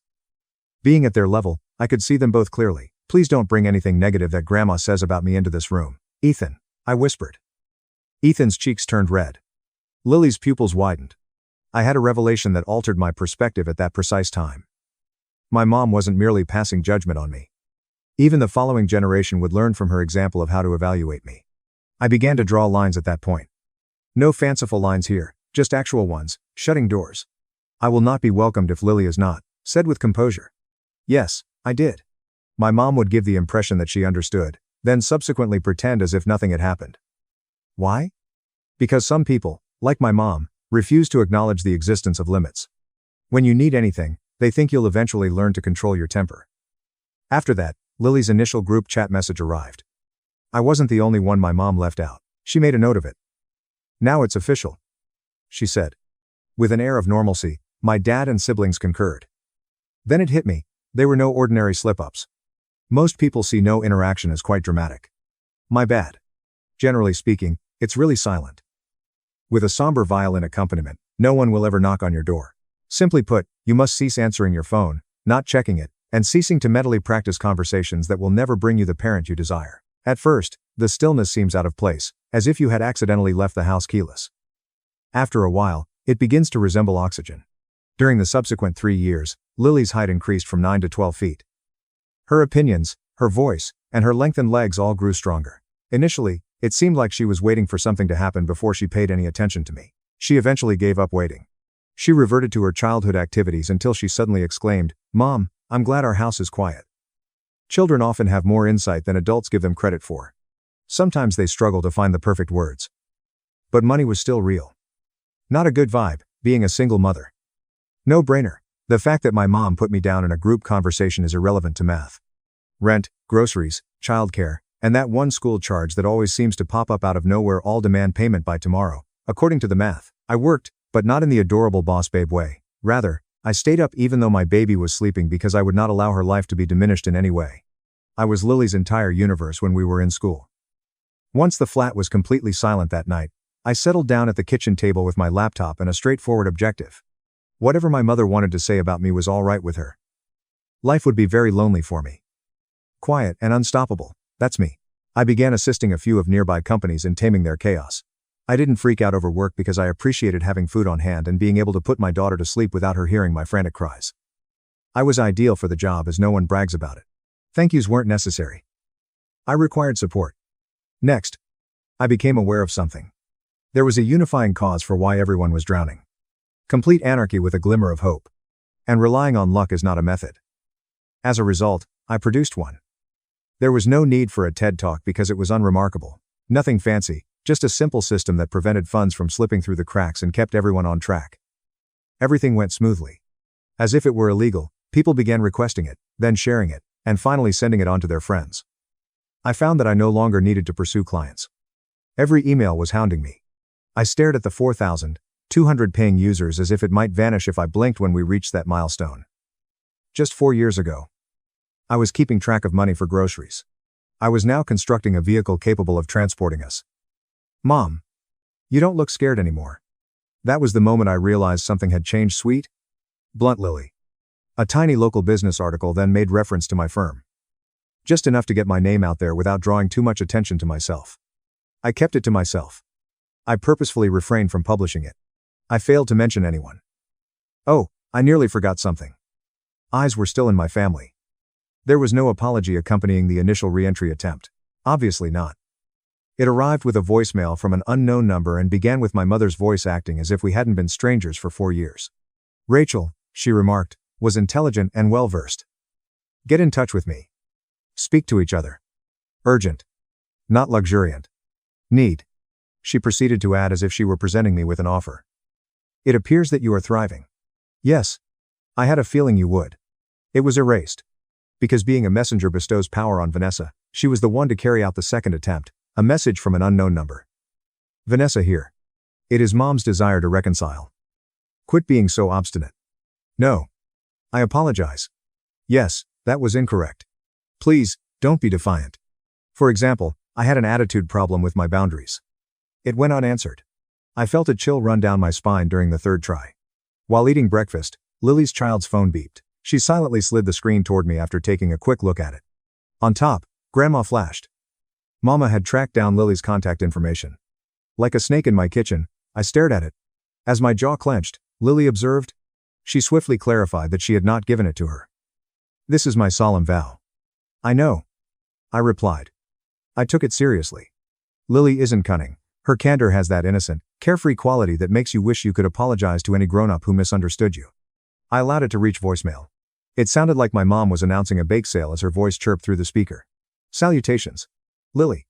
My grandma is calling. Just have your mom give me a call again. Your presence is greatly missed. Something unique is waiting for you. Anything noteworthy?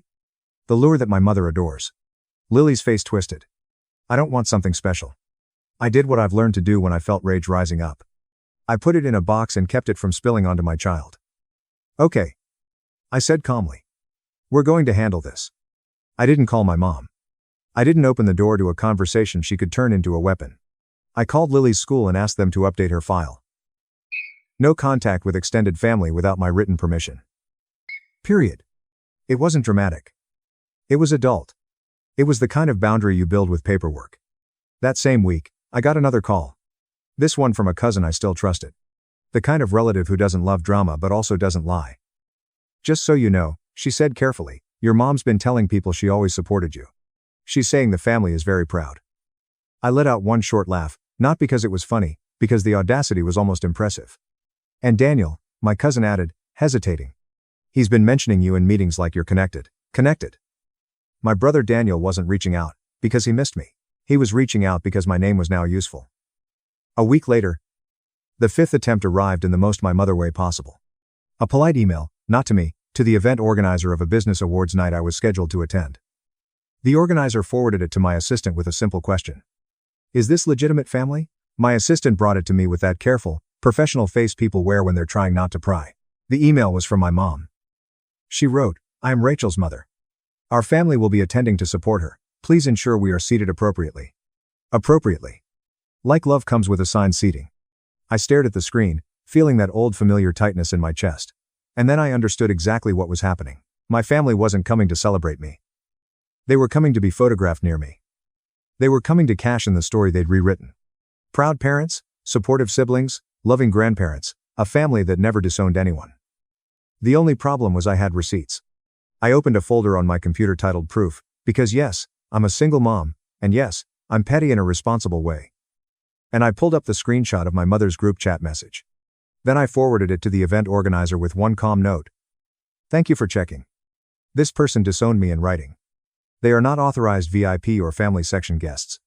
Please notify security if they approach the stage or my daughter. No rant. No essay. Just facts. Because facts are harder to gaslight. That night, after Lily went to bed, I sat at my kitchen table and stared at the blank space where my mother's love used to be. No, I kept my tears bottled inside. I didn't spiral. I didn't even feel surprised. I felt steady. At the time, I thought the worst thing had already happened. I didn't know yet that the next time my family showed up, it would end with them wishing they'd never said my name. The night of the event, Lily stood in front of the mirror, twisting her hair, trying to decide whether she looked fancy enough for a room full of people in blazers. She was 12 now, still my kid, still stubborn, just tall enough to see over the lies. Do I look okay? Inquiring, she spoke up. You look perfect, I said, smoothing her collar. We arrived early. The venue was all high ceilings and flattering lights. The kind of place where people pretend they've never ugly cried in a car. Cameras by the entrance, a step and repeat backdrop, tiny glasses of expensive liquids that taste like regret. Lily squeezed my hand. Why are there so many people? Because grown-ups like to clap for each other. I said. It's basically a pep rally, but with blazers. She giggled, and for a second, my chest loosened. Because no matter what happened, Lily and I were together. We always had been. This was a public event. Anyone with a ticket could come in. Which meant my family could show up. But they weren't getting anywhere near us this time. So when Lily and I sat near the front, my name printed in the program, I felt steady. Then the air changed. You know that feeling when a room shifts before you see why? Like your spine gets an alert. I felt it. Lily felt it, too. Her hand tightened around mine. Mom. She whispered. I turned my head just enough. There they were. My mom, my dad, Vanessa, Daniel, and Claire filed into the back rows under the dimmer lights, the way you see people who arrived late and expected VIP. Anyway, my mother was dressed like she'd planned a photo. Pearls, cream, respectable from head to toe. From the back of the room, it didn't look respectable. It looked desperate. She spotted me and lifted her chin like she was about to reclaim territory. Then she stood up and started moving down the aisle. Of course she did. Lily's voice went thin. Is she coming here? She's trying, I murmured. And that's when my mom tried to walk toward the stage. Not at a run, not making a full scene yet, just a steady march toward the front rows, the cameras, the family section she believed she deserved. An event staff member stepped into her path with a polite smile and a spine made of steel. Ma'am, she said gently. Your seats are in the back. My mom's mouth tightened. I'm her mother. The staff member didn't blink. Your seats are still in the back. My mom tried to step around her. The staff member moved with her like a living boundary. I didn't move. I didn't rescue her pride. She'd spent years burying mine. My mom argued for one more beat, long enough for heads to turn, then finally backed down and walked stiffly back to her row. Vanessa's smile vanished. Daniel leaned in, whispering fast. My dad stared forward like he didn't want to be recorded having a conscience. The program continued. Speeches, awards, applause. Then my name was called. Lily looked up at me like I was about to jump off a cliff. Go. She whispered. I walked to the stage, took the microphone, and looked out at the room. I saw cameras. I saw a live stream screen off to the side. I saw a sea of faces. And in the back, I saw my family sitting where they belonged, far enough away that they couldn't pretend we were close. I took a breath. I'd planned not to mention them. I wanted to win without speaking their names, but then I remembered Lily's voice at our kitchen table. What does Lily mean? And I realized something. If I stayed silent, the shame would stay ours. So, I made a choice. I'm a single mom, I said. And I built this without a safety net. A few people nodded. The room got quieter.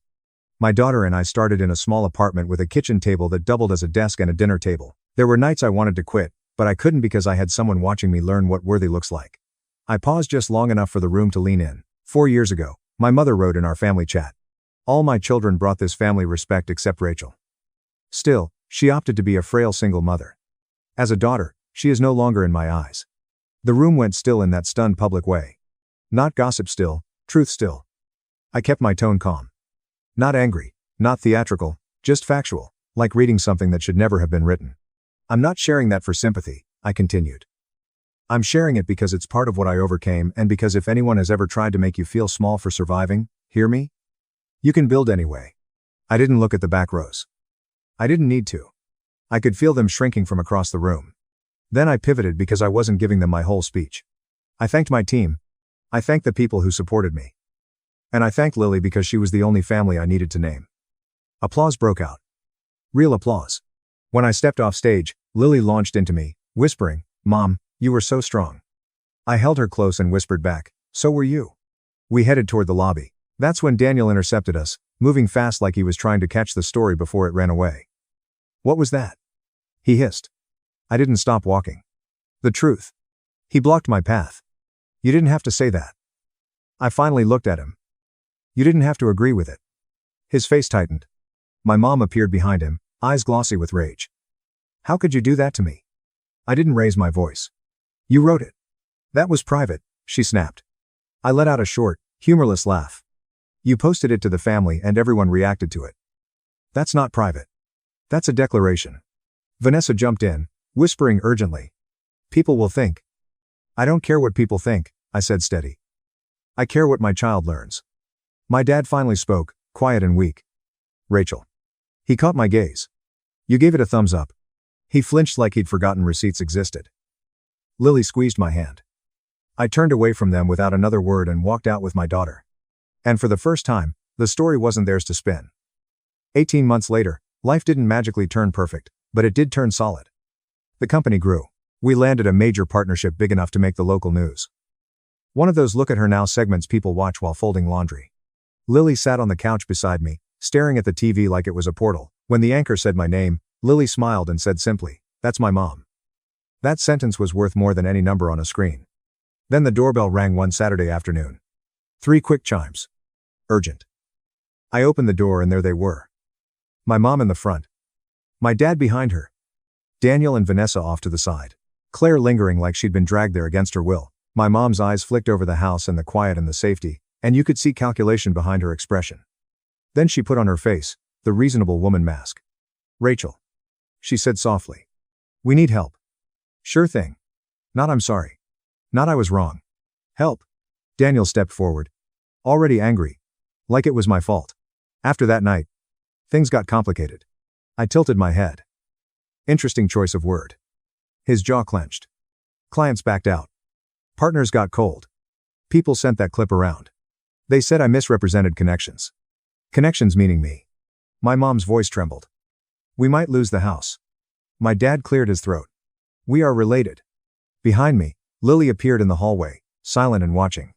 I looked at my mom. "You wrote. You didn't see me as your daughter." My mom's eyes flashed. I was upset. "You were clear," I said.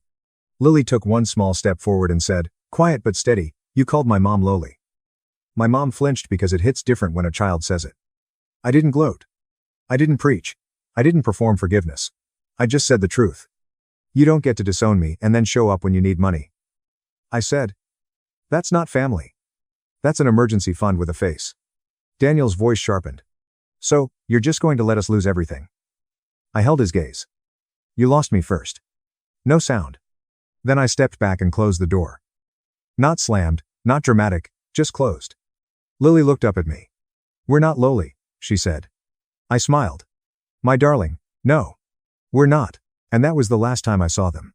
So, tell me, did it go too far or not far enough? Let me know in the comments.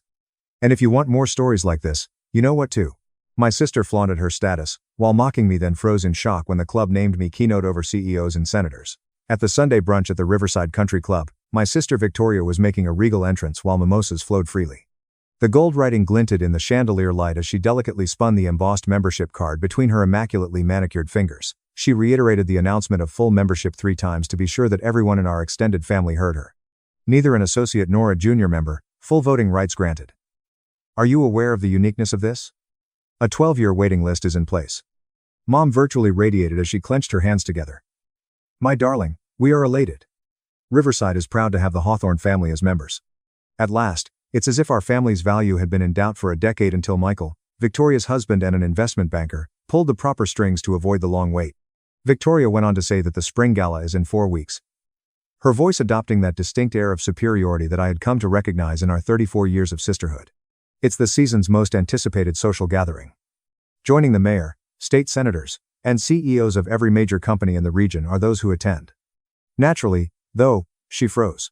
Attendance is limited to members and their invited friends only. From his seat at the head of the table, Dad grinned. We are all grateful to you, Michael, for all that you have accomplished. This will open a lot of doors.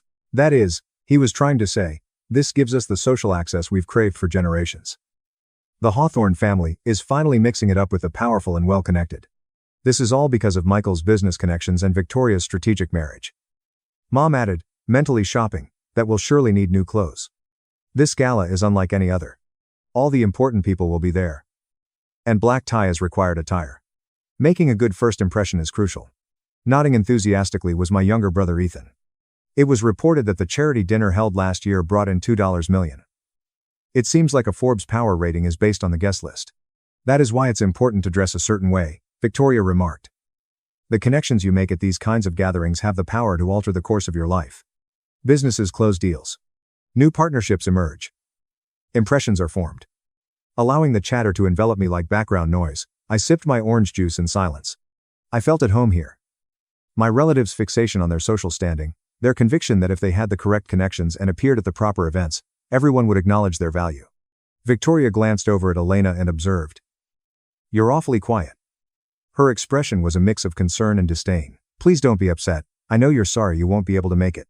By next year, perhaps Michael will be able to get you up on the associate member path. It's a first step, that's thoughtful. I responded indifferently. She went on to say, I know your work is important to you. Subtly implying that my job was unimportant. Your nonprofit organization. Remind me, what is it called? Something educational. A program for international student performance. I see. Service to others. Assisting disadvantaged youngsters is a truly admirable endeavor. Those in the political and business spheres are the only ones who genuinely attend the event, though. Even if you didn't, you might still feel awkward. My mom gave me a comforting pat on the hand. It's true. Victoria. These social occasions might be somewhat intimidating if you're not accustomed to them, my dear. Continue doing what you are familiar with. Evidently, my family had written off my little nonprofit for the previous 9 years as Elena's pet project, but I was actually running it. The fact that Global Education Initiative had expanded from a local group helping 250 children to a worldwide foundation with a $195 million yearly budget is something they were unaware of because they had never inquired. Impact statistics indicating 2.7 million children educated or relationships with 18 national governments were not important to them. What did matter, though, were social visibility and country club memberships. Under my breath, I whispered that I had indeed received an invitation to the gala. All conversation ceased at the table. Victoria's grin ceased moving. Excuse me? At the spring gala. Roughly 7 weeks ago, I got an invitation. Victoria stated in a harsh tone that it was impossible. We haven't sent out our invitations yet, and only members are allowed to do so. We're meticulous in our selection. No one was invited as guests. It was sent out by the gala committee itself. Michael seemed doubtful as he leaned forward. Major contributors and VIP speakers are the only ones the committee invites directly. Someone has to be mistaken. I took out my phone, accessed my email, and scrolled to the message from the events director at Riverside Country Club. I passed the phone to Victoria, by sliding it over the table. The more she read, the more expressions her face went through. Perplexion, shock, and then what appeared to be fear. She spoke with a compressed voice, stating that this indicates you are the featured speaker. Regarding the spring gala, yes. I see your point. At the most prestigious event of the year, you will be delivering the keynote speech. It was more of an attempt to clarify the meaning of the words than a query. The phone was seized by Dad. Take a look at that. It was read twice by him. Global Education Initiative's founder and current executive director, Elena Morrison, will be the featured speaker.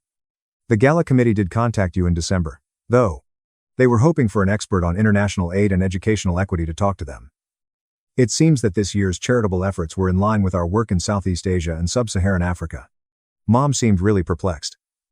Although you are the director of a modest nonprofit. To what extent are you even known to the Riverside Gala Committee? Mother, we are no longer so little. On multiple occasions, we have collaborated with the United Nations, the Gates Foundation, and UNICEF. Because of our fresh take on technology in rural schools, we were profiled in The Economist last year. Do you mean The Economist? Her eyes widened in Ethan's. Much like The Real Economist. Yes. In addition, our TED Talk has garnered nearly 9.4 million views, and it has been published in Foreign Affairs and the Stanford Social Innovation Review. The air was devoid of sound. Softly, I could make out the clink of cutlery from other tables, the hum of classical music coming from the club's sound system, and the quiet murmur of conversations that weren't about families dealing with the news of their underappreciated daughters. Most importantly, Victoria discovered her voice first. We have 9.4 million views. I checked. And it was 9.6. This was also not brought up by you. I gave it my best shot. The TED Talk was brought up during Thanksgiving. Dad remarked, "That's nice." And then he inquired about Michael's investment results. I mentioned our collaboration with the Rwandan Ministry of Education over Easter. You shifted the conversation to your next kitchen remodel. While I was in the middle of describing our technology pilot program at your anniversary party, Mom stepped in to connect me to someone through our daughter, who is a child care professional. The words lingered. A small accusation for each.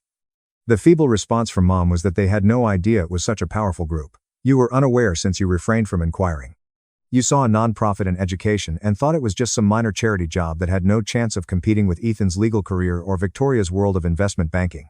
My efforts did not conform to your standards of success, which were based on things like country club memberships and corporate titles. With an increasingly uneasy expression on his face, Michael continued to swipe through his phone. The operating budget of your foundation is $195 million.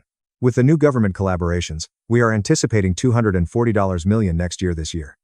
Partnerships with the government, he gently reiterated. Regarding which administrations? At the moment, we have signed with the following countries: Indonesia, Vietnam, Cambodia, Tanzania, Rwanda, Vietnam, and the Philippines and Bangladesh. India and a number of Latin American nations are now in negotiations with us. Dad's complexion had turned white. Foreign governments are involved in your work. Yes. Our services include the provision of technological systems, teacher training programs, and educational infrastructure. Because of how perplexed everyone got when I tried to explain it during family dinners, I eventually gave up. My phone's email had not escaped Victoria's gaze. It is customary for the club president to introduce the keynote speaker. The program for the event will include your bio. Word on the street is that your sister is the head of a huge worldwide charity. Of course, I think they will. She mumbled something about how she had informed everyone that you were employed by a small charity. I mentioned before that you had a gentle side when dealing with kids, but you lacked commercial acumen. What you said was exactly what was necessary for you to continue being the family success story, as I mentioned before. It makes sense to me. You've been doing this for quite some time. Condensation gathered on the white tablecloth as Mom's mimosa sat unattended. You mentioned that you occasionally met with government authorities while on the road for work. On other occasions, it was education ministers, UN bodies, partner organizations, or foundation funders. A meeting on worldwide literacy programs took place in Geneva 6 weeks ago. Nairobi, where we held our East Africa Regional Conference 2 months prior. According to Mom, you never mentioned how vital it was. I mentioned that I will be giving speeches at conferences globally. You took them for casual academic get-togethers. I brought up gatherings with ministers of education. Evidently, you mistook me for referring to principals at nearby schools. We are entering new international markets, as I mentioned before. Nodding and smiling, you wanted to know if I'd met any good guys on my travels. The cold, unpleasant, and unavoidable reality was falling over the table like fog. Something went bump on my phone. Tomorrow at 8:30 a.m. My aide will be calling the Dutch Minister of Education. This is a confirmation SMS. Times Eastern, UTC. The World Bank also gave its stamp of approval to the $18 million, 4-year grant plan. Good job. After taking a quick look, I put the phone down. $18 million. Just a small fraction of our annual budget. But it's still a big win. Could you tell me who it was? Victoria timidly inquired. I am only verifying a call with the Minister of the Government, my assistant. Which executive branch? The country of the Netherlands. Their goal is to create refugee education programs that are similar to ours in terms of technology. The sound of Ethan's laughter was piercing and nearly maniacal. Messiah Jesus Christ. Hi, Elena. The governments of Europe are advising you. Entry have a metaclator, a growth of advising you may Jesus Christ. I counted multiple. Yes. Everyone deserves an education. Effective models are cross-border scalable. Presently, Dad's fingers were swiftly gliding across the screen of his phone as he read something. Numerous articles have been written regarding you. Money Magazine, news website, and philanthropy journal. You're being hailed as a leading voice in the fight for educational reform on a global scale. That makes me feel good. Adding appeal? Subtly. His voice grew louder. This is the second time you've briefed the United Nations General Assembly. Developing regions' access to education and technological integration are two separate but related issues. Mom seemed on the verge of sobbing. We were unaware. Honestly, we had no idea. Perhaps you preferred not to be informed. Neither a corner office nor membership to a country club were perks of my job that I could boast about at social gatherings. Therefore, you disregarded it as volunteer labor and proceeded to focus on more captivating subjects. As Michael's cheeks turned redder, he continued scrolling. Since the organization's inception, you have successfully raised more than $485 million. Who's keeping score? $495 million. I felt confident in my abilities as a manager of a $215 million fund. I told you that you were doing great. I must admit, both of our works are amazing.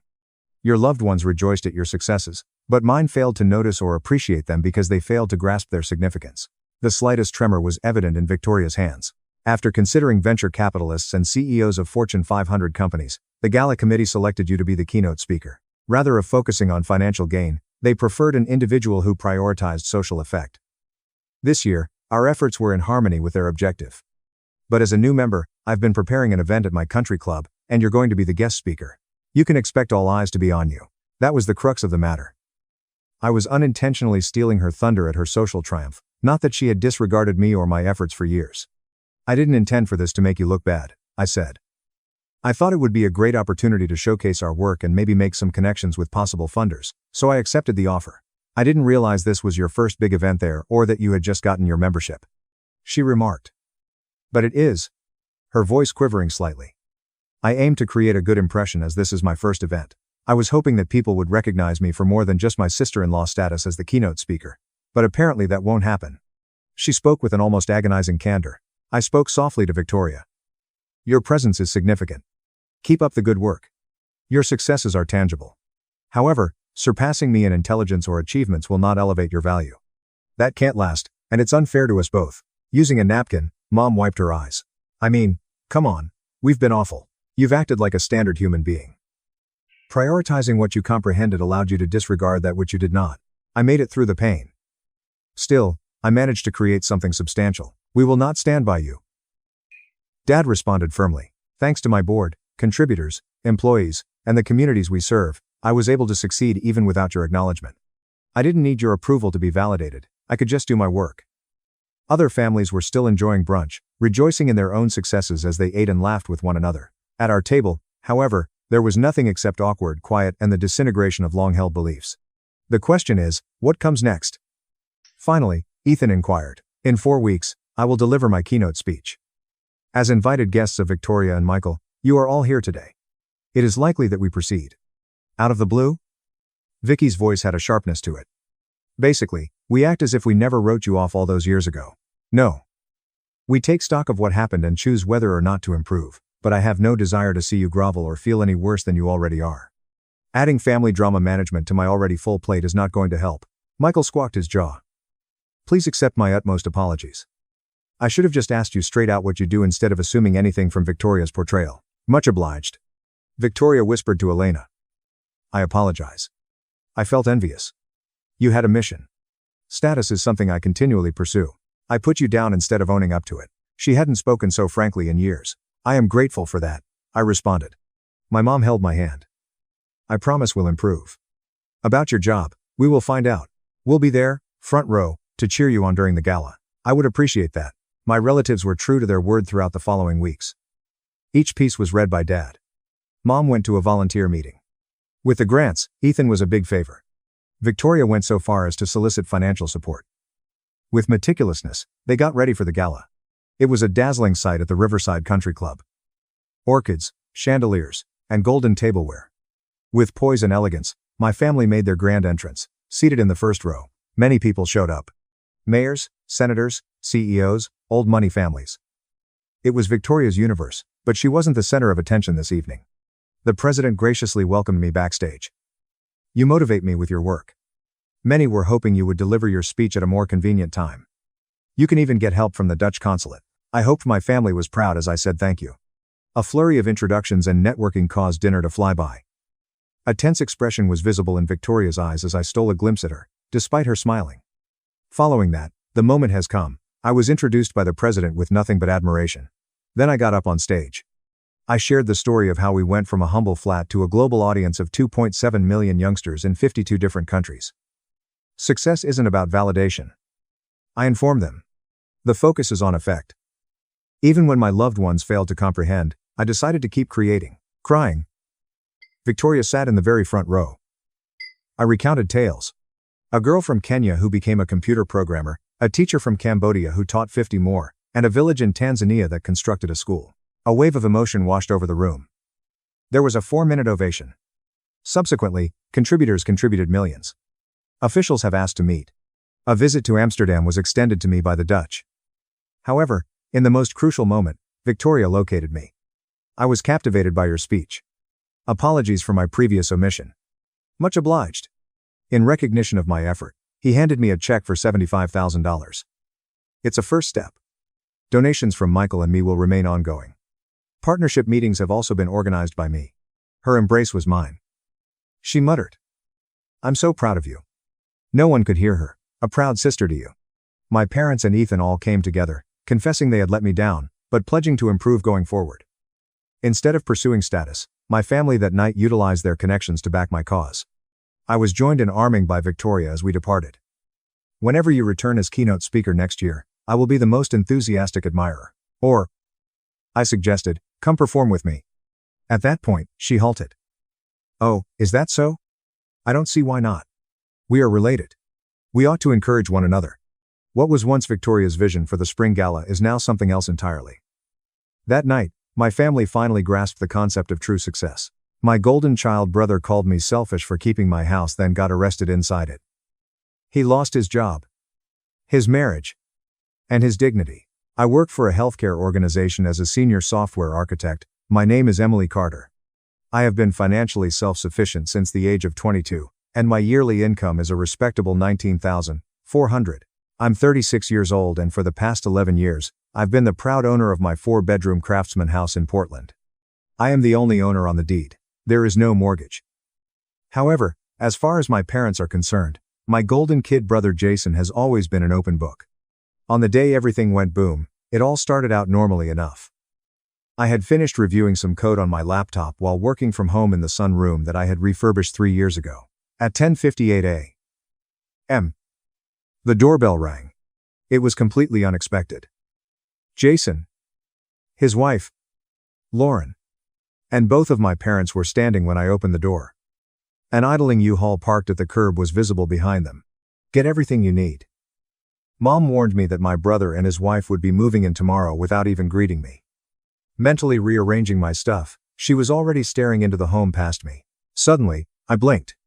My apologies. Excuse me? Emily, please don't complicate matters. The way Dad stated it made it sound like I was being unreasonable from the start. This home is ideal for Jason and Lauren. An infant is expected soon. In the 11 years that I've lived here, I've stared at them. In fact, Dad chuckled. It was rude and uncaring. Dear Emily, you do not possess the family house. That house was our purchase. From the beginning, we considered it to be part of the family. I was taken aback by the boldness. In 2013, I had paid for this house out of my own pocket. No one from my family had ever given us a dime. No one had ever lived here before. I spoke gently, saying that this wasn't the family home. My humble abode. I purchased it.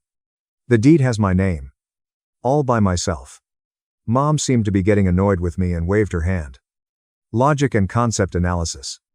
The down payment money was given to you by your father. His answer is no. For the down payment, I put $82,500 aside on my own. For each deposit, I have the corresponding bank statement. With an air of artificial calm, Jason finally raised his voice to speak. Emily, your dramatics are unnecessary. Lauren has been pregnant for 5 months. Our apartment is too small for our needs. All by yourself in this place. That's arrogant. I said it again. Selfish. So I can settle down in the home I bought. Adding, you're being difficult on purpose. Lauren placed her hand on her little bump. No one helps out their own family like a family. Just as we do for you. So, do we. That couldn't have been more incorrect. 8 years ago, when I needed assistance relocating, neither Jason nor my parents were available. They suggested that I hire movers because I was already making a good living. Let me be crystal clear. I set out. From a legal and economical standpoint, this is my home. Do not attempt to enter. No one asked you to come. A shadow fell over Dad's face.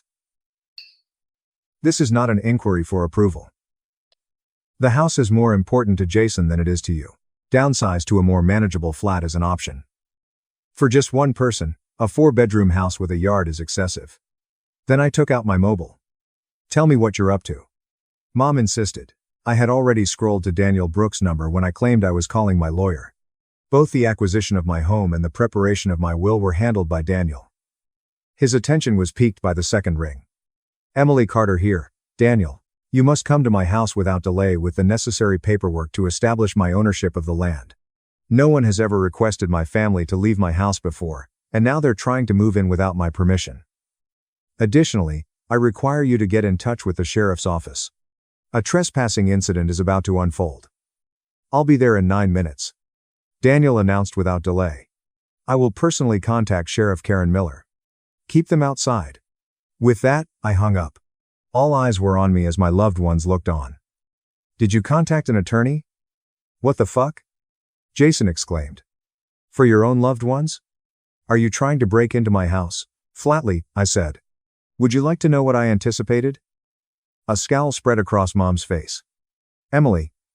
This is totally you. Constantly freezing. Invariably prioritizing acquaintances over relatives. Your upbringing was more than this. You instilled in me the values of independence and self-sufficiency, I pointed out.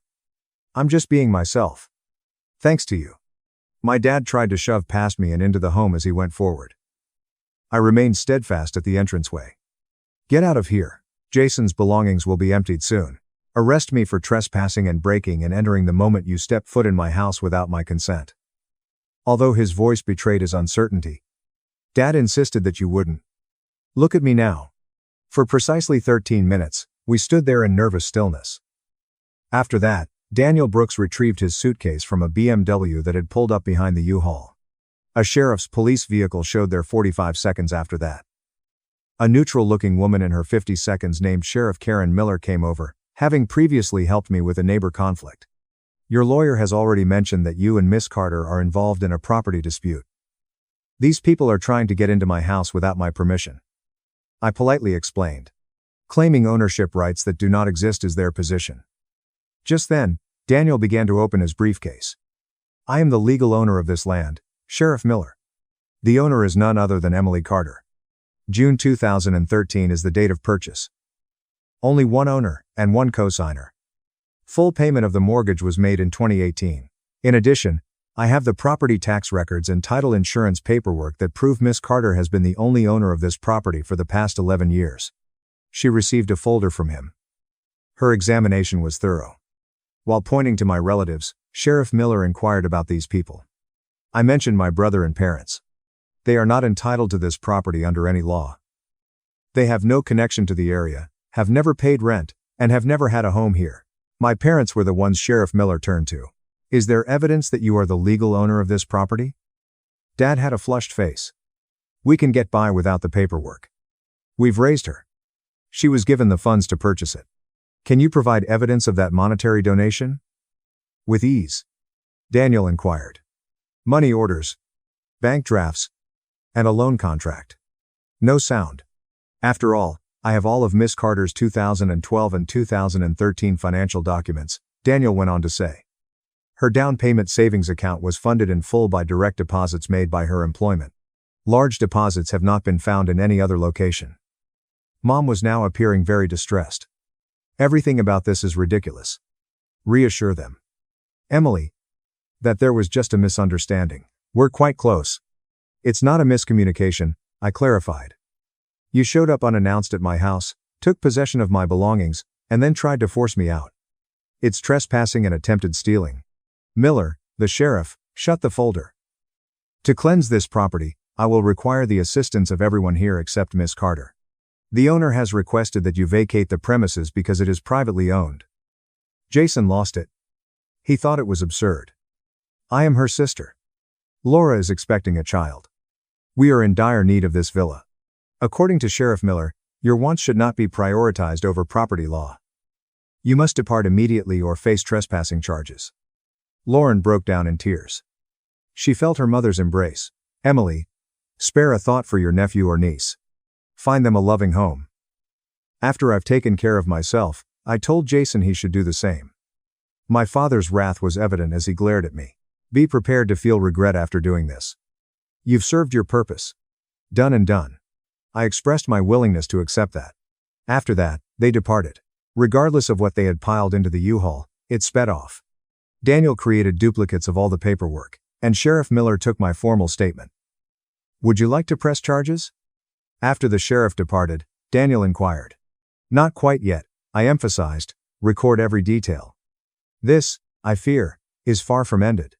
Then I was correct. There were 53 calls from different relatives that I got in the next week. Aunt Susan said I was nasty and self-centered. According to Uncle Michael, I was ruining the family. Megan, my cousin, wrote a lengthy text expressing her concern that my late grandma would be disappointed. Most of them were barred after they flat out refused to listen to me. Jason launched an initiative on social media. He shared on Facebook how his cold-hearted sister was keeping a family home she didn't need and ignoring her pregnant sister-in-law. Friends, distant relatives, and high school classmates were among the persons he tagged. Before I took a screenshot and emailed it to Daniel, the post had 412 shares. Defamation is what Daniel called it when he saw it. His baseless accusations are hurting your credibility. No family ever considered the house their own. Could we possibly issue a stop order? Sure thing. Tomorrow I will have it written. 3 days subsequently, the certified letter requesting that Jason cease and desist reached his flat. Within an hour after that, he contacted me 71 times. No, I said. Finally, my mom got in touch. Emily, there were legal threats issued to your brother, your very own sibling? On my property, he lied about me in front of everyone. It's called defamation. Things have distressed him. Lauren can't stop sobbing. They have to make do with a very little accommodation. On Jason's wages, they just cannot afford anything more substantial. Jason earned around $49,000 per year from his sales job. Lauren was not productive. In terms of money, they made their own decisions. Giving up my house won't fix that for me. You taught me that Jason's needs were always more important than mine, and I told him, we raised you to care about family. Therefore, I believe that. I made the necessary corrections. My realization as an adult that that wasn't healthy or normal put an end to that. After she hung up, I returned home from work 2 weeks later to discover that someone had changed the locks. It was useless. Right away, I dialed Daniel's number. Next, the authorities. Emily, finally ready to talk since. Did you change my locks? Dad said as I phoned from my car to my parents' house. Jason had changed the locks. This morning, he and Lauren relocated inside. Being reasonable about this will allow you to gather your belongings. It was strangely peaceful. As a result, Jason secretly changed the locks on my residence. There's no breaking in. Under the flower pot, you store a spare key, and he utilized it. 6 years ago, I took the spare key out, but it seems Jason duplicated it first. And that means he had been plotting all along. The cops will be contacted. I informed him. Jason has broken into my home, changed my locks without permission, and is unlawfully occupying my property. Trespassing and burglary are the right terms to use. Nobody would dare. After hanging up, I dialed 911. The cops showed up within 6 minutes. They saw my utility bills, property tax statements, driver's license with this address, and deed. I was the one who owned it all. In Jason's name, there was nothing. Jason and Lauren were unloading boxes in my bedroom when the police came to my house, which I had authorized as the legal owner. In the garage, my possessions were tossed into trash bags. Arrest warrants were issued for Jason. Lauren there as well, but she cried her way through it all. Criminal trespassing, vandalism, and burglary were the charges. As they pried open my bedroom door, they broke it. As the police were loading Jason into the car, my parents pulled up. I was yelled at by my mom. Someone is going to arrest your sister-in-law because she is pregnant. Which monster type are you? I called her the type who refuses to let burglars into her home. Dad appeared devastated. You will always have our eternal regret. That's fine with me. For Jason and Lauren, they posted bond. Both for $1,750. They borrowed money to pay for it. The following day, Daniel sought a restraining order. In light of the arrest and break-in, the judge authorized it without delay. Jason and Lauren, my parents, were required to maintain a minimum distance of 750 feet from both me and my property. Then their situation deteriorated further.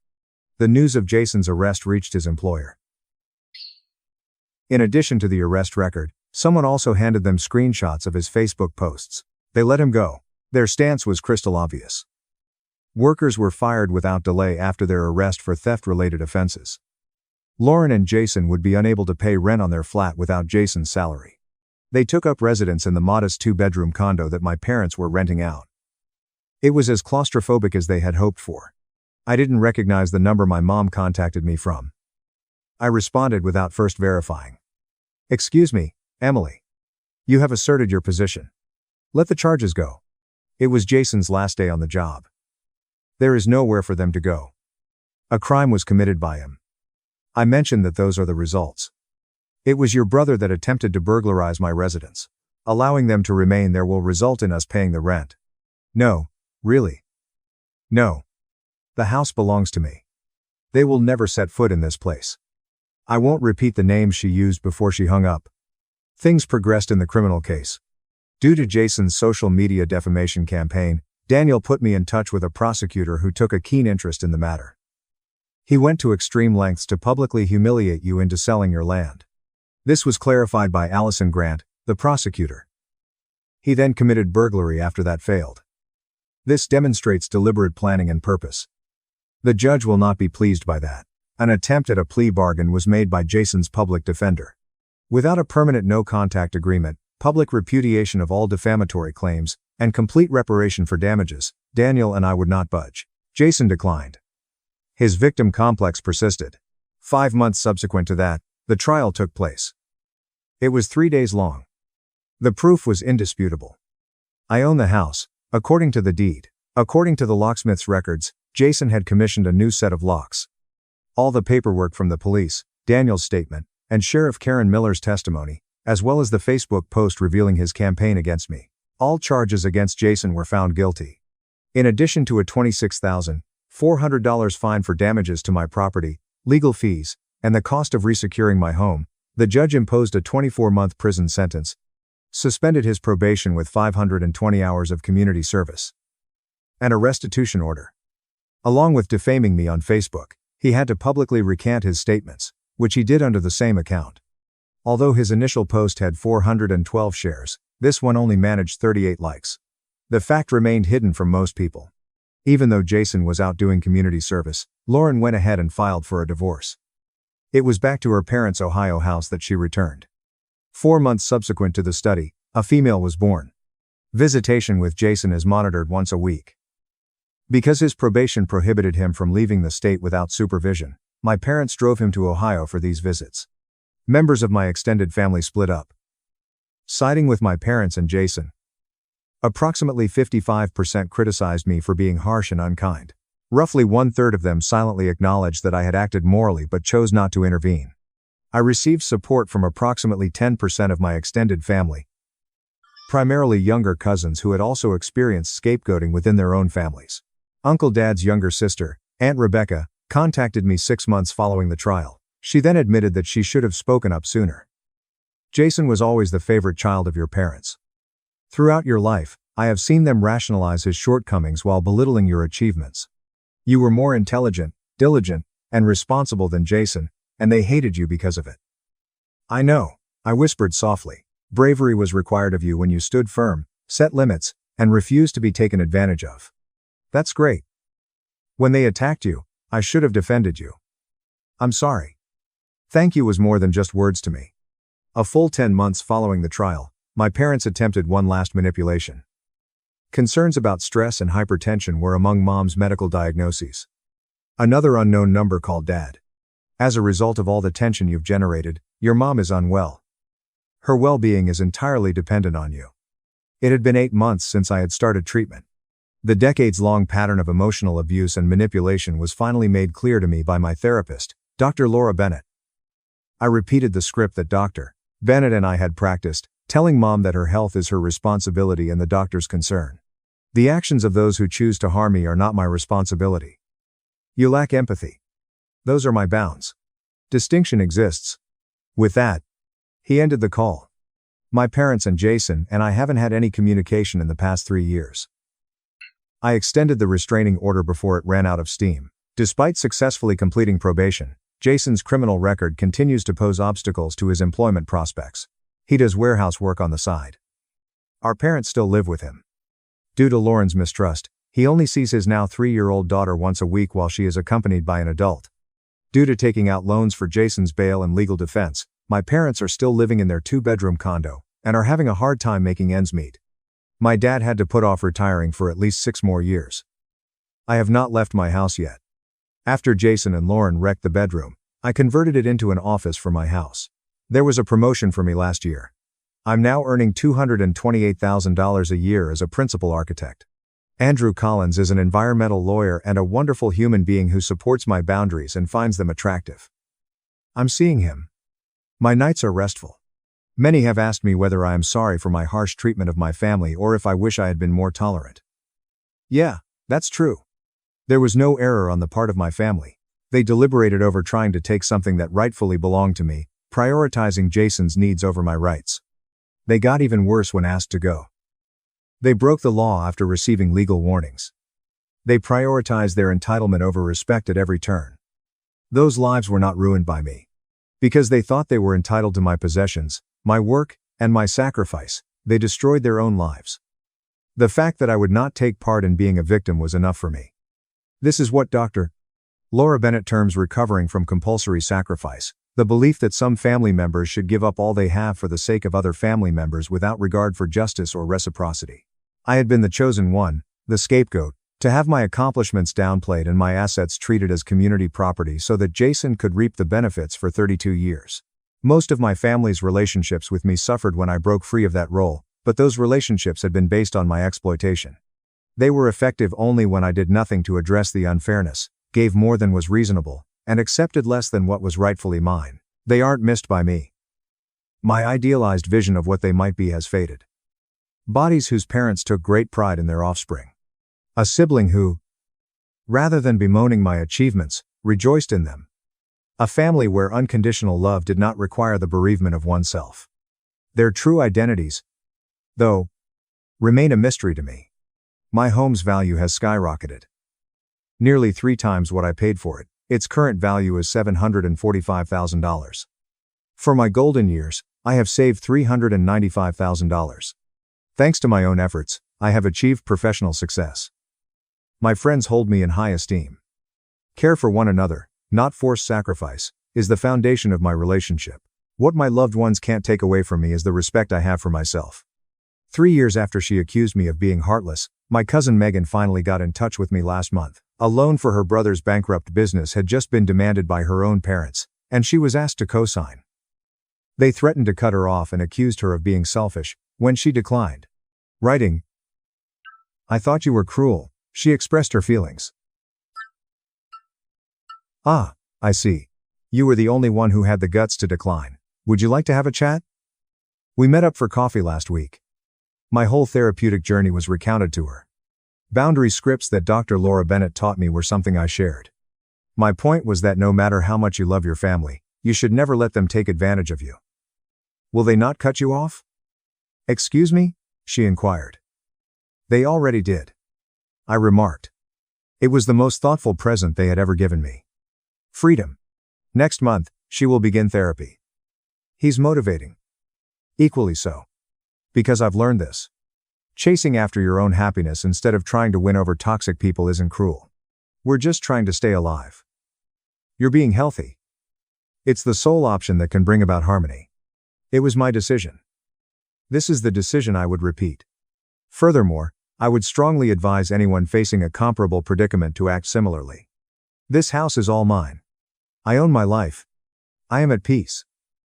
And none of my loved ones, my responsibilities, or my shame will ever be able to take those things away from me. I let my stepfather try to break in. 3 years of silence turned into one night of proof. The call arrived while I was still in uniform. "Ma'am, your stepfather is here. He has bolt cutters." For a brief moment, the world went silent.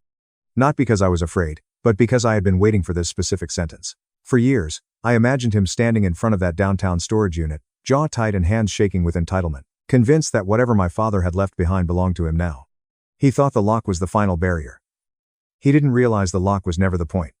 I did not raise my voice. I did not instruct the manager to stop him. I smiled, reached into my desk, and touched just one thing. He'd never find the real key. I've never told my mother about what my father left in the downtown storage unit. Not while he was alive, not after his death, and certainly not after she remarried. Some people believe secrets stem from guilt or fear. Mine was not. Mine came from instinct. The same instinct that keeps you alive when you're deployed abroad. When you learn to read a room before others do. When you understand that silence can be a form of preparation. My father taught me that. He was the type of man who believed in paperwork, backups, and plans that could withstand emotions. When I was younger, I assumed it was paranoia. I now realize it was love expressed quietly. He never raised his voice or delivered dramatic speeches. He had just prepared. Of course, there was grief when he died, the kind that sits heavy in your chest when you realize you'll never be able to ask him questions. However, there was also a folder, a key, and instructions written in my father's precise handwriting. Don't rush. Don't explain. Keep this private. The 12x10 storage unit was in the heart of the city, sandwiched between a nail salon and a shipping warehouse, unremarkable. It was climate-controlled. My mother believed it contained old furniture and taxpayers. She once recommended cleaning it out to save money. I told her I'd handle it when I left. I never did. 3 years after my father died, my mother met Michael Harrington. He presented himself as charming yet humble, a widower who understood loneliness. He brought flowers, fixed minor repairs around the house, and complimented my military service with a performative respect that felt rehearsed. He said things like, "Your daughter's uniform must make you proud," while his gaze lingered a little too long on the house. I was stationed in another state at the time of their wedding. I watched the ceremony on a screen, standing in a quiet corner of the base with my cover tucked under my arm, looking at my mother's hopeful but fragile smile. I told myself I wasn't being fair. I told myself that grief makes people suspicious. Then Michael Harrington inquired about my father's assets. It was casual at first. A comment here and a question there. "Has Dad left a will? Were any accounts still open?" He asked my mother once in front of me, smiling as if it were a joke, just to make sure everything was in order. That's when I realized my father had taught me something else. People with nothing to gain do not consider what is not theirs. I did not confront him. I did not warn my mother. I didn't bring up the storage unit, even when Michael Harrington asked why my father had kept one downtown for so long. I smiled politely, responded vaguely, and returned to base, the weight of certainty sinking into my bones. Michael Harrington lacked curiosity. He was searching. I replayed conversations in my bunk late at night. He asked questions in a specific order. The way he expressed concern as responsibility. The way he mentioned family property, even when he meant my father's. I started documenting. I did not want vengeance. I wanted clarity. My mother forwarded dates, phrases, emails, and text messages without thinking, asking if I understood what Michael Harrington meant by liquidating unused assets. I kept it all quiet and methodical. The storage unit became more than just a secret, it became a test. I agreed with the facility manager, an elderly man named Walter Green, who had worked there longer than I had been alive, that only I could enter the unit. No exceptions. I updated the file, added notes, an extra lock, and then, as my father had suggested years ago, I installed something else, something invisible unless you knew exactly where to look. Michael Harrington never did. I received updates from the base in an indirect manner. My mother mentioned that Michael Harrington had helped organize paperwork, that he wanted to streamline finances, and that he had offered to drive downtown one afternoon to check on the storage unit for me. I told her no, firmly and calmly. It was the first crack. After that, his tone shifted. He began calling me less daughter and more difficult. I told my mother I was secretive. Said that my service had made me rigid. I wrote everything down. Still, I waited, because my father had made it clear. The truth does not work unless it appears on its own. The call arrived on a Tuesday afternoon. I was back on base, fresh from drill sweat and still cooling beneath my uniform. Walter Green's voice was tight as he spoke. "Ma'am, I didn't want to alarm you," he told me. And that alone revealed everything. "But your stepfather is here. He claims that the unit is now his wife's property. He has bolt cutters." I closed my eyes, not in fear, but in recognition. This was it. I asked Walter Green to do exactly what we had discussed. Call security, notify the local police, document everything, and say nothing more. Then I sat down, unbuckled my duty belt, and opened the drawer on my desk. Inside was the key, not the spare or the obvious one, but the genuine one, smooth from age and heavy with intent. My father once told me, if someone tries to force their way into something you've properly protected, let them. The mistake is part of the evidence. If someone asks about the unit, take note of the question. If someone tries to get to it without you, let them reveal themselves. At the time, I thought he was being overly cautious. I assumed grief had made him pessimistic. I still didn't understand how clearly he saw people. My mother met Michael Harrington approximately 14 months later. He worked in consulting, which appeared to mean he talked a lot but explained very little. He was attentive in a way that impressed the neighbors, opening doors, carrying groceries, and checking on my mother's comfort level. When I first met him in person, he shook my hand firmly and told me how much he respected military discipline. "You must be very organized," he remarked, smiling. "Your father was, too." This was not a compliment. It was a probe. The questions came quickly after that. How long had my parents owned this house? Was it paid off? Did my father have retirement or life insurance? He asked these questions while my mother sat right there, laughing it off and saying things like, "Michael Harrington worries too much." But worry has no direction. His did. I began noticing patterns. Michael Harrington would pose a question, then return to it weeks later, phrased differently. He'd repeat details that my mother hadn't revealed. He remembered numbers, dates, and addresses, and he always spoke about my father in the past tense, but his gaze remained fixed on the future. When my mother called, I carefully listened from the base. I learned to hear what was not said. The pauses before she responded, the way she lowered her voice without realizing it. Michael Harrington's opinions gradually became factual in her sentences. He believes it would be simpler if everything was in one location. She once told me, just for emergencies. He was always using emergencies as an excuse. I asked her what he meant by everything. She hesitated before saying, "You know, accounts, papers, that storage unit your father had. He doesn't understand why you keep it." That was the first time he referred to it directly. I did not argue. I did not defend myself. I simply stated, "Dad asked me to handle it, and I am." Michael Harrington was not pleased. After that, his tone toward me changed. Not openly hostile, never so obvious, but tinged with implication. He suggested that I was hiding something. That military life had distanced me, and I no longer trusted my own family, and that's when I realized exactly what he was doing. He hadn't attempted to access the storage unit yet. He was attempting to isolate the narrative surrounding it in order to make my mother question my motives and feel uneasy about my authority over something he desired to control. So I did exactly what my father would have done. I documented. I kept a private log digitally and backed it up 3 times. I took note of dates, exact wording, and behavior changes. I saved text messages in which Michael Harrington described financial access as a concern. Emails in which he recommended consolidating unused property. I did not react emotionally. I viewed it as intelligence gathering. Michael Harrington progressed slowly. He offered to assist with paperwork, inquired if my father had left instructions for the storage unit, and suggested that because he was now my mother's husband, he should manage certain things on her behalf. I refused every time, not loudly or dramatically, but consistently. Michael Harrington, for example, is frustrated by consistency, because it leaves no room for improvement. I was not surprised when he finally went to the storage facility by himself. I had been waiting for it. I had already prepared Walter Green, the manager, months ago. I had already updated the access restrictions. I had already confirmed local laws governing property rights and spousal claims. Michael Harrington believed that marriage had given him a shortcut. What he didn't realize was that my father had anticipated this exact assumption. As I sat on my bunk, phone in my palm, following Walter Green's call, I felt something unexpected. Not fear, not anger, but relief. Because when someone arrives with bolt cutters, they stop pretending. They stop presenting greed as a responsibility. They no longer hide behind concern. They reveal themselves. And my father had planned everything around that moment. I stood, slid the key back into place, and made my own call. Not to my mother, Michael Harrington, or the attorney. I said, "Something is happening. And I believe we are exactly where my father expected us to be." I did not tell my mother what was going on at the storage facility that day. Not yet. That restraint was not cruelty. It was a strategy. By then, I had grasped something my father had attempted to teach me without ever putting it in words. When someone is being manipulated, the truth must arrive in the correct order or it is rejected on impact. My mother was still engrossed in the story Michael Harrington had written for her. In his version, he was the responsible husband, the one who tied up loose ends and ensured nothing important was hidden from her. And I was the distant daughter, too rigid from military life, too secretive, and too controlling of family property. He had been planting those ideas for months. I could hear it in my mother's voice when she called later that evening. She sounded tired and cautious, as if she was selecting each word after consulting someone standing just out of frame. Michael Harrington stated, "You were upset about the storage unit." She began. I paused for a moment before responding. "What did he tell you I was upset about?" She paused. "He believes you don't trust him."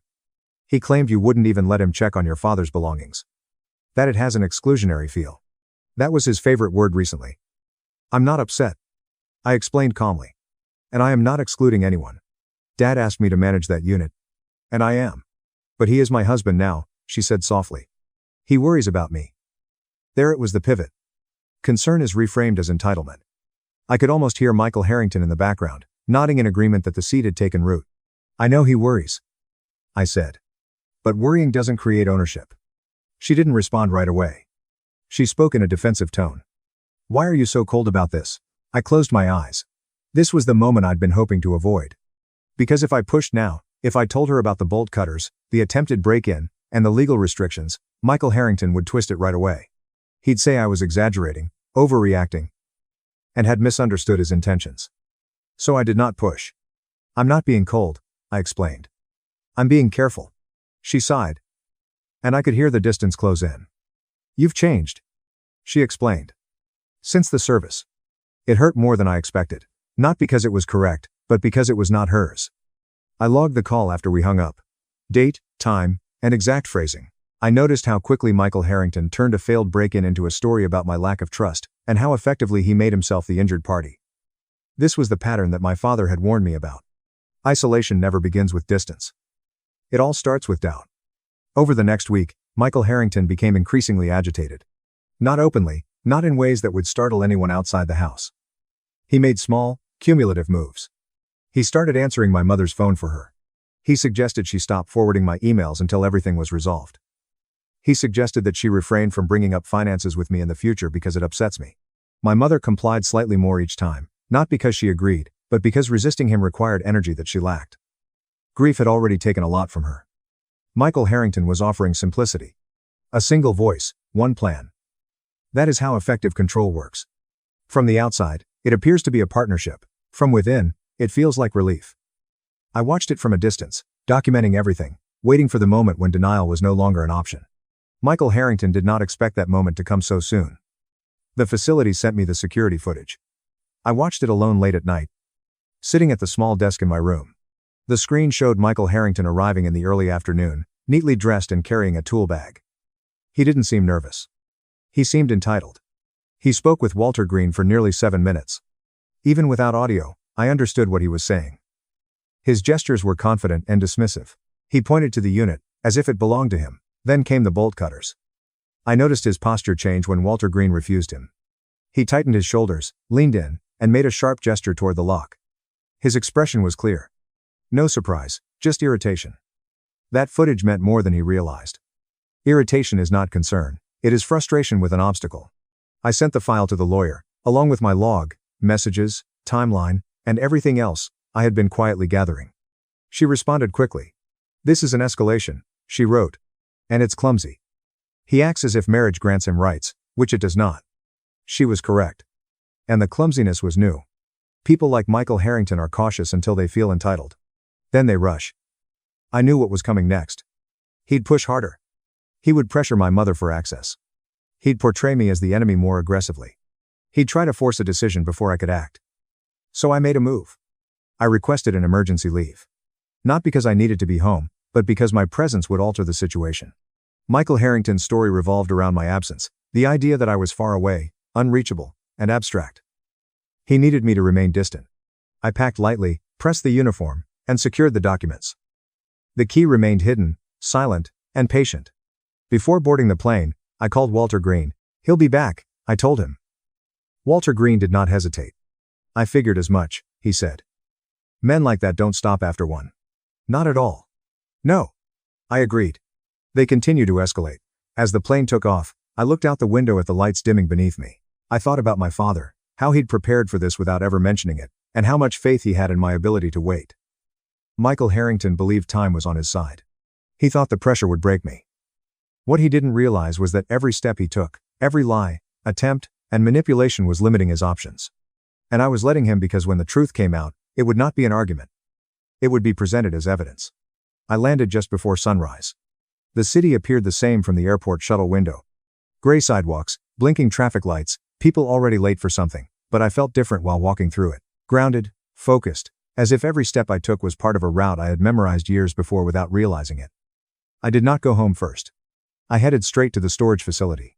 Walter Green waited for me in the small office near the front, a paper cup of coffee cooling in his hands. He stood when he noticed me. Relief was evident on his face. "I'm glad you came," he replied. "He's been back 3 times. I wasn't surprised." "How did he act?" I asked. Walter Green let out a slow breath. "Calmer," which bothered me more. He did not bring any tools this time. He brought papers. That caught my attention. He claimed his wife had the right to whatever was in the unit. Walter Green went on to say that he was simply trying to prevent family assets from being mishandled. He asked me to override the access restriction. When you didn't, Walter Green's lips tightened. He smiled, said he understood, and asked what time I got off work. I nodded. That made sense. When force fails, people like Michael Harrington constantly change tactics. They soften, wait, and look for cracks. Did he mention anything else? I asked. Walter Green slid a printed still from the security footage across his desk. It showed Michael Harrington standing in front of my unit, his head tilted slightly, as if listening. He said something that stuck with me, Walter Green explained. He said, "Locks don't protect what I own. They simply delay it." I folded the paper carefully and placed it in my bag. Another piece. Another brick. "Thank you," I responded. "You did exactly what you were supposed to do." Walter Green nodded and paused. "You know," he said, lowering his voice, "I've worked here for a long time. People constantly try to break into units that aren't theirs, but they usually panic, bluff, or threaten." What did he do? He acted as if the outcome was already determined. That made complete sense to me. I did not open the unit that morning. Not yet. That was not the move. Instead, I drove home. The house appeared unchanged from the outside. Same porch light. My father planted the same rose bush several years ago, but the atmosphere changed the moment I stepped inside. The air felt tight and controlled. Michael Harrington and my mother were sitting at the kitchen table when I walked in. He stood up right away, a look of surprise on his face that he quickly covered with a smile. "Well," he said, spreading his hands, "look who's home." My mother stood up slowly. Her eyes searched my face, tangled with relief and apprehension. "You didn't tell me you were coming," she explained. "I wanted to see you," I responded. "In person." Michael Harrington pulled out a chair. He said, "Sit." As if he were doing me a favor. "We were just talking about you." "I'm sure," I replied, still standing. He cleared his throat. "There's been some confusion about your father's things, about the storage unit." "There hasn't," I replied without agitation. My mother frowned. "Michael Harrington says the manager wouldn't let him check on it, that he was treated like a stranger." "That's because he is," I informed him. The word landed harder than I had intended. My mother flinched. Michael Harrington's smile thinned. "You don't get to decide that," he said lightly. "I'm your mother's husband. And I'm my father's daughter," I told him. "And he put the unit in my name." Michael Harrington leaned back, his arms crossed. "Marriage changes things." "Not legally," I replied. My mother looked between us. "Why are you two acting like this?" she asked. "Why is this unit such a problem?" I took a breath. This was the point at which my father had warned me that the truth would either clarify or collapse. "Because," I said gently, "someone tried to break into it." The room went very still. My mother's hand flew to her mouth. "What?" Michael Harrington's reaction was faster. "That's ridiculous," he said. "Who told you that?" "The manager," I replied. "And the security footage." He laughed sharply. "So now you're accusing me of what? Being a criminal?" "I'm stating facts," I said. "You showed up with bolt cutters." My mother turned to him. "Michael Harrington." He stood, his chair scraping against the floor. "I went there to protect what belongs to us," he snapped. "And I didn't bring anything to break in." "That's a lie." I pulled my phone from my pocket and set it on the table. The still image stared up at us. Him. Mid-motion. Tool bag open. Bolt cutters visible. My mother stared at the screen. Her face drained of color. That's you," she whispered. Michael Harrington didn't look at her. He looked at me. And for the first time, there was no charm in his eyes, only calculation. "You think this gives you power?" he said quietly. "You think holding on to old junk makes you important?" "It's not junk," I said, "and it's not about power." "Then what is it about?" he demanded. I met his gaze without flinching. "Control," he scoffed. "You're projecting. You've always needed to be in charge. Military life did that to you." "Enough," my mother said suddenly. Her voice shook. "Enough, Michael Harrington." He turned to her, stunned. "You're taking her side?" I'm asking you to explain why you lied, she said. Why you went behind my back. He opened his mouth, closed it, then tried again. I was trying to help. By cutting a lock? She asked. Silence stretched. I watched something fracture in her expression. Not fully, not yet, but enough. Doubt had entered. Real doubt. The kind that doesn't go away when someone reassures you. I'm going to the storage unit, I said. Today, and you are not coming. Michael Harrington stepped toward me. You can't stop me. I smiled slightly. I already have. He stared at me, jaw clenched, and in that moment, I knew he understood.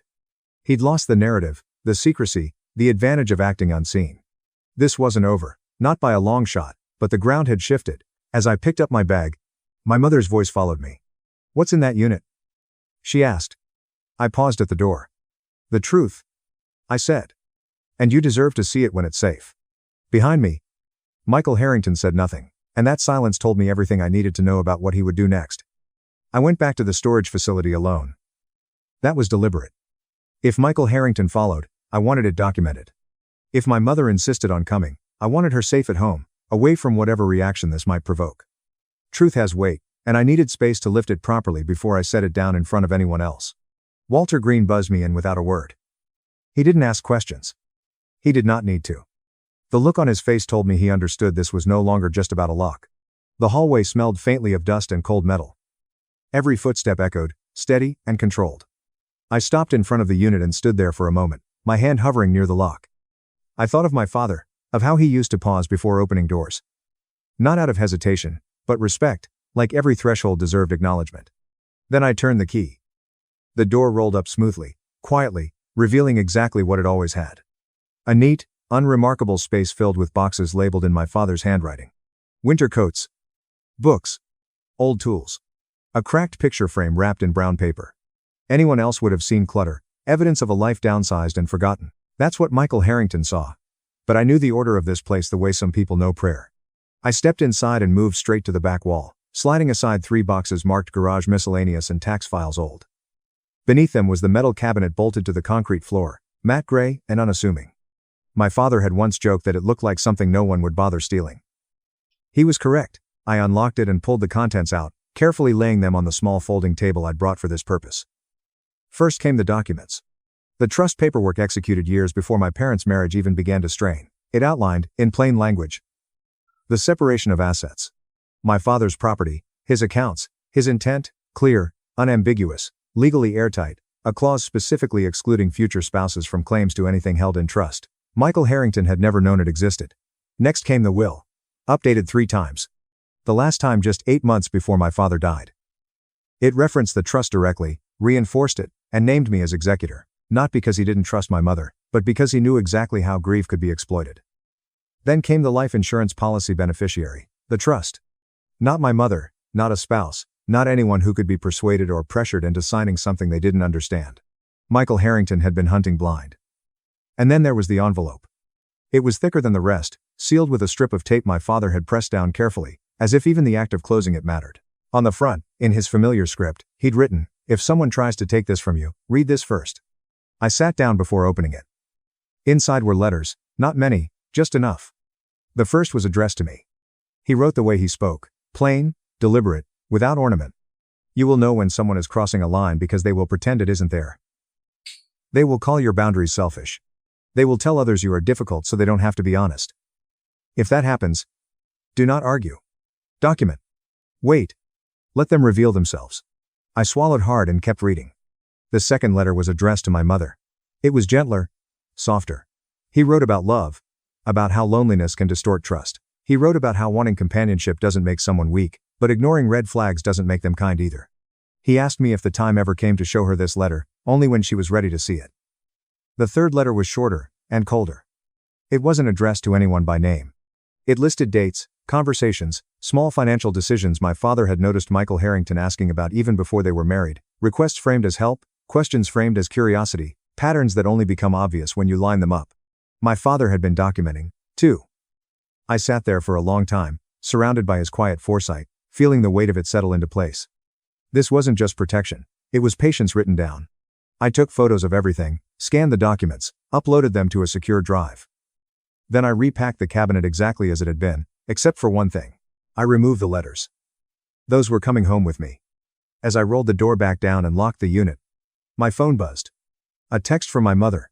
Michael Harrington says, "You're trying to turn me against him." I didn't answer right away.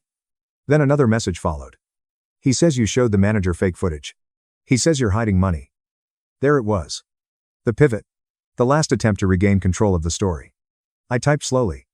"I'm not hiding anything. I'm bringing the truth home tonight." 4 dots appeared, disappeared, appeared again. What truth? The kind that doesn't need to be forced, I wrote. And the kind that explains why he needed bolt cutters. I drove home as the sun dropped lower, the city shifting into evening. When I pulled into the driveway, Michael Harrington's car was already there. He was waiting. I could see him through the front window, pacing, talking on the phone, gesturing sharply. The calm mask he'd worn for months was gone. Good, because when people lose their masks, they stop pretending. And pretending had been the only thing keeping him in the house. I parked, grabbed the envelope from my bag, and stepped out of the car. Whatever happened next, I was done waiting. Michael Harrington opened the door before I could reach it. He didn't greet me. Didn't pretend. The anger was right there on his face, raw and impatient. Like he'd finally decided the polite version of himself was no longer necessary. "We need to talk," he said. "I know," I replied, stepping past him into the house. My mother stood near the living room window, arms folded tightly across her chest. She looked smaller than I remembered, tired in a way sleep doesn't fix. When she saw the envelope in my hand, her eyes flickered with recognition and fear. "What is that?" she asked. "Something Dad left," I said gently. "For both of us." Michael Harrington laughed sharply. "More secrets." I set my bag down on the coffee table and turned to face him. "You don't get to frame this as secrecy anymore." He scoffed. "You think a few papers give you authority over this family?" "No," I said. "They give me evidence." That word landed differently. He felt it. I saw the calculation return to his eyes the way it always did when he thought there might still be a way to pivot. My mother stepped closer. "Michael Harrington," she said quietly. "I need you to listen." He didn't look at her. "She's manipulating you," he said. "That's what she's been doing from the start. She doesn't trust anyone. She never has." I opened the envelope and took out the first letter, the one addressed to my mother. I didn't hand it to her yet. I just held it up so she could see her name written in my father's handwriting. "She deserves to hear this," I said. Michael Harrington lunged forward. "That's private." "So was the storage unit," I replied. He stopped, not because he'd been convinced, but because he'd been caught. My mother took the letter with trembling hands and sat down. She read silently at first. Then her lips began to move, tracing the words. Her breathing changed, deepened, slowed. When she reached the end, she pressed the paper to her chest and closed her eyes. "He knew," she whispered. Michael Harrington turned to her sharply. "Knew what?" "That I might be lonely," she said. "That I might want someone so badly I'd stop asking questions." He shook his head. "This is ridiculous. He's gone. He doesn't get to control our lives from beyond the grave." "He's not controlling anything," I said. "He's explaining." I laid the trust documents out on the table one by one. Clear headings, dates, signatures. I watched Michael Harrington's face as he scanned them. The confidence drained from his posture with every page. "This is fake," he said finally. "It's been filed for years," I replied, "verified, recorded, reviewed." My mother looked up at him. "You told me there was no trust. I told you what you needed to hear." He snapped. The silence that followed was thick and final. I placed the last item on the table. The still image from the security footage. Michael Harrington, standing in front of the unit, bolt cutters visible, intent unmistakable. My mother stared at it for a long time. "You went behind my back," she said. "I was protecting us," he insisted. She was hiding things. "I did what I had to do." "No," she said, standing now. "You did what you wanted." He rounded on me. "This is your fault. You pushed me into this." I didn't raise my voice. "No. You escalated because you thought time would force compliance." He took a step toward me. "You think you've won?" I met his gaze steadily. "I think you've run out of moves." That was when the doorbell rang. Michael Harrington froze. I walked to the door and opened it. The officer on the porch nodded politely. Behind him stood Walter Green. "Ma'am," the officer said, "we received a report regarding an attempted forced entry at a commercial storage facility." Michael Harrington's mouth opened, closed. "This is a misunderstanding," he said quickly, stepping forward. "Family matter." The officer's eyes flicked to Walter Green, who shook his head. "We have video," Walter Green said. "And prior notice that this individual was not authorized." The officer turned back to Michael Harrington. Sir, I'm going to need you to step outside. My mother's voice cut through the room. Michael Harrington, do it. He looked at her like he was seeing her for the first time. Not as an ally, not as leverage, as an obstacle. This isn't over, he said to me as he passed. I did not respond. Outside, the officer spoke quietly. Michael Harrington's protests rose, then softened, then sharpened again. I watched from the doorway as the dynamic shifted, control replaced by compliance. When it was over, the officer returned my ID and nodded. You did the right thing, he said. After they left, the house felt hollow, quieter than it had in months. My mother sat down slowly. I didn't want to see it, she said. But I do now. I sat beside her. I know. She reached for my hand. Thank you for waiting. I squeezed her fingers. Dad asked me to. Outside, Michael Harrington's car was gone.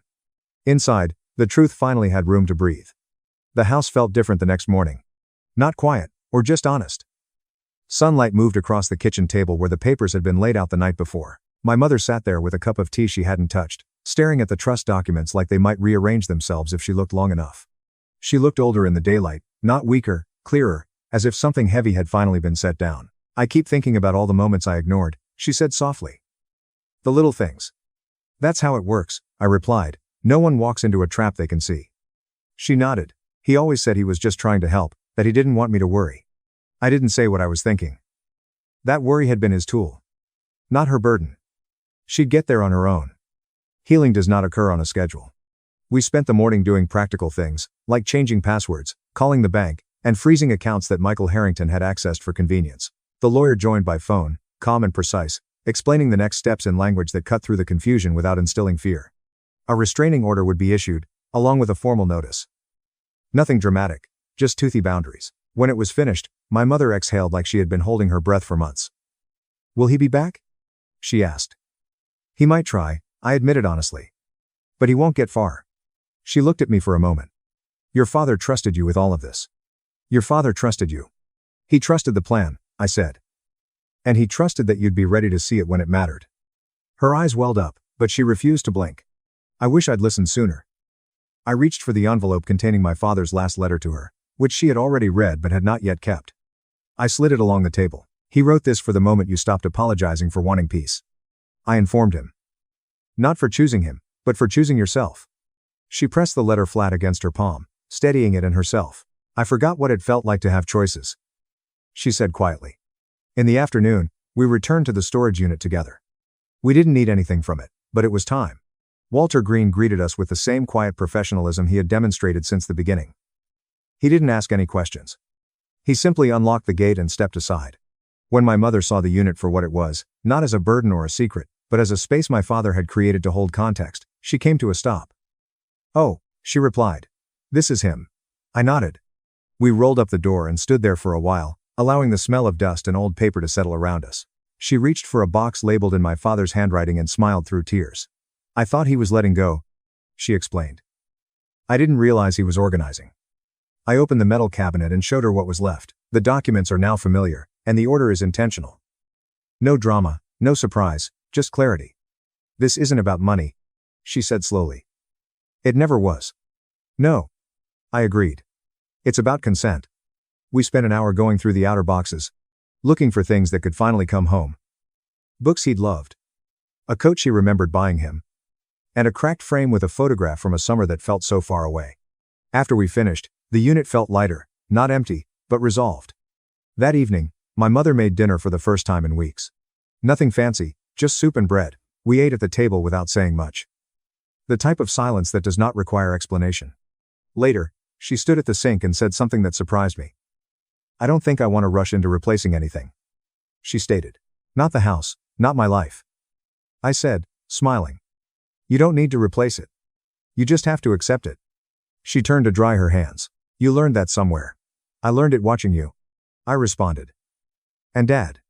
Later, as I packed to return to base, she stood in the doorway. I didn't understand your silence. She replied. I thought it meant distance. Sometimes it means preparation, I told him. She nodded and hugged me tightly, unguarded, like she hadn't in years. Thank you for protecting me, she said, even when I didn't know I needed it. The next morning, while driving to the airport, my phone buzzed once. A message sent from an unknown number. Only 4 words. You're going to regret this. I didn't respond. I blocked it, logged it, and continued driving. Because regret belongs to those who act without thought. I'd done the opposite. My father once told me that revenge is loud and short-lived, whereas boundaries are quiet and permanent. My actions were not intended to exact revenge. It was a restoration of truth, agency, and a future that could not be sliced open with bolt cutters. If you're listening to this and something feels familiar, if you've ever seen someone you care about gradually lose their voice while someone else spoke for them, I want you to know this. You are not imagining it, and it is not wrong to protect what is important to you. I'd like to know if you've ever had to remain silent to prepare for the right moment. Would you have done what I did? Please leave a comment below and tell me where you are listening from. We tell stories like this every day. Stories about patience, protection, and getting back to yourself. If you don't want to miss the next one, please subscribe and stay with us. Let us keep going together. You're playing with trash, my mom said. That trash took me to Charlotte, a full scholarship, and a buyout. Jordan Parker is my name. In Kansas City, the smell of grilled hamburgers filled the air, birthday music filled the garden, and fairy lights were hung across the fence. Standing on the patio stairs with a glass raised high, Mom Marianne's voice sliced through the din as if she were the owner of the evening. With her gaze fixed on my brother Cole, Mom remarked, "Some kids make you proud every single day. There are some you wish you could avoid seeing altogether." There was a ripple of laughter. Cole smiled. Dad stayed quiet, same as always. I hoisted my own glass, smiled straight back. "Good news, Mom. Your wish just come true. I've already left and moved to Charlotte." The air changed, but the music continued to play. Mom's smile froze. Cole coughed into his beer. I laid my drink down, walked inside, and didn't look back. The last family gathering I ever went to was that one. If your parent ever said something that cut deeper than they meant, or maybe exactly as they meant, drop it in the comments. To ensure you don't miss what happens next, hit subscribe. On the outskirts of Kansas City, I grew up in a red brick home with a garage that smelled like old baseball gloves and oil, and a driveway that was cracked from too many Midwest winters. Mom ruled the place like a scoreboard. Every point went to Cole. He was the high school team's pitcher, the one whose games covered the fridge calendar, and the one who received the new cleats before the season even began.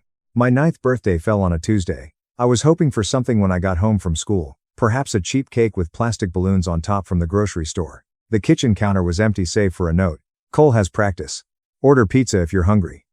I ate cereal standing up, milk pouring down the linoleum. Later, Dad came in. Without saying anything, Ty relaxed and tousled my hair. That was his form of sorry. Cole had distinct birthdays. The entire block turned up. Mom leased a bounce house one year, hired a person to barbecue ribs the following. In her sundress, she would stand at the gate and wave people in while narrating to them how Cole had struck out the side in the 7th inning. I would count automobiles while sitting on the porch steps, wondering whether anybody would notice. Mom never concealed it. "Cole is going somewhere," she'd say, while folding his uniforms, the fabric soft from too many washes. "You must stand by him." In order to show support, I had to give up Saturday mornings to sit in the bleachers and give up my allowance when his fundraiser jar was empty. I did it without grumbling. Complaining got you nowhere in the house. Dad Richard worked downtown, figures and spreadsheets all day. He got home fatigued, kicked off his shoes by the entrance, and disappeared into the den with the TV. Cole would nod and sign the check if Mom spoke out about the need for new equipment. If I begged for $25 for a school trip, he'd glance up long enough to answer, "Ask your mother." That was the end of it. Dad's younger sister, Aunt Margaret, was the only one who saw me. The smell of cinnamon rolls permeated the floorboards of her tiny flat above a bakery across town. She began to appear on sporadic Saturdays, coming into the driveway in her dilapidated Honda with a trunk full of unnecessary food. Despite her frown, Mom would let her in. Margaret waited until Mom was in the shower or out running errands. Then she'd sneak an envelope into my backpack, $60, sometimes $120, folded tight with a rubber band. She would mumble, tapping the side of her nose as if it were our secret code, or whatever you needed, for books. I used the first one to buy a library card at the community center, the sort that let me check out programming books without late fees. Cole had a competition in St. Louis one afternoon. With Dad loading bats into the car and Mom packing coolers, the house was completely empty. Claiming a stomach ailment, I stayed behind. As soon as the minivan pulled away, Margaret tapped on the back door. She didn't inquire. She merely handed me a bus pass and said, "There's a coding club at the tech center downtown. It meets Wednesdays. You should go." I went. The place smelt like burnt coffee and dry erase markers. Kids my age crouched over laptops, fingers speeding across keys. The instructor, a guy with a ponytail and an old NASA shirt, showed me how to create my first line of code.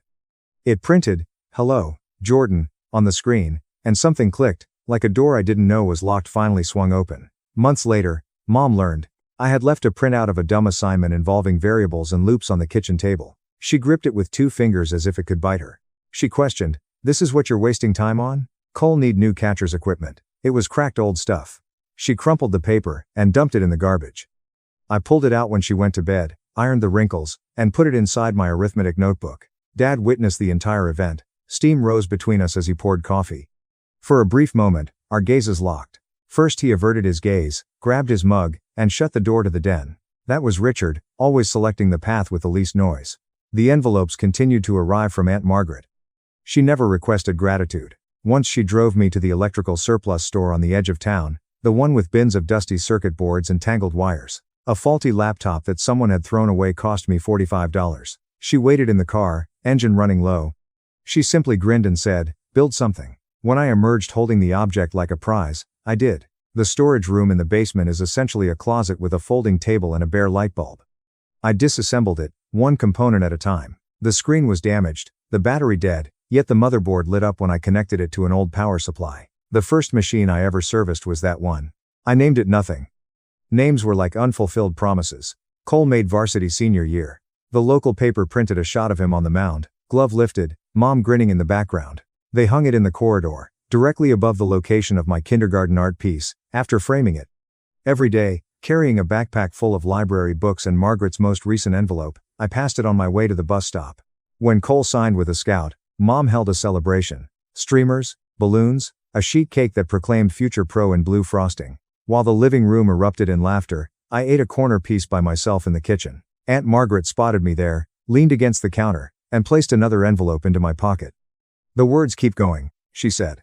Her voice was steady, like she already knew the ending. The storage room under the basement stairs became my hideout, a cramped spot filled with holiday boxes and Dad's old golf clubs.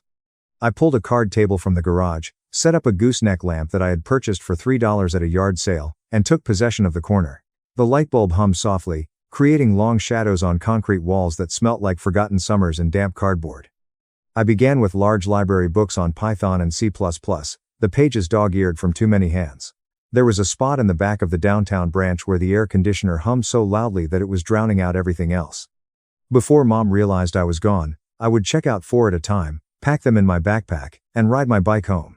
It was like unlocking a secret language when you read code. Every line was a puzzle that only made sense if you looked at it for a long time. Aunt Margaret's envelope money was used to purchase the first laptop. I met the Craigslist person who sold it to me in the parking lot of a gas station. The screen flickered, the keyboard booted to a command prompt even though it failed to enter the letter J. I carried it down the stairs like contraband, laid it on the table, and spent nights cracking open the case with a butter knife.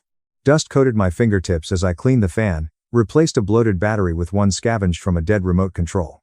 My pulse thumping more than any baseball game upstairs, I sat back and gazed at the glowing cursor when it eventually hummed to life without crashing. One Saturday morning, Mom found out about the arrangement. When she turned on the light after coming down for Christmas decorations, she froze at the doorway. She kicked a stray power cord across the floor and said, "What is all this junk?" A surge protector that I had installed into the dryer socket was connected to extension cables that wound all over the place. She picked up a circuit board I'd rescued from an old printer. "This is Rack Roy. Cole's weight bench requires the basement." I didn't argue. I unplugged everything, coiled the cords, and waited until she stomped back upstairs. After that, I pushed the table more into the corner behind a pile of paint cans, where there was hardly any light. Using my cafeteria money, I hurried to the hardware store after lunch the following day and purchased a longer Ethernet wire. When no one was home, I fed the cable up to the living room router after drilling a tiny hole through the floor joist. Dial-up had died. This was my lifeline. School computers were locked down, but the library offered public terminals with internet. After hours, I would log in, download server setup guides, and use the lab's antiquated burner to burn them to CDs. Since Ubuntu was free and forgiving, I installed Linux on the laptop back in the storage room. Errors flashed red, but I learned to interpret them like warning labels. Reboot, modify, repeat. Cole was away at a baseball camp in Florida over one winter vacation. For 9 days, the house was silent. I scavenged more parts during that period. During bulk trash pickup, a neighbor threw away an outdated desktop tower. Wheels rattling on the sidewalk, I dragged it home in the dark. Inside were 3 hard drives, a dusty motherboard, and a power supply that lit when I tested it. I disassembled what was functional, used an iron I took from shop class to solder jumper wires, and constructed a second clears throat machine. It ran hot, fans moaning like cicadas, yet it stayed online. Using a crossover wire, I established a local network between the 3 PCs. The library books dubbed it a cluster. Just enough to run simulations I'd built for fun, nothing special. Using barometer data I extracted from an inexpensive sensor attached to the window, one software forecasted the likelihood of rain. I scanned newspaper cuttings at the coffee shop, while someone else organized Cole's batting statistics. It proved the system worked, but it was useless to everyone else. Mom caught me again during spring cleaning. With rubbish bags in her arms, she wrenched the door open. "You're turning my house into a landfill," she remarked, glancing at the tangled wires and tower fans. She grabbed a box of floppy disks and rattled it. "This is why you'll never amount to anything. Cole is out there training with pros and you're playing with trash." I waited until she went, then reconstructed everything precisely as it was. I suppressed the reverberation of the phrase "Rack Roy." That night, I got a third hard drive online, used Aunt Margaret's latest envelope, and configured RAID for redundancy. The machines spoke with one another, exchanging loads and backing up data. I gave the network no name. Questions were raised by labels. The storage room established a rhythm by sophomore year. After supper, I would sneak downstairs, put on headphones to block the TV above, and code until the light went out. Forums became my classma. Tess, users who responded to queries at 3 in the morning and had handles like kernel panic and bite 'em. I contributed fixes, got reputation points, learned to debug crashes that froze the whole system. 5 abandoned towers became the first actual server. I aligned them on a metal shelf I'd bolted to the wall, connected with switches obtained at a flea market. Box fans that were zip-tied to the frame provided cooling. It buzzed continually, a deep growl that vibrated through the floor. I hosted a basic web page that showed uptime statistics. It was not publicly accessible. After a month, it felt nicer to see Snort's 99.7% than any report card. Mom never returned. She'd moan about the power bill, but Dad paid it without remark. 1 bit at a time, the devices continued to expand until the corner resembled a miniature data center. I knew every fan curve, every loose screw. It was mine, even though it wasn't attractive. One fall afternoon, a big cream paper package bearing the gold-embossed university seal arrived from UNC Charlotte. I found it on the kitchen counter, partially buried behind Cole's scouting letters and Mom's coupon circulars. My name was typed in bold across the front. I put a butter knife beneath the flap, heart beating as I drew out the acceptance package. The computer science department is the best in the state and offers full ride, scholarship, tuition, room and board, and even a scholarship for books. I didn't bring it up until dinner. Steam fogged the windows as meatloaf and instant mashed potatoes were placed on the table. Dad chopped his portion methodically. Cole scrolled his phone, thumbs flying. Mom passed the gravy boat. I cleared my throat. I was awarded a full scholarship to attend UNC Charlotte. Silence plummeted like a curtain. Cole lifted his eyebrows first. Dad continued to chew. Mom slammed the boat down so forcefully that gravy splattered across the tablecloth. "Charlotte," she said again in a harsh voice. "That's clear. Across the country." "No." The letter was pushed across the table by me. "It's 820 miles, Mom, not the moon. In February, the program begins." She kept her hands off the paper. "You're not leaving. Cole has upcoming showcases. College coaches flying in. To run errands, he needs you here. Maintain a clear schedule." She looked at her father. "Richard, tell her." Dad used a napkin to wipe his mouth. "It's a long distance," he murmured, eyes on his plate. That was all. My cheeks began to burn up. "It's not his support staff that will shape my future." Mom bent over. "Your future is helping family. Cole gets drafted. We all profit. If you're so intelligent, you continue to attend classes at the community college." This concludes the conversation. With a loud scrape of the chair against the tile, I got up. "You have no say in the matter." I took the mail and made my way to the stairs. Mom called after me about ingratitude, but I didn't stop. I laid the papers down on the bed in my room. Dates for orientation, housing forms, and a campus map with the engineering building highlighted in red. I filled out everything online that night using the family desktop while Cole showered. The admission portal validated by blinking green. The next weeks got stressful. Mom ignored the packed boxes I started stacking in the hallway. She planned Cole's physical therapy appointments during my shifts at the grocery store, causing me to exchange with coworkers. Dad declined to co-sign the dorm contract, but he did drive me to the DMV for a state ID update. "Ask your mother," he urged again. Aunt Margaret showed up unannounced one evening, pulling me aside in the garage. I heard she whispered, pressing a debit card into my hand, $650, loaded for the flight, whatever else. Her eyes were steady. "You're doing this." I booked the ticket online, Kansas City to Charlotte, one-way red-eye departure. I printed the boarding pass at the library, folded it small, and tucked it inside my calculus textbook. The night before leaving, Mom cornered me in the laundry room. You walk out that door, you're on your own. No coming back for holidays. No money for emergencies. She folded Cole's jerseys with sharp snaps. Think hard. I met her gaze. I have. Departure day dawned gray and cold. I hauled my duffel and a backpack to the curb at 4:30 a.m. Breath fogging in the porch light. No one stirred inside. I'd called a rideshare, $25 from Aunt Margaret's card. The driver loaded my bags while I stared at the dark windows. Headlights swept the driveway. Aunt Margaret's Honda rolled up, engine rumbling. She climbed out in her coat, hair in a messy bun. Couldn't let you go alone, she said, hugging me tight. We drove to the airport in silence, radio playing low classics. She parked at departures. Pop the trunk, text when you land. Check-in was smooth. Scholarship. Kids got priority. I waved through security, Aunt Margaret standing on the other side of the glass until I disappeared down the concourse. The plane taxied out as the sun rose pink over the runways. I pressed my forehead to the window, watching Kansas City shrink below. Mom texted once during the flight. Cole has a scout dinner tonight. Don't forget to call. I deleted it. The seatbelt sign dinged off. I pulled out the campus map. I traced the route from the airport shuttle to my dorm. 820 meters. A new zip code. My own key. Aunt Margaret's last message buzzed as we landed. Proud of you, kid. Build something huge. I saved it, shut off the phone, and strolled into the terminal. Charlotte smelled like jet fuel and possibilities. The ride share to campus took 35 minutes. I checked into the dorm, plastic key card in hand, room 417 empty except for 2 beds and a desk by the window. I unpacked the laptop first, the one I'd rebuilt a dozen times, plugged it in, and watched the familiar boot screen glow. No more hiding in storage rooms. This was mine. Orientation started the next morning. I walked across the quad in new sneakers, scholarship hoodie zipped against the southern chill. No one knew my last name here. No one expected me to carry water bottles for tryouts, just code classes and a clean slate. Charlotte arrived without snow that winter. Just gray skies and a damp chill that seeped through my hoodie during morning lectures. The scholarship stipend covered tuition, but left little for food after rent. I picked up shifts at a diner off campus.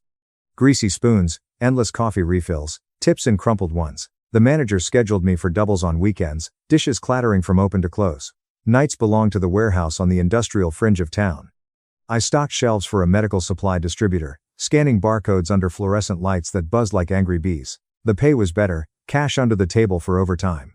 I'd clock in at 9:30, load boxes of syringes and bandages until the forklift horns faded around dawn. Sleep came in snatches between classes, head nodding over textbooks in the library cubicles. One Wednesday shift ran late, a rush order for ventilators, hospitals scrambling ahead of flu season.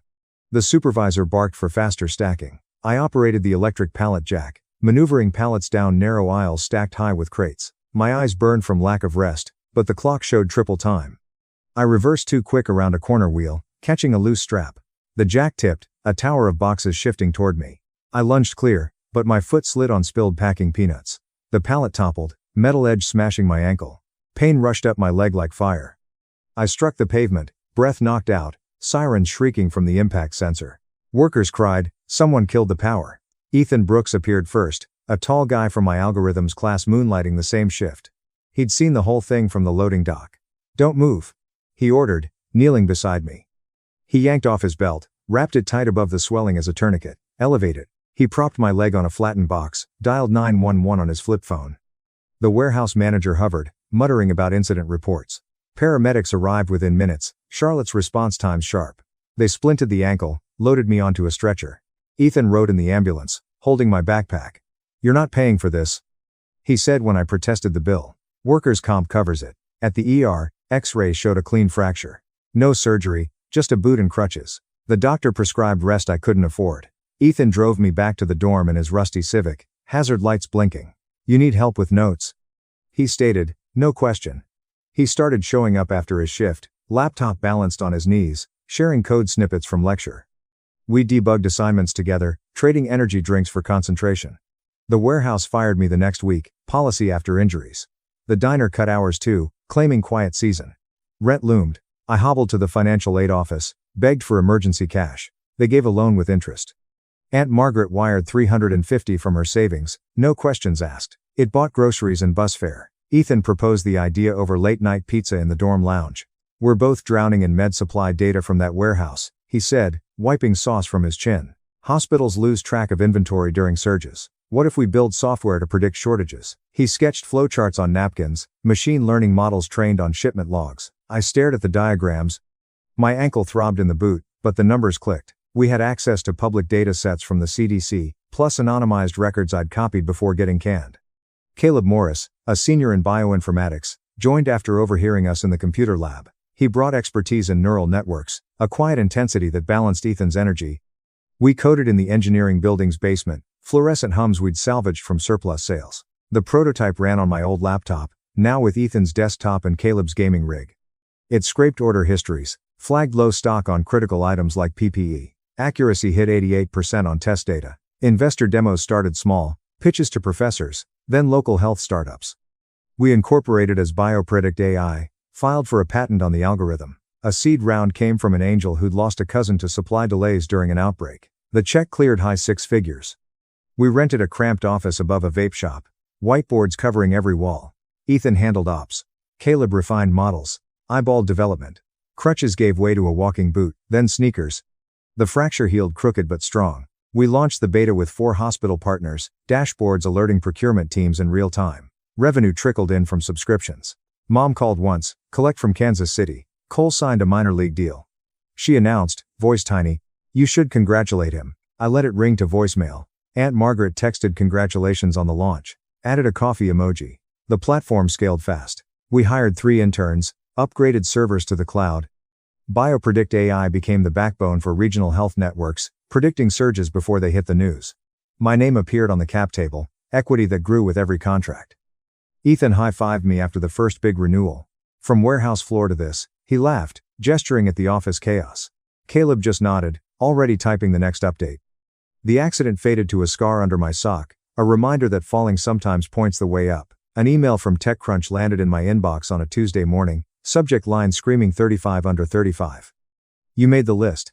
I clicked from my office desk, coffee cooling beside the keyboard. The article profiled BioPredict AI as the tool saving hospitals millions in wasted inventory. My photo, taken at a conference, blazer over jeans, sat next to Ethan and Caleb. The writer called us the trio turning data into lives saved. The recognition exploded. LinkedIn notifications pinged nonstop. Investors slid into DMs, conference invites stacked up. We flew to San Francisco for the awards. Samantha Cole rented tuxes and a gown from a boutique on Fillmore. On stage, the host read our bio while spotlights swept the crowd. I gripped the glass trophy, the team, and kept it short. Cameras flashed. Someone shouted about acquisition rumors. Back in Charlotte, the platform handled real crisis. When a hurricane knocked out power grids in the Carolinas, our system rerouted drug shipments from unaffected warehouses, preventing shortages in ICUs. Hospital admins sent thank you emails with patient stories. Grandmothers getting treatment on time. Kids receiving insulin without delay. Revenue touched low 8 figures from enterprise licenses. A huge pharma giant approached 6 months later. Their VP came in on a private aircraft toward our office. Ran numbers on a whiteboard.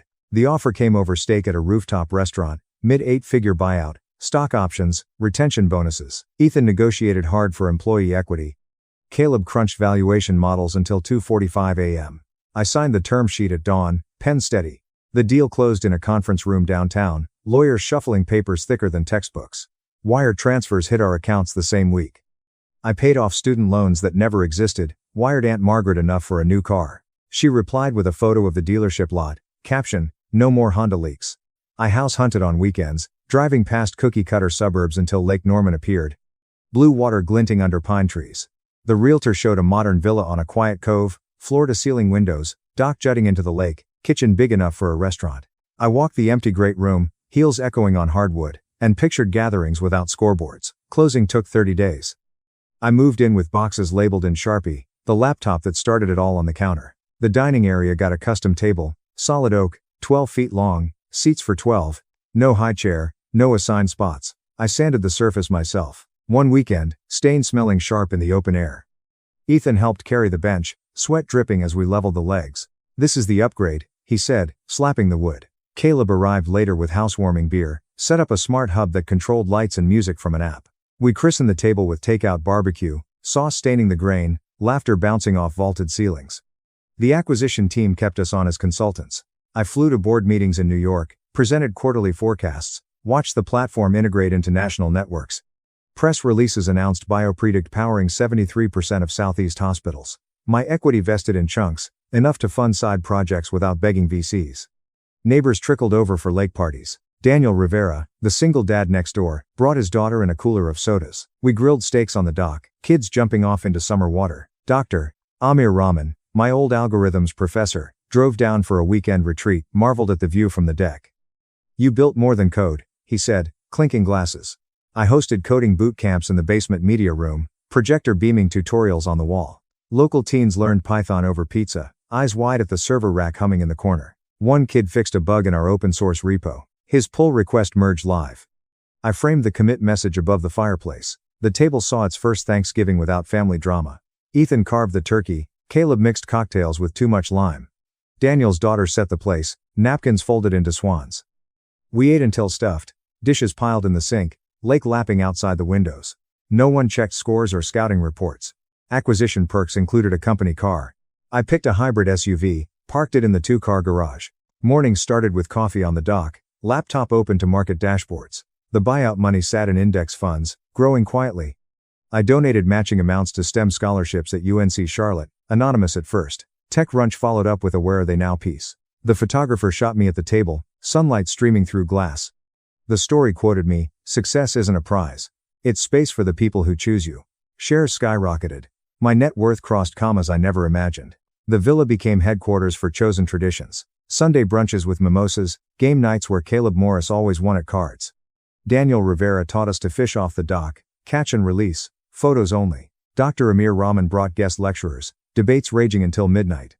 The table held it all: spills, arguments, toasts. I walked the property at dusk one evening, water still as glass. The oak table visible through the windows, empty but waiting. 820 miles from Kansas City. Zero regrets. The buyout funded freedom. The lake house built the family I designed. 7 years later, an invitation to Mom's 58th birthday arrived in the mail, heavy card stock with gold foil lettering. The envelope listed my old Kansas City address crossed out, new one printed in neat label. I turned it over twice, thumb tracing the return sticker. Curiosity won. I booked a non-stop flight, packed light, and landed Thursday evening. The rental car smelled like pine freshener. I drove the familiar route past the high school fields where Cole once practiced, the diner where I'd wiped tables. The red brick house looked smaller, paint peeling at the corners, driveway cracked deeper. Balloons bobbed from the mailbox, music thumping from the backyard. I parked down the block, walked up in jeans and a blazer. Guests milled on the patio, neighbors, old coaches, relatives I barely recognized. Dad spotted me first near the grill, spatula in hand. "Jordan," he said, voice flat. He hugged quick, smelled like charcoal. Mom appeared in the doorway, apron over her dress, eyes narrowing. "You came," she stated, wiping hands on a towel. No smile. Cole lumbered over, beer gut straining his shirt, handshake limp. "Hey sis, heard you're some tech hotshot now." He clapped my shoulder too hard. The party swirled, cake cutting, speeches about Mom's community service. I stood at the edge, sipping water. Mom raised her glass from the steps. "To family," she toasted, then gaze locking on me. "Some kids you wish you didn't have to see every day, but blood keeps you stuck." Laughter erupted. Cole snorted. Dad stared at the grass. The words hit like deja vu, sharper this time.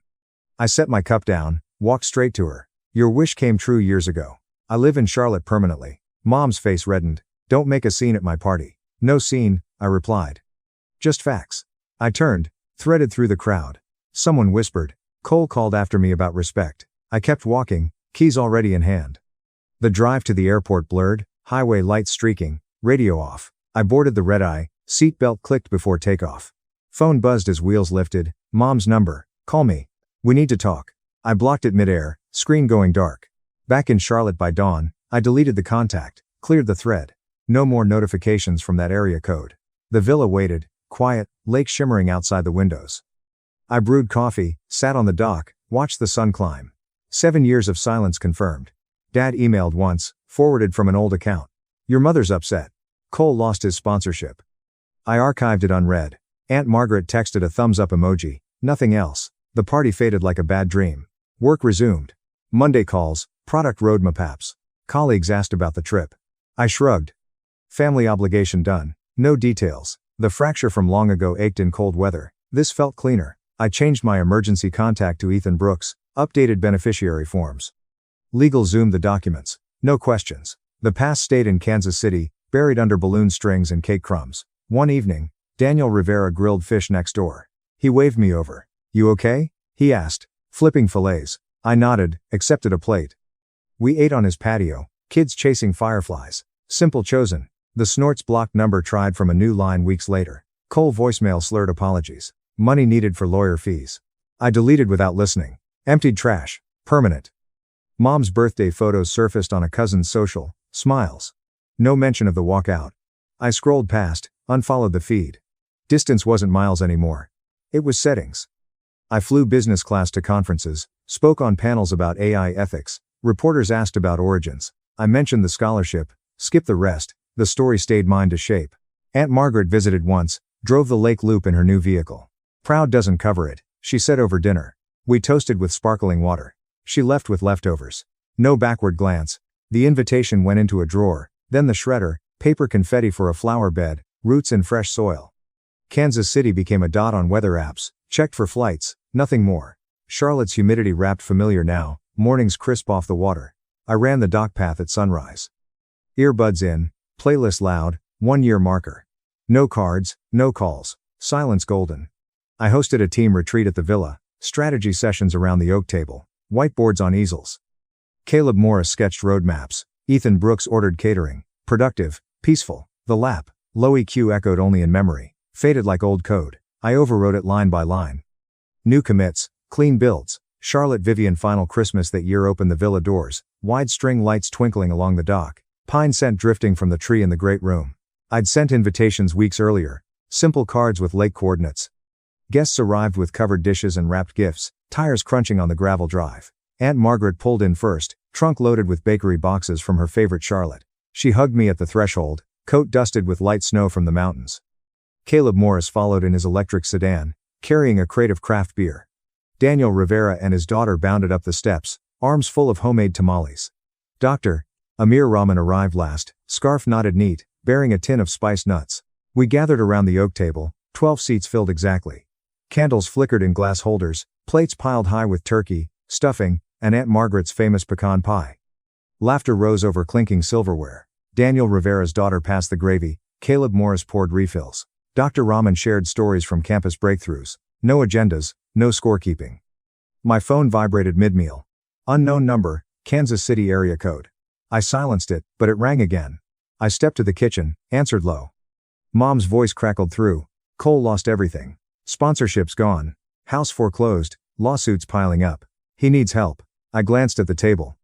Aunt Margaret slicing pie, Caleb Morris snapping photos, Daniel Rivera teaching the kid a card trick. "Tell him to call a lawyer," I said. "He's family," Mom pressed. "You have money now. This table has no room for anyone who pushed me out." I ended the call, blocked the number, powered off the phone, returned to my seat. Caleb Morris raised an eyebrow. I shook my head once. Conversation flowed on. Dessert shifted to announcements. I stood, glass in hand. "One more thing," I explained. The Jordan Parker Foundation, seed money from acquisition residuals, focused on full-ride scholarships for low-income STEM students facing family resistance. Applications open March. Mentorship built in. Dr. Amir Rahman offered to chair the board. Aunt Margaret wiped a tear, nodded firm. We toasted the fund, glasses chiming. Daniel Rivera's daughter asked if she could apply someday. "Absolutely," I replied. The table erupted in plans, fundraisers, coding camps, alumni networks. Energy buzzed like startup days. Later, we bundled up for dock fireworks. Small show I'd hired, bursts reflecting on the water. Kids oohed, adults snapped pics. Dr. Amir Rahman pulled me aside. "This is legacy," he said quietly. I smiled, watched colors explode overhead. Cleanup was communal, Caleb Morris on dishes. Daniel Rivera wrapping leftovers. Aunt Margaret labeling containers. The tree lights glowed soft as the last guest left. I locked the door, stood alone in the quiet, table cleared, chairs pushed in, lake lapping outside. The foundation launched publicly in spring. Press release hit local news, applications flooded in. First recipient, a girl from rural Missouri, parents wanted her married at 18. She coded her way out just like I did. I met her at orientation, handed the check personally. Mom tried once more. A letter forwarded from an old address, pleading for Cole's rehab costs. I marked return to sender, dropped it in the mailbox. No reply needed. Aunt Margaret moved closer, bought a condo 10 minutes away. Sunday dinners became routine. Her recipes, my grill. Caleb Morris and Daniel Rivera joined often. Kids growing fast. Dr. Amir Rahman retired, consulted for the fun, pro bono. The table hosted milestones, grant awards, birthdays. Quiet Tuesdays with takeout. Seats rotated, but the core stayed. No empty spots for guilt. Years on the foundation funded over 40. Graduates sent updates, patents filed, companies started.